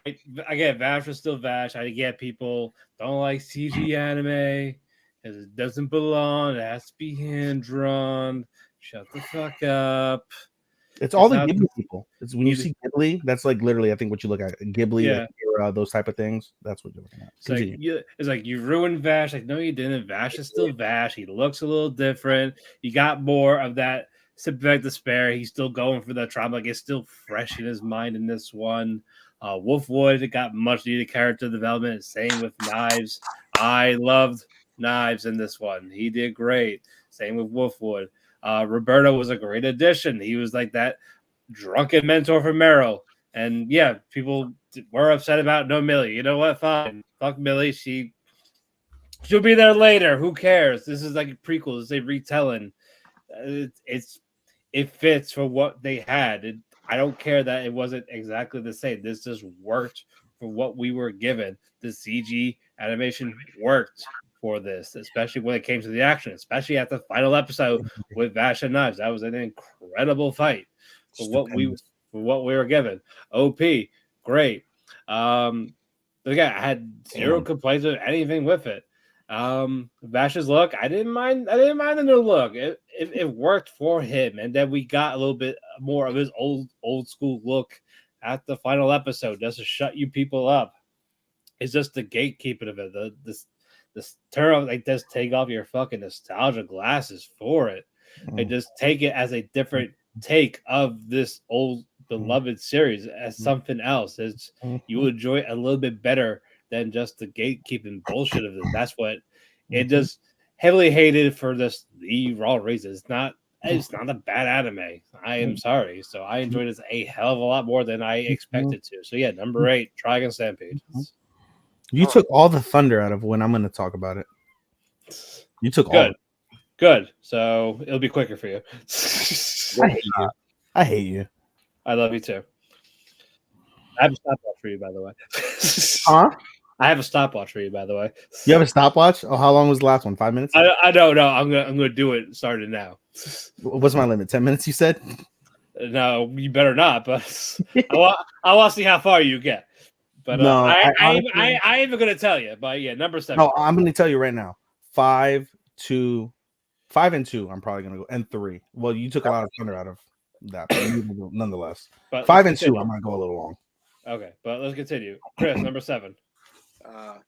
My number 7 is on 100. All right. Oh, higher than us. All right, cool. I'll take it. You uncultured swine, Starman. You. He's fine. I'll forgive that. Yeah, that's rough. No. The bleach, I won't. That was so fucking good. The bleach, I won't. No. I can forgive and take a lot of things, but that. Sorry, that of all things. I apologize, Chris. Go ahead. Go ahead, Chris. Regarding zombie animes, there aren't any that really catch my interest. The only 2 that I can say that like I liked was one back in the good old days of fucking 2010, 2011, the fucking king of degeneracy at the time, High School of the Dead, and then fucking on the other side of the platform, fucking School Life is the greatest fucking zombie series I've ever read or watched. But when it comes to Zom 100, it goes straight down the middle with yeah, sure, there's some dramatic scenes and comedy and slice of life. It just has a good middle blend for it. The characters are all great. They work together. The use of the colors for to make this desolate world seem more vibrant. And that fucking first episode just blew me away. So that's why Zom is number 7 for me. All right. Starman. Number 7 for me was sweet, visually stunning, with a powerful female main character with a sprinkle of romance. It was Winter 2023's best fantasy, best antagonist, best girl, best supporting boy. It was Summer's best fantasy. It was hey man, this shit won Summer. My 2023 best fantasy, you know what I'm saying, and best protagonist. I'm talking about none other than Sugar Apple Fairy Tale. Sugar Apple Fairy Tale was Like, bro, for all intents and purposes, I enjoyed this a lot. Whether or not I can recommend something with fairies and colorfuls and shit to the homies, I don't know. But like the graphics, this shit look great. Like production value of it, JC staff showed they ass with this anime. It just looks great. And shout out to all the women fans and female fans in the group who was like, "Oh my god, you watched this show? No one's talking about it." And I talked about it, and we all gushed and talked over it, man. When Shao kiss, Shawty said good girl, but everybody swooned, even me. I was like, yo, bro, shit, bro, I gotta do that, nigga. That shit was cool. Yo, you shout out the group. Shout out the plug. Plug Shout the group. out Cake. Yeah, but yeah, man. Sugar Apple Fairy Tale, number 7. All right.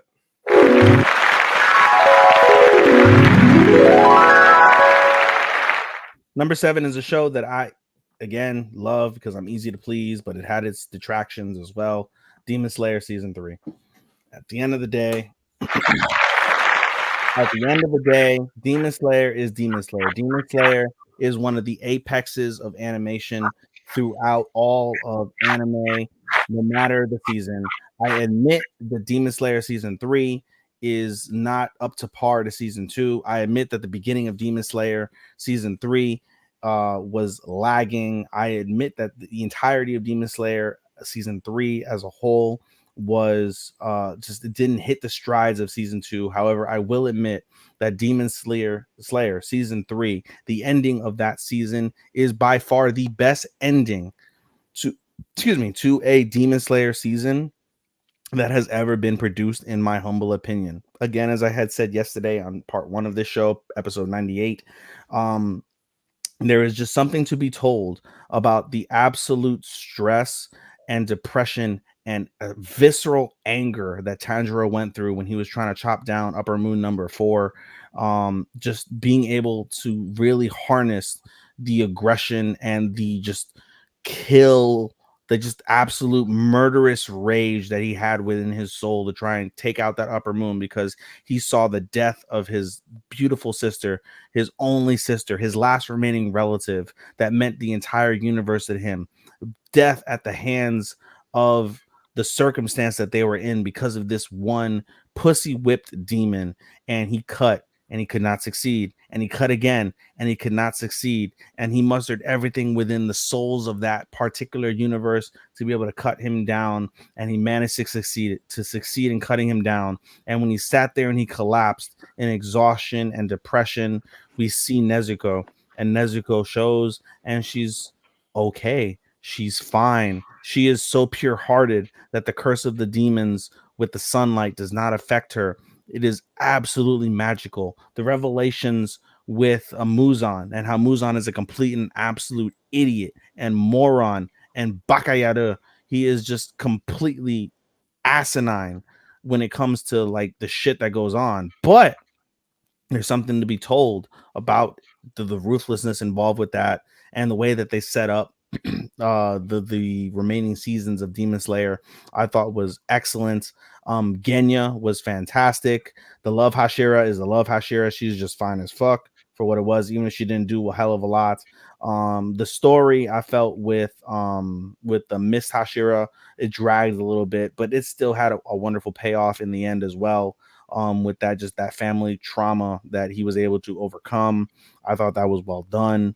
No matter what, Demon Slayer is Demon Slayer. Demon Slayer in normal past instances would have ranked significantly higher, but it was what it was. It was still spectacular for what it was, and I look forward to season 4 sometime in 2024.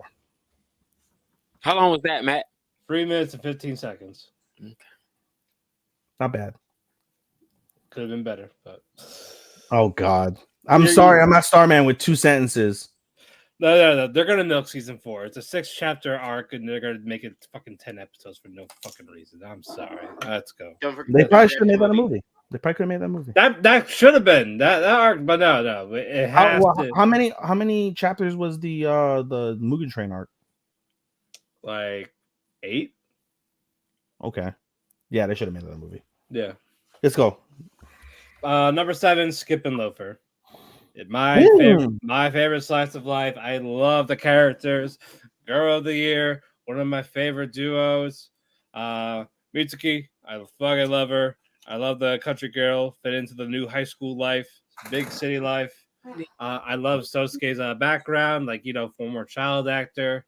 You find out what happened to him, like why, like they other characters get involved. Like everyone fit, everyone did not feel out of place, especially at now and the other rest of the school friends. The drama guy, you know what? He was very annoying in the beginning, but you know what? He warmed up to you.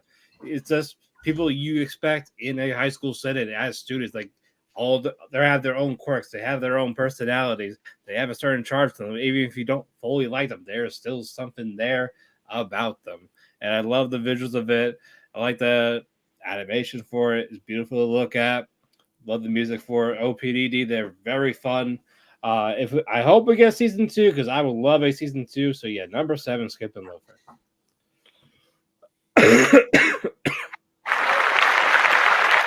All right, Chris, 6. Let's see. My number 6 is Vinland Saga season 2. Okay. All right, that's fine. Wasn't fine when I did it, but okay. But because you said Bleach was better, shut up. Oh, don't worry, Matt. There's like 5 more that are better than Vinland Saga season 2, so don't worry. I guess that else. Okay, you're gonna say Bleach too. Thorkel, come on. Enough with the trouble to Thorkel. You're gonna get him. You're gonna get him. But yeah, Vinland Saga season 2 was great. Like Thorken's whole journey progressed. He's finally stopped being a boy and started to become a man. Einar is great, even though I didn't mention him at all yesterday. Like he is a good supporting character. As even Drake's mouthwash. Huh? No, this is the Shin, 43% alcohol, a little bit less alcohol. This is a $60 bottle. Next. Yeah, but I enjoyed Vinland Saga season 2. To not like put it like here, it did a good job. All right, I'll allow that one. Very good. All right. Number 6. My number 6 was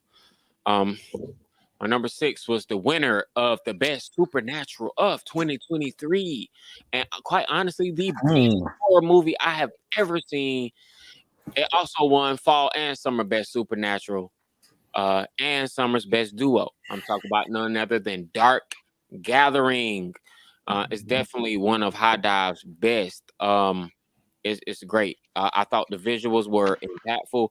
Unlike some of the other opinions y'all have gotten on this program, I felt like season 2 they stepped the visuals up.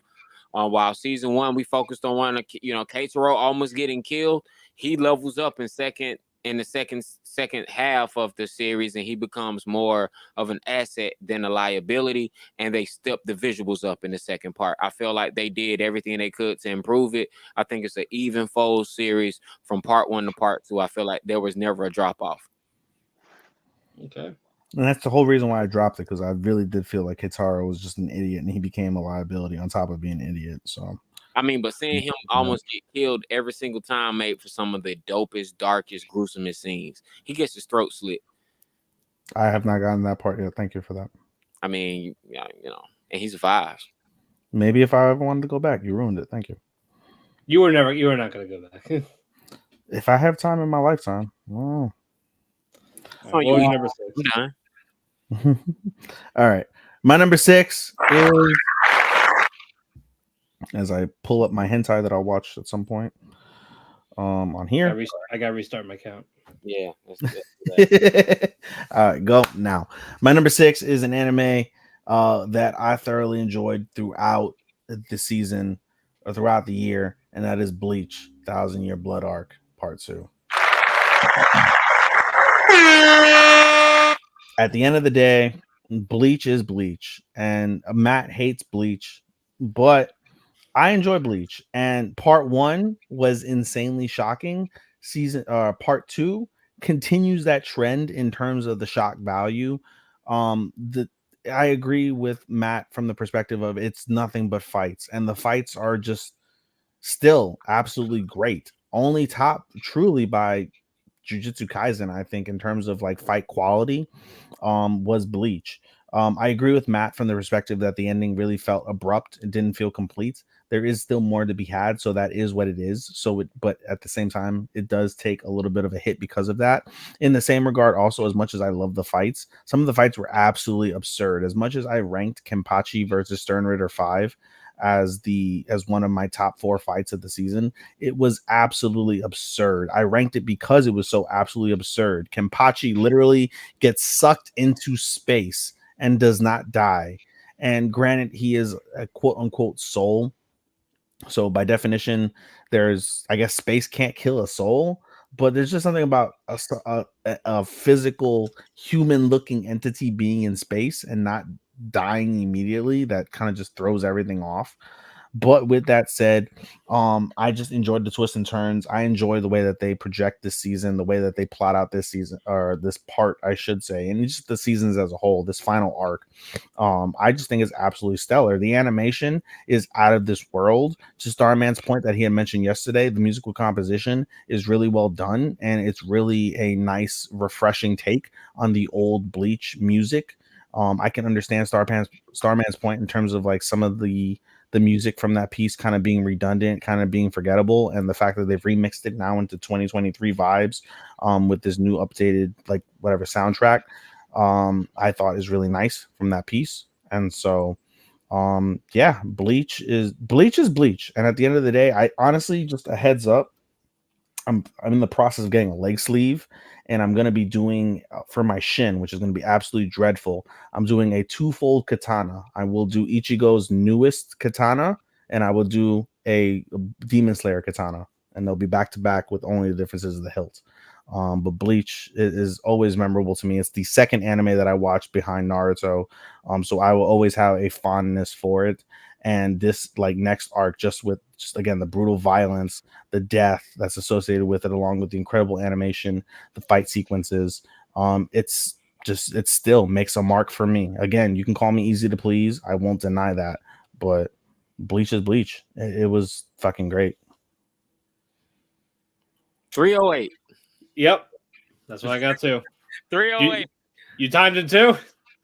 I timed it too. I can't. Y'all hating on me, boy. Oh my god. And I thought you long-winded as fuck. All right, let's move on. Number 6, Undead Murder Farce. This was a great show. I loved it. I had really zero complaints. This is more bad in fact I liked everything else better. Suguru, one of my favorite boys. I love his chemistry with Aya. I love how they deliver the lines towards one another. Shizuku the maid, another great character. I love her. Also love her fights with Carmilla. We had Sherlock, we had Lupin, we have Frankenstein, Crowley. We got all this great shit. It's like it fits. I am a sucker for shit like that, and they have done a perfect job with it. Jack the Ripper, Sugar Banquet, the reveal of that. They did a nice job. Musical composition, great. Music is fucking bopping. But yeah, number 6, Undead Murder Farce. It is a great anime. Final 5, let's do it. 5. Chris. Ow. Ow. Ow. All right, my number 5 is nah, I'm not gonna fucking say it. No, say it. Kingdom. You have to say it. What do you mean? It's a better political story than Vinland Saga season 2. We got Tear Moon Kingdom.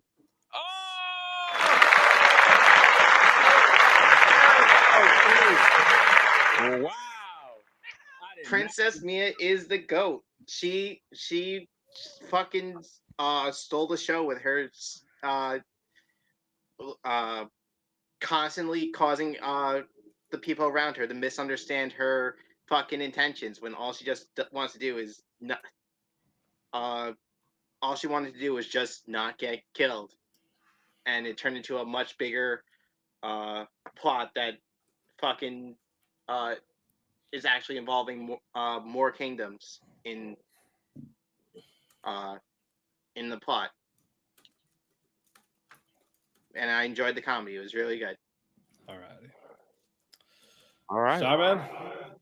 I can hear myself now. Yeah, that's why I wrote you in the DM. I was like, there's something off. Does it sound better? Yeah. Yeah, it's all right. Good. Go ahead. All right. My number 5 was despite the animation controversy, it showcased why it is one of the big 3 and part of the Dark Triad. Talking about none other than Jujutsu Kaisen. Jujutsu Kaisen gave us 2 stories. Like, I don't like how they shuffle up like the whole timeline of this series. I'm gonna be completely honest with you. Mhm. Also, season 1 of Jujutsu Kaisen was by far the most overrated shit ever. Y'all were overrated Jujutsu Kaisen season 1, but I still went to the movies and saw Zero and was like, "Yo, this is better than the first one." And it seems like since Jujutsu Kaisen Zero, everything's gotten better. Every and it just keeps getting better despite the animation. The I just can't wait for this shit to come out on Blu-ray and they fix all the fights and gives us to it 100%. Will they though? Yeah, I they think have, so. they have to. They have to finish these fights. You can't give me this shit unfinished.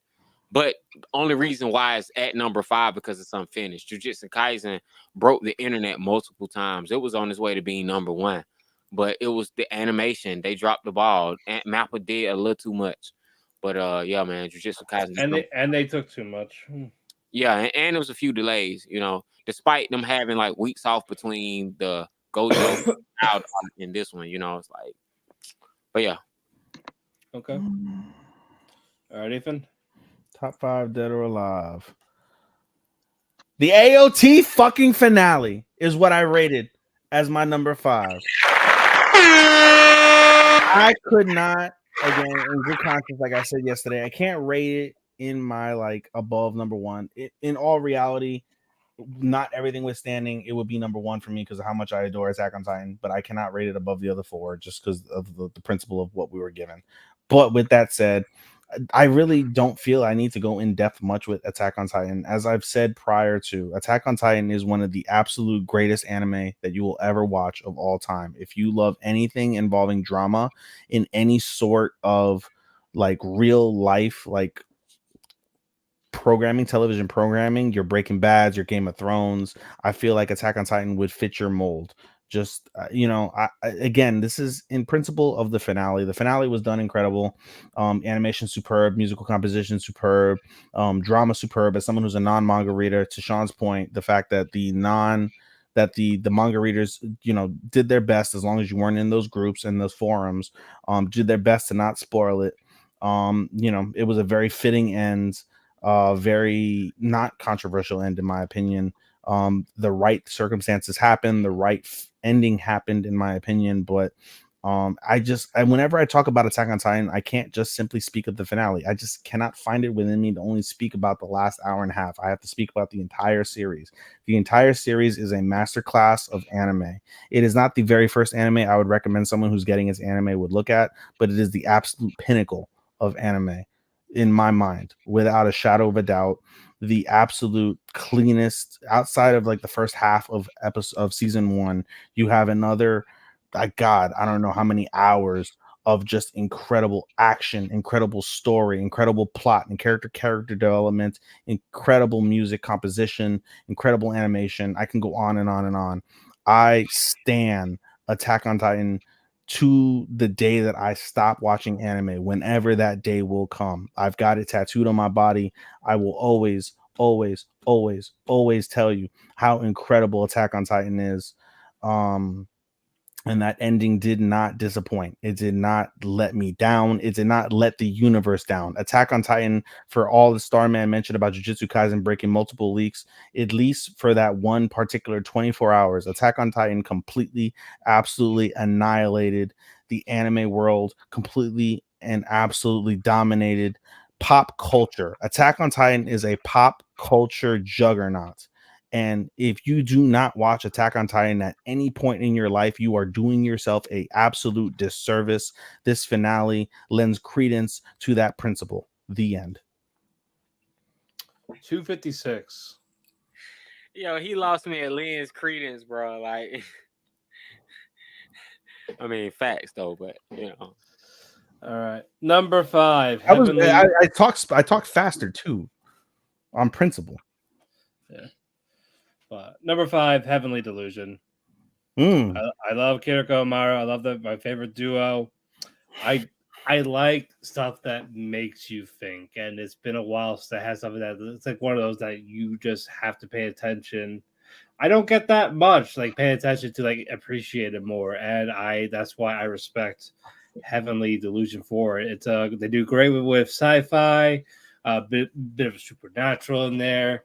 Like the adventure, you get to feel about the post-apocalyptic world around you. And this shit got very dark, especially near the end with Kiriko beating with Robin, I believe the guy's name was. Yes.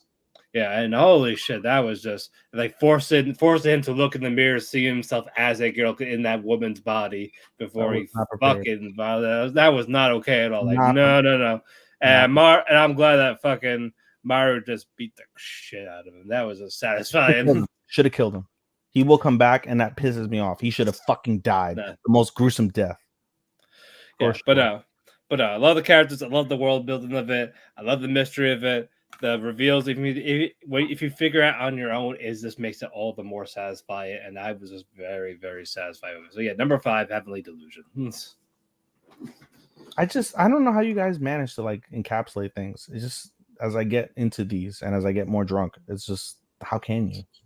I mean, it's not so much encapsulated. It's just that, bro, a lot of these we discussed yesterday, so I don't see the point in really like doubling down on what we. I'm the opposite. I didn't discuss them in depth, so I can go in depth in here in this final episode. Yeah, but we're almost at 2 a.m. So I'm trying to be respectful, so that's why I'm just like, it's a Friday, bro. Let's go. All right, number 4, Chris. Chris looked defeated, boy. Huh? Oh, yeah. My number 4 is my best original of the year. Scott Pilgrim Takes Off. Okay.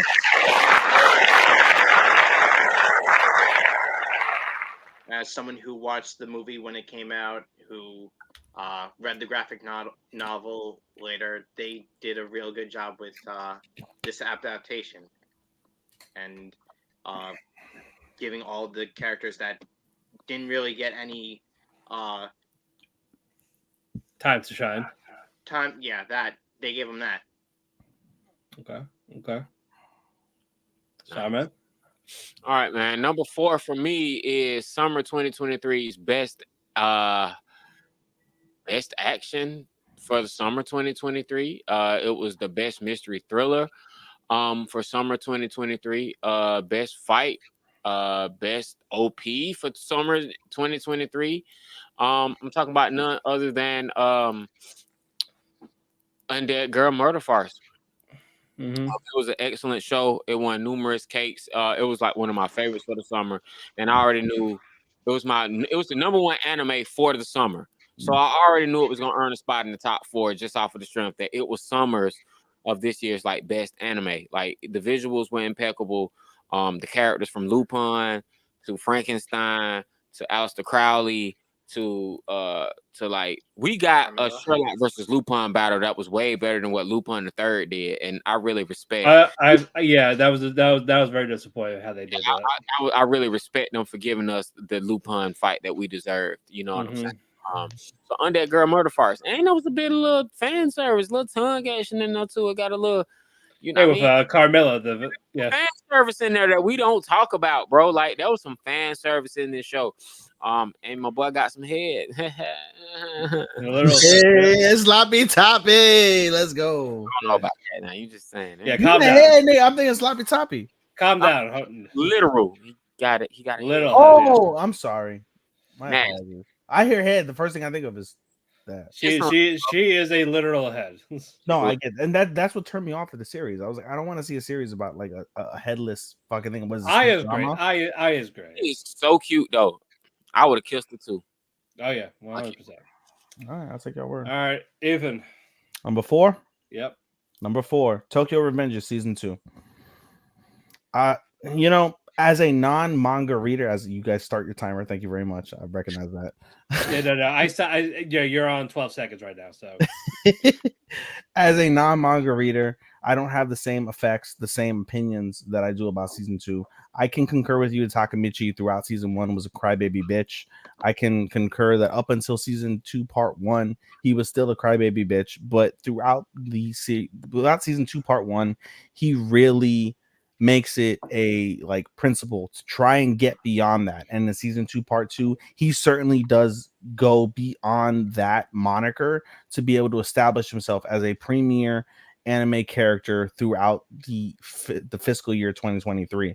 At the end of the day, Takamichi galvanized Tokyo Manga Group. When they all didn't believe him, he said, no, we're gonna fucking see this through. Whether we win or lose, we're gonna see this through. We are not gonna go out as cowards. We're gonna go out as fucking young men, and we're gonna fucking figure this out. You know, at the end of the day, we're gonna get this right one way or the other, while our other leaders are indisposed. And he went through and he took his ass kicking, and he still managed to keep the troops in enough of a position for Mikey and Draken to come through.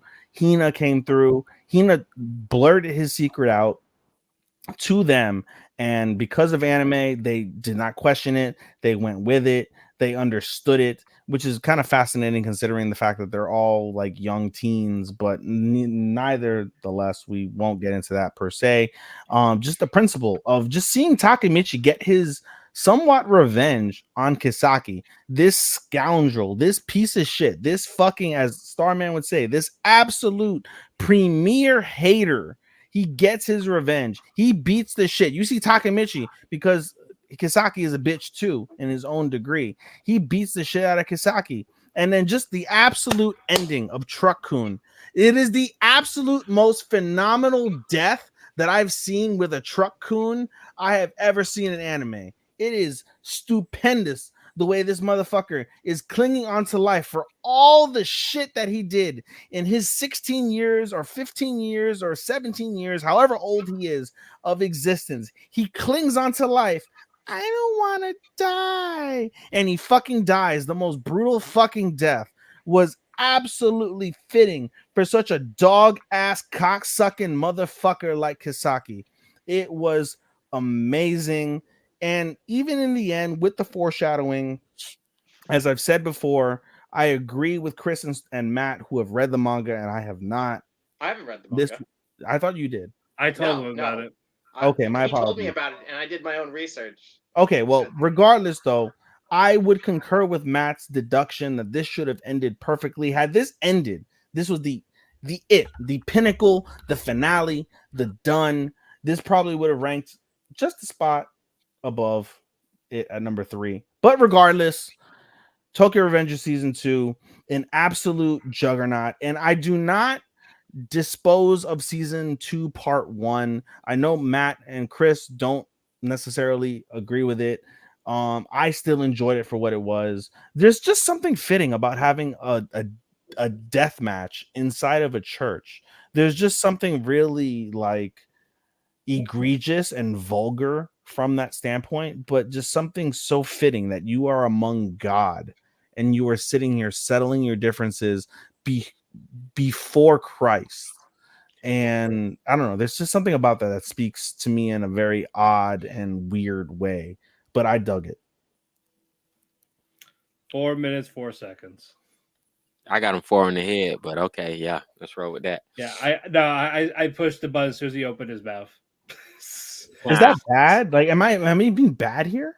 No. You guys are like chastising me, like I'm over here like Donald Trump rambling about nothing.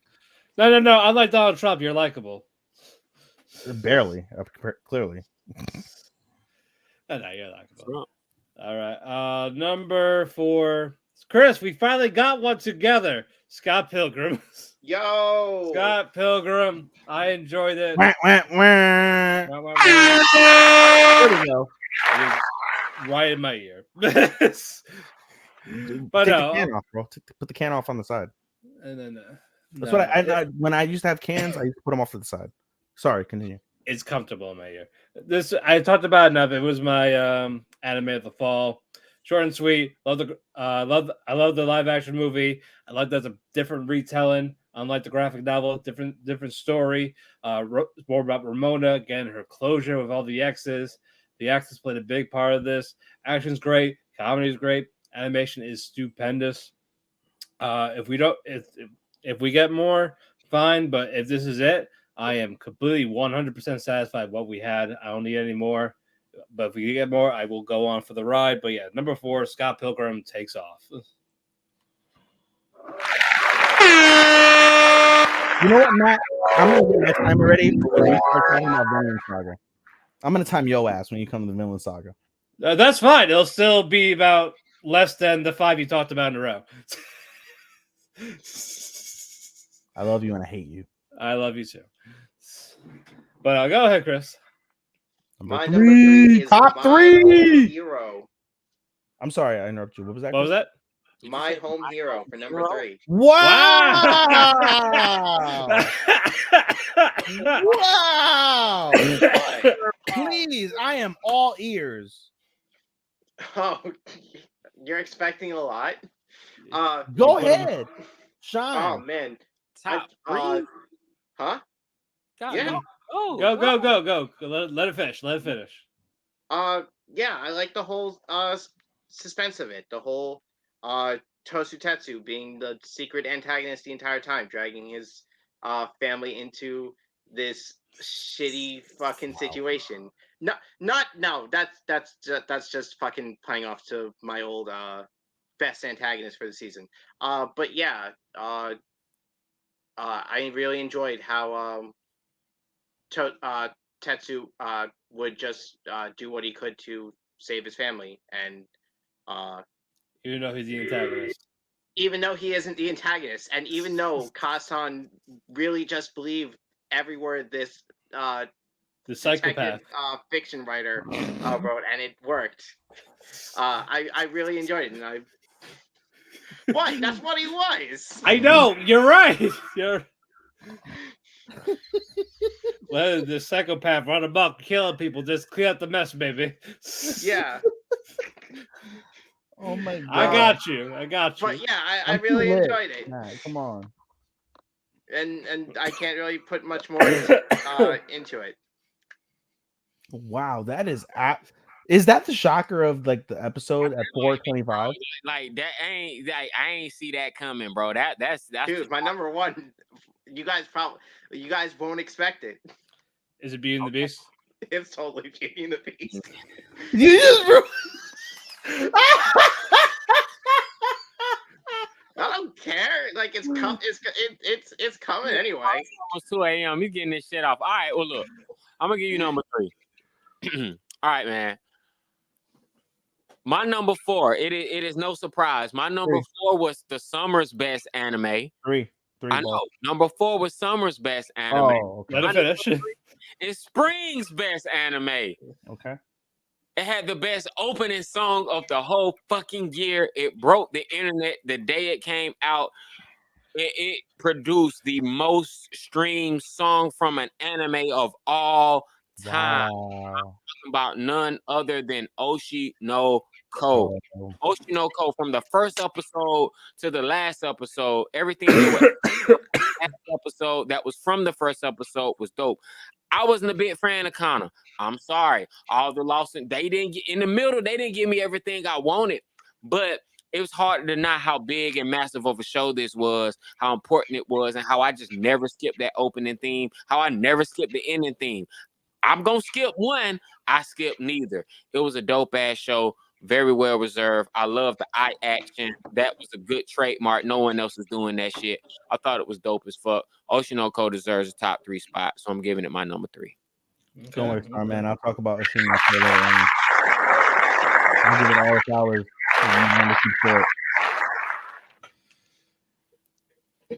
Number 3. My bad. My apologies. Number 3, Trigun. Trigun for me was absolutely unprecedented in terms of how much I would have appreciated the fuck out the show. I watched the original. I thought the original was relatively solid for the most part. I just, it was solid, but at the end of the day, like I don't know, I just couldn't deal with Vash and his non-killing demeanor.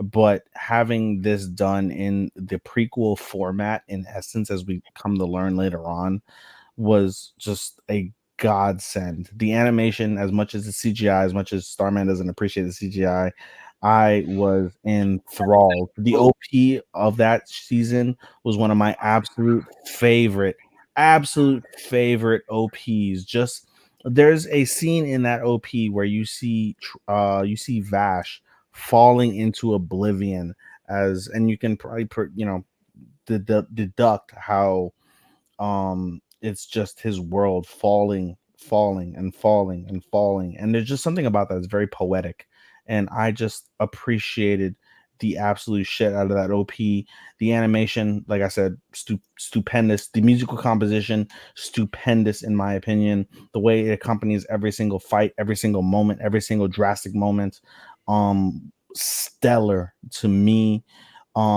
It spoke volumes, just being able to sit there and just be in awe at everything unfolding before me. I genuinely felt in awe watching this show. We literally, Matt and I, as a running gag, talked about, I'll love it, you'll hate it. No.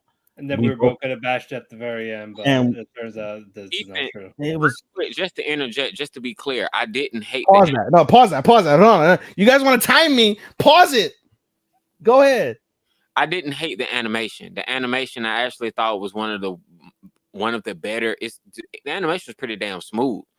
To be honest with you, it was one of the better animated CGI programs. The animation is honestly one of the best things about Trigun. What I didn't like about Trigun is I like none of the characters. Vash wasn't Vash. Vash wasn't funny. Vash had no comedy. He was depressing. No, and then that's what I appreciated. I don't look at shows like that as wanting comedy. I will go watch 100 Girlfriends. I will watch fucking Zom 100 if I want comedy. I did not look at that show when I first realized that it wasn't supposed to be comedy. I appreciated the fuck out of it. People with the original love Vash because he's funny. I was annoyed because of the fact that he was so funny. He was so nice. He was so like, I don't want to kill. I did not like that. I think that Vash in this instance, in this prequel that they told, was done well. I was invested in Vash. I was invested, especially in Wolfwood. To Matt's point that he had mentioned about Trigun, Wolfwood got so much more character development than what he got in the original. I was 100% invested in Wolfwood. Wolfwood is no longer just a rogue. Wolfwood had a background to why he is where he is at that particular moment in the prequel, no less. And it just really hit. There's just something about Trigun that really fucking hit me, dude. And it was just absolutely out of this world for a show that I deemed mid. I gave it a 3.5 or a 3.75 in my original rating. And I gave Trigun now a 5. And I stand on my 5. I love the fuck out of Trigun. I love everything about it. I just, for sake of time, because you guys are pressuring me, I will not go on. Trigun is my number 3. 3 minutes, 35 seconds. That was with the pause. That was with the pause. Number 3, Oshinoko. They were twinsies. Look at that. Yeah, go Chi Adventure. But I loved episode 1. I wish they did a little more with the mystery aspect of it, like looking for the killer. But that was just barely touched on. It was just more focused on the school life aspect of it. I can take or leave it. I love Kana, Akane. Ruby was okay. Peon, best supporting boy. I loved him. Yeah, I had to bring Peon. He was fucking real, man. Matt, we need a music video with us doing the Peon dance. Oh, fuck no. Do it. Let's do it. We're not doing that. But I love that they tackled the entertainment industry in Japan and how the nitty-gritty of it is not all sunshine and rainbows. It is very fucking dark. They handled the Hanakamura thing very well, despite the mother not liking it. I understand why. It is a fresh wound, something you don't want to see or relive. But it wasn't really trying to profit off her or anything like that. It's just, you have to tell it. Even if you don't want to see it, you don't want to hear it, you got to tell it. This is how it is. And they don't sugarcoat it for that. So I respect that 100%. But yeah, number 3, Oshinoko. Great OP, great ED. Like everything about it. I cannot wait for season 2 this year. Good job. Number 2. My number 2 is my best anime of winter 2023, and my the holder of the best fight of the year, Danmachi Season 4 Part 2. Okay. Instead of the usual, oh hey, let's go explore the dungeon and possibly pick up chicks, this turns into a survive or you're just fucked when Belle and Ryu have to run from the Juggernaut. It goes into Ryu's backstory where she has to relive the monster. She has to face the monster again that once killed her old group of friends in fucking with no effort. They did a really good job with this season, and I'm really glad that I got to see it. Awesome. I'm not gonna lie, I was expecting this to be your number 1. I'm gonna go back and finish Danmachi. Last episode I saw was when they had to protect the little demon girl, and everybody's. I think that was season 3. That was season 3. All right. Number 2, Starman. All right, man. Number 2, a great twist. And well, let me start this out properly, man. Number 2 was my number 1. What I selected to be the number 1 best anime for fall 2023. Some anime sites don't consider the anime, even though Science Saru produced it, and it's made in Japan. Talk about none other than Scott Pilgrim Takes Off. Scott Pilgrim Takes Off. They brought back the original cast from the movie. They put a nice twist on the manga.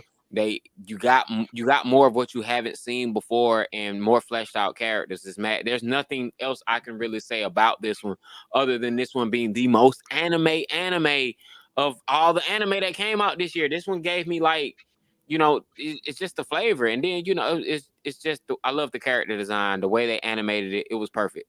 I wanted Adult Swim to give me the Scott Pilgrim the animation, but Scott Pilgrim Takes Off was even better than what they probably were gonna give me then. So yeah, man, it's very worthy. And shout out to Brie Larson. She sung her classic Demon Head part, and she sung in this shit. And I like Johnny Depp was right. I love Brie Larson. Y'all motherfuckers can hate on her for being a feminist, but I love that bitch. I fuck her, but Johnny. Number 2, Scott Pilgrim, man. Don't time me yet. Do not time me yet. Give me a guess. I have not named 2. What do y'all think? Yeah, Jujutsu Kaisen and hold on, Oshinoko. Yeah, Ocean and Attack on Titan. Shit, gotta be 1 or 2. Give me a guess. I said Osho Attack on Titan. That's give me a guess. He said Attack on Titan already. I said all he has left is Oshinoko and Jujutsu Kaisen. All right, then Oshi. Jujutsu. Okay. Jujutsu is my number 2 anime. Go ahead and time me now. I mean, at the end of the day, not much can be said about Jujutsu Kaisen. Again, we'll go back to the principle of I am easy to please. I am not a stickler to the degree that you guys are in terms of the current, issues with MAPPA per se. I can only imagine if MAPPA had managed to complete some of the fights, how incredible this would have been, including my number 1 fight of the year, which is Maharaga versus fucking Tsukina. I can only imagine where it would have ranked, but not really in some degree. But in any case, where Matt differs in terms of not being able to catch his breath, I enjoyed not being able to catch my breath. I enjoyed just the sheer horror and sadness and shock and bewilderment what the fuck was unfolding before me. I was blown away. I can't recall, outside of maybe Attack on Titan and maybe Bleach, an anime that gives me so much death in a series. I can't recall an anime that gives me a complete abandonment of human regard the way Jujutsu Kaisen had done, especially during the Tsukina and Maharaga fight. You literally took, I don't know, whatever percentage of Tokyo and you leveled it to nothing. You have created a sphere within the city of Tokyo of death, destruction, and just nothing, pure nothing. And that was fascinating and shocking. I still remember, literally, Karen's not on, she went to sleep. I remember seeing that, being what the fuck, fucking her, and then being like, after the fact, what the fuck did I don't think we needed to hear that part. I don't care. Like, it was that powerful of like a shocking moment. The prequel that we got with Gojo and Fugashiro was sensational. No, I don't. Well, for people that have not read the manga, again, like myself, I would have not expected the way Itadori faced trials and tribulations the way that he did, the pull on humanity that he had to go through and endure, the fact that he is a wholesome, loving, wonderful human being, and yet he has a Satanist demon inside him that we call a curse, that has no regard for human life, existence, or being, is fascinating from my eyes. The way that every single character that you have ever met plays an integral part in this grand scheme of fights, and it is still in vain. That is the key. It is in vain. Many characters, many beloved characters die vicious, grueling, awful deaths. It is unprecedented in terms of any anime that I have seen in recent memory. It is unfathomable the amount of shock that you get from this. Out of all of the Dark Triad, your Hell's Paradise, your Chainsaw Man, your Jujutsu Kaisen, at least in season 2 of the anime, goes above and beyond to shock, devastate, and annihilate any idea that you have in terms of the precipice of your understanding and appreciation of the show. It is absolutely unworldly in terms of how aggressive and violent this show is. It was a absolute marvel to see, and especially at the end when they give you a lineup to the season 3 that is upcoming, which to many manga readers is even better than season 2. I cannot fathom how that is going to turn out. And the way they set that up, it was marvelous. Was like, wow. Seeing it unfold in my screen, I was absolutely like, wow. This shit is going to get even more real than the realness that I got in season 2. Incredible. 5 minutes. Yeah. 5 minutes. All righty. Let's see what we get about 2. Let's see. Number 2, Link Click Season 2, my summer anime of 2023, my Dongwa for the year. I've been waiting 2 years for this. We got what happened to Lu Guan. We got more characters for Li Qianji, Li Tianchen. Qiao Ling got some development. Qian Jin did all of this, all this mayhem, all this chaos, all because he thought his wife was having a fucking affair. Like he had her killed with his baby, thinking it was her colleague from acting class, but no, it was actually his kid. He went fucking crazy for that shit. And it's just, oh my god, it is a roller coaster beginning to end. Cliffhangers, they are the master of the cliffhangers. I love it for that. And the big reveal at the finale of it with Lu Guan having Chen Xiaoshi's powers. And it's just, holy shit, what the fuck? So when does this actually happen in this timeline? Or did it already happen? Who knows? It's these questions. It got you wanting more for season 3 when we get that. And Jaws, for the musical composition, they did a great job. I love the music for this. I love the rap for this. China, do not fuck around with this. So yeah, number 2, Link Click season 2. All right, because we almost all know our number ones. Let's just get to it. Chris, number 1. My number 1 is my summer anime of the year, my best surprise, my best romance, my best protagonist, and the best husbando, Beauty and the Beast, or Sacrificial Princess and Beast King. Yeah. Woo. I spoke about it. I know. We're tired, man. We tired. I know.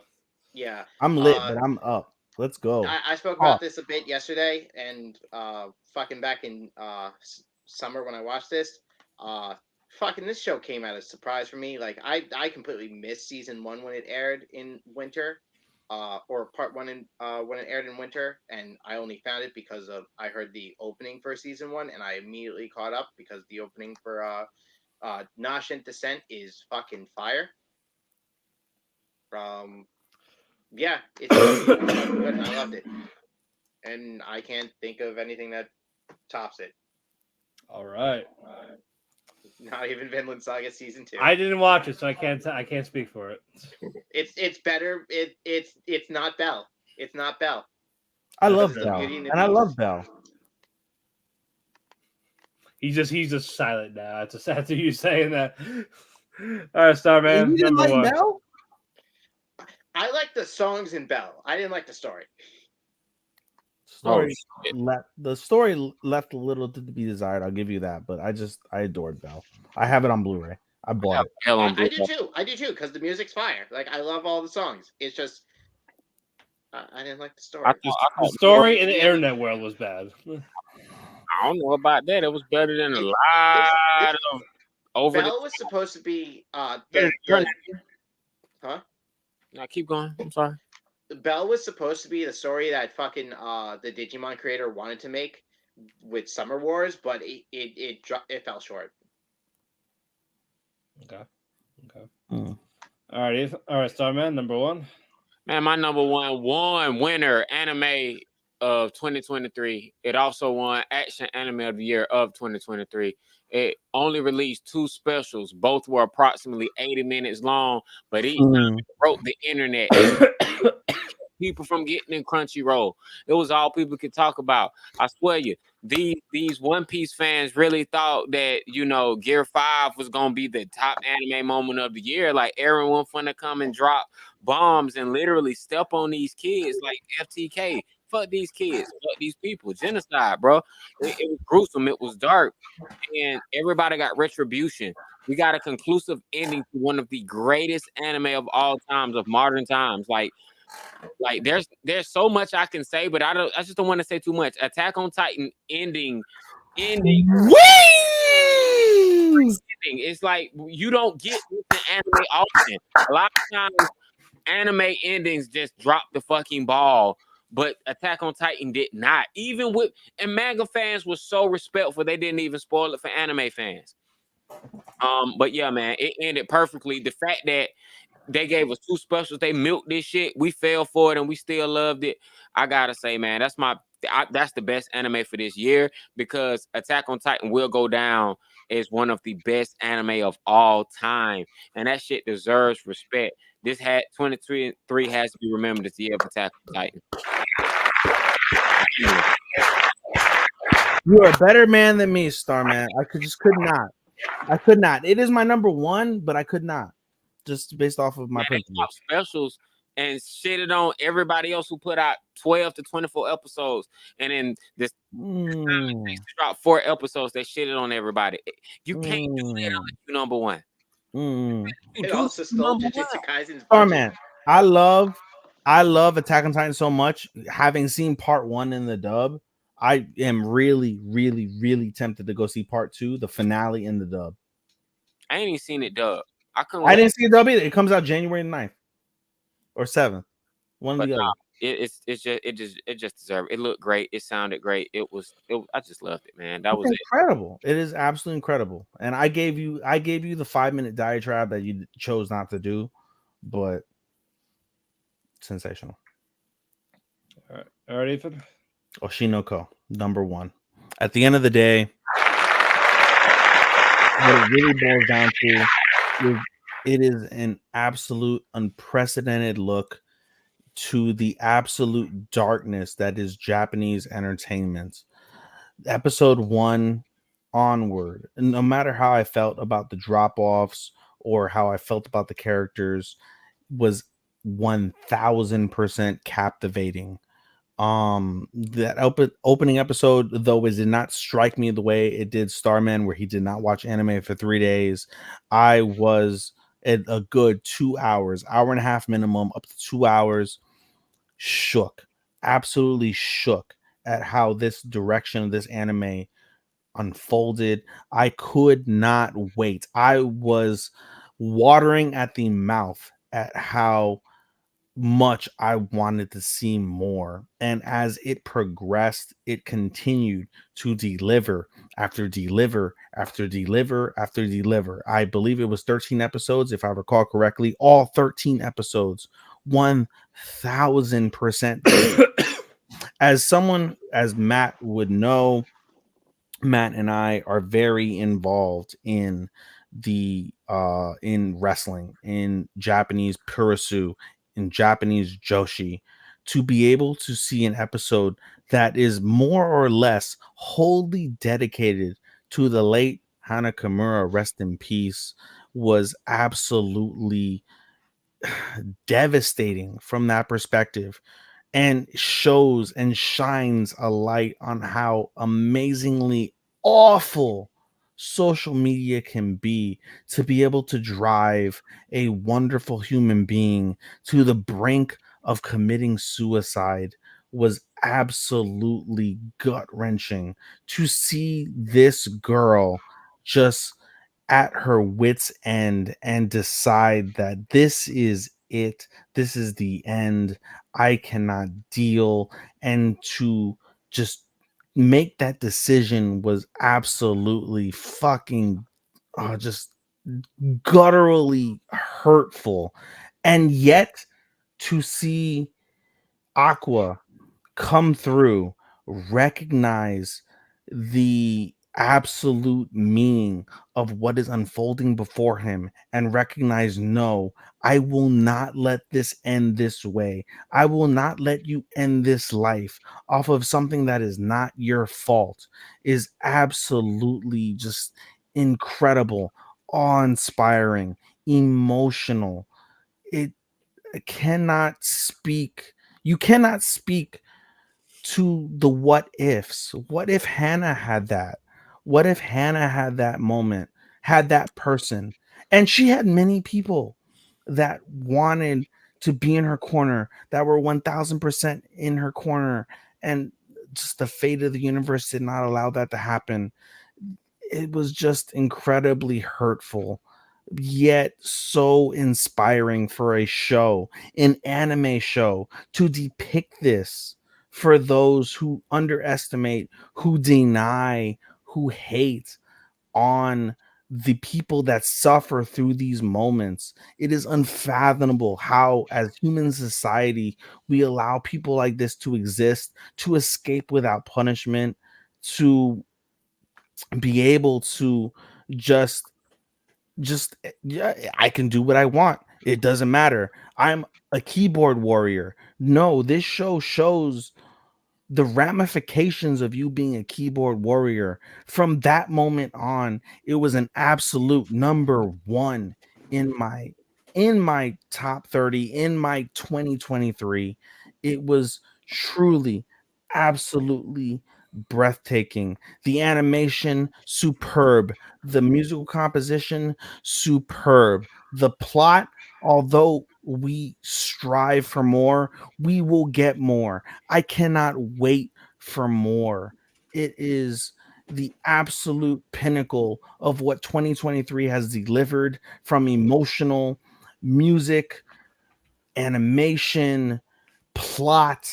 It is everything you can want. And if you have the stomach, the heart, the gall to be able to withstand and view this and not feel a certain type of way, I bless you. I commend you for that. But if you don't sit here and you don't watch Oshinoko for all the beauty, the tragedy, the sadness, the guttural feelings that you will get, I just don't know what to say to you. All right. All right. Woo. I think that deep. I'm sorry. What? Sorry. I thought you was from the motherfucking cry. You had that. You ain't even looking at the camera. You were looking some shit over to the side. I'm lit and I'm speaking from the heart, bro. I'm lit and I'm speaking from the heart, bro. Yo, boy, this man Yes, so didn't time that? spoil it. All right. Number one, obviously, Vinland Saga season 2. I love it. I love Vinland. Fuck you. Well, I'm laughing because it was obvious, but still. All of us No were hate, fucking. no all hate. of us were obvious. God, let's be. No hate. No, I find it a masterclass of writing. That is what the main thing of it. That is one of my favorite mangas. Vinland Saga as a whole was my favorite anime. It was my anime of 2019 when it first came out. It took a risk with a different direction with season 2, not focusing on action, focusing on more character development, storytelling. This is something that he wanted. This was his vision of it. This was the after the prologue, and that is what he's done. Some people will complain, yeah, you know what, pacing, sure, but these episodes did not feel like they dragged at all. These flew by pretty quick. Like at once it was 20 minutes. Like I didn't know it was 20 minutes. I thought it was like 10, 15. No, they were quick with it. It for something that is supposed to be boring. I did not feel bored at all. Thorfinn had probably some of my favorite character growth as a whole, of this becoming a true warrior, but not in the way of killing people, just finding peace, just finding quests, and the Canute, the complete 180 of King Canute. I love the negotiation scene with Canute and Thorfinn when they finally met each other after like so many years after what happened with season 1. Just the character change, the character growth of it, just everything around, the music, the animation, the visuals, everything fell into place. The symbolism of everything that is going on. Einar, great supporting character. He is like your best friend. He is your brother for life. You want someone like him around. I love the symbolism of like when Thorfinn was in hell in his mind and is reaching up to the heavens to like climb out of hell. That was just a beautiful, gorgeous shot when he woke up from that after. Everything was satisfying, and the fact that he got home, he got that long-awaited reunion at the very end. I was very happy with that. And now we're going to get to season 3, which is actually looking for Vinland, to something that his father wanted to look for, wanted to seek out. And it based on actual characters. Like Thorfinn is a legit real character. He is from Iceland. He is an explorer. He finds Vinland. And when we find out more what goes on, you see what does happen. So it is underrated and overhated at the same time. It did not get fair because people just wanted action. It's a seinen. It's more about character development. It's more about the story going on. It's not just action. That is a shonen thing, this is not. They thought it was a shonen thing, but it's 100% not. But yeah, Vinland Saga season 2, anime of the year, bar none. Matt, you have convinced me. I did not have Vinland in my list whatsoever. I will watch Cyberpunk. I will watch Oku. I will watch Bastard because those are short by comparison. I will watch Vinland. I will watch Vinland. Hooray! I will watch Vinland for you. You definitely need to watch Vinland now. I'm saying. we are not doing plugs. We're just gonna get to the announcements. This is Yes! this is the last Talk the Kēki. However, we are rebranding. Yes! New name. I will show it right now with what we got. Dun dun dun. We are Otaku Cafe. Yes! I'm giving you 5 points for the pun. Exactly. That is why we did it. We can't do regular Otaku Cafe for the fact that, you know what, it's an actual thing. So we could take it. So you know what, fine, whatever. But I figured Otaku, because we are talking, we're keeping the cafe theme. So like ramen, cakes, anything like that, anything you find in a cafe. All cool. Otaku, yep. Otaku Cafe. With the L talk cool. Yep. I just want to preface by the fact that this has been months in the making. Matt and I have gone back and forth. Why y'all drop the cake? This is the thing. I hated the name. This did not scream an anime podcast. And I don't even talked about wanting to get more views, more listeners. We need something that fit an anime name. That's why I went with Otaku. I was originally going to do Otaku Cafe, but it is an actual shop in Japan and it'll just shop online, so I couldn't use it. I hope y'all aesthetic match now. Listen, Matt. Oh, sorry, Starman. The other thing is that when we first started this podcast in 2021, it was for the group. It was for the group. It was, hey, I do the MMA podcast. I had a third-party podcast with a person I no longer associate with. And it was, let's talk about anime. Let's talk about something that Matt and I thoroughly enjoy. And we wanted to express that to the group. And there's a fact of the reality for Eat the Cake Anime. For as much as you and Matt and myself are admins, there is something that is lacking when it comes to overall seasonal content. Our group loves nostalgia. They love big names. They don't go in depth. They don't go like Matt. They don't go like you. They don't go like Chris. They don't go like me. And there is, at least from my personal opinion, there is a tiny bit of hate involved with that. Yet, over the course of 3 years, Matt and I, with the assistance of you and Chris, have developed a worldwide standing. Yes, there is the logo there. I had picked that. I'm not the biggest fan of that logo, despite the fact we have different logos. We'll find ways to correspond to different. We will change them up periodically, somehow, some way. But regardless, we want to expand this brand because at the end of the day, as much as Talk the Kēki Anime represents Eat the Cake Anime Group on Facebook, please join us. Starman, Matt, myself, we are admins. We will welcome you. We will love you. We will interact with you. We will embrace you as anime otakus. There is a stark reality to the fact that we are striving for more. We are striving for a global audience, and this is the next step in this podcast. Matt and I have dedicated 3 years of our hearts, of our souls, especially of our time in regards to trying to build this. And we want to make this the absolute 1000% best that we can really give you. We want to give you our hearts and our soul involves to one particular loves that we have in our outside of adulthood lives, which is anime. And so this is where we will progress to the next step in regards to that piece. Otaku Cafe will be the next generation of this, including with this revelation that we have given you guys. Talk the Kēki is no longer no more. Otaku Cafe is where we are at now. We will have a new OP.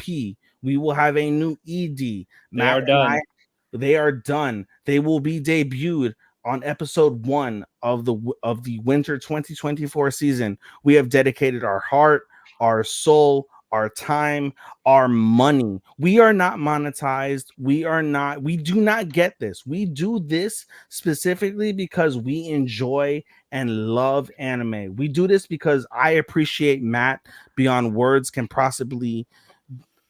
express, and I pray to God that Matt feels the same way about myself. I do. We appreciate I'm just Sean. exhausted. I'm going off. We appreciate Sean. We appreciate Chris. We appreciate the input and contribution that they put in, especially from my front when I am indisposed because of life, because of circumstances. They show up, they show out, they provide you guys with different insight compared to what Matt and I go through on a consistent basis. We appreciate them. We have also given you guys, Starman and Chris, we have given you additional graphics for ourselves whenever you guys are here on the show. You are our family. You are part of this podcast, whether that be in a small way or a big way, depending on circumstances. You are with us. You will be represented on this podcast because at this stage, we have dedicated ourselves. We have dedicated so much time to this, and we just want to see this grow and just be the best podcast we can possibly be. Matt, I assume you'll get those graphics at some point. I know they're delayed. we do have character picks. Basically, you guys are in the animated picks in like cosplays. I got you guys surprises. So basically, this is a way of saying thank you. You guys are family. I love you guys. So basically, you guys get your own like anime character type of profile pic as like your character sheet for Otaku Cafe. I cannot wait. These were going to be here, but the artist I am talking to, he's a little late. So he said he wants these to be perfect. I gave him some references. I gave him some reference pics of you guys and like what cosplays you guys would be in with those pictures. So I think you guys are going to enjoy it. I told Ethan, he said he wanted to get a bigger audience. I said, you know what? We had to cut the name because it's kind of holding us back because it was originally for the group, but as long as that's there, it's what are we even doing? So that was why we did it. For the music, Sean, you know Hatsune Miku and stuff like that, right? I found someone that does work that works on them, so we had different Vocaloid type bottles doing these songs. Yeah, so we had them doing these songs. The OP is a 2-girl Vocaloid doll type characters who do half English, half Japanese. And then we had a guy doing the English ballad type of thing because it fits the lyrics of it. I cannot wait for you guys to listen. If you want, I can actually send them to you when we're off the air. I do have them, so just download them, enjoy them. Regular, a minute and a half, OPED, anime type length. We wanted something that felt more anime. So that's what we're going to have to do.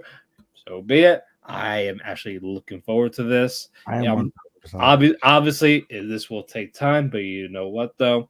It's a step in the right direction. I cannot wait because episode 100 overall will be the debut of Otaku Cafe when we do winter in 2 weeks. Yes. And just as a reference point, Talk the Kēki is not dead. We are rebranding. That will be considered Keki Shop. Yes, that way it would be like Keki Classic type of thing. Keep the old theme, old logo. Yes, it's already there. So you know, we still have representation exactly of the group. We have developed 2 years. We have invested 2 years of time into Talk the Kēki. We are not killing Talk the Kēki because you guys, whoever fans of us and are listening to us and have dedicated their time, their listening ears to us. Not killing this. As much as we talked about, this is the finale. This is not the finale of Talk to Kēki as a whole.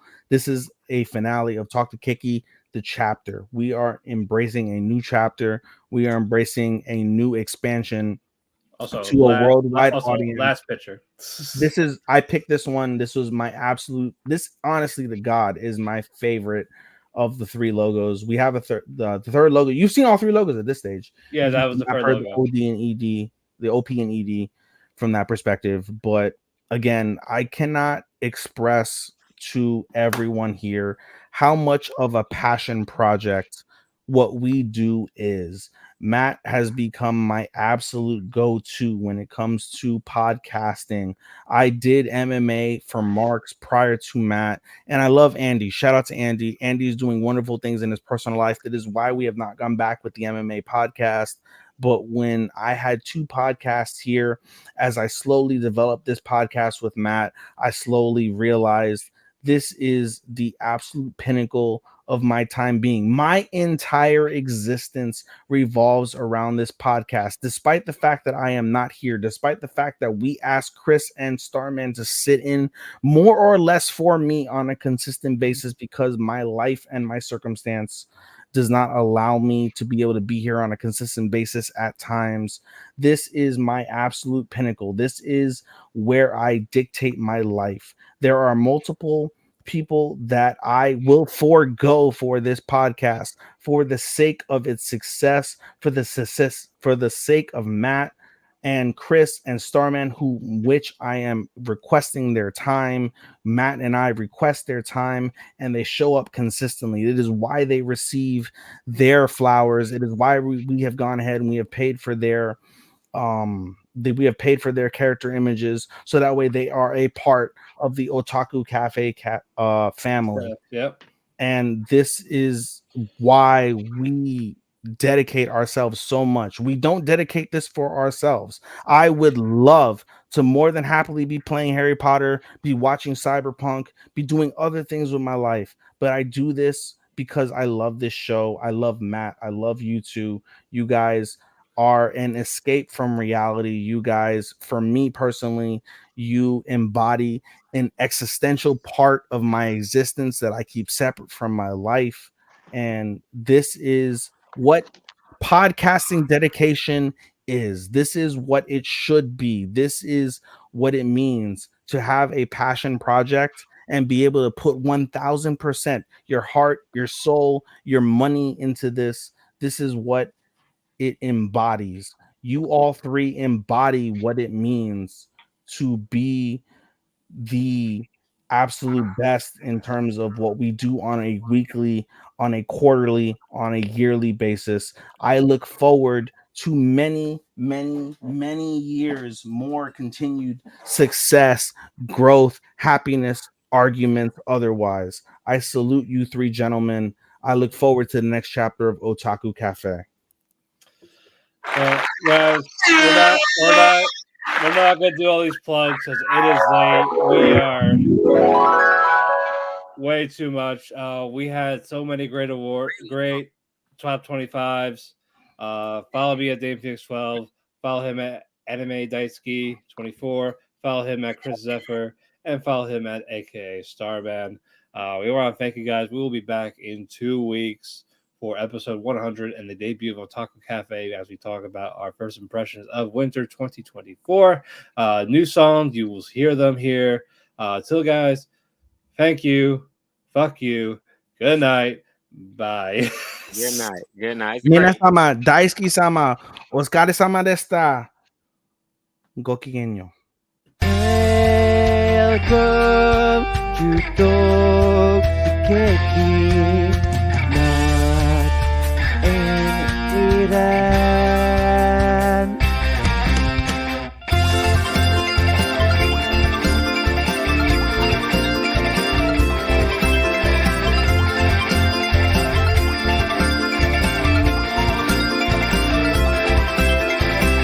お久しぶり。お久しぶり。あの時はなんだ？新しい世界がある。あ、そうなんですか。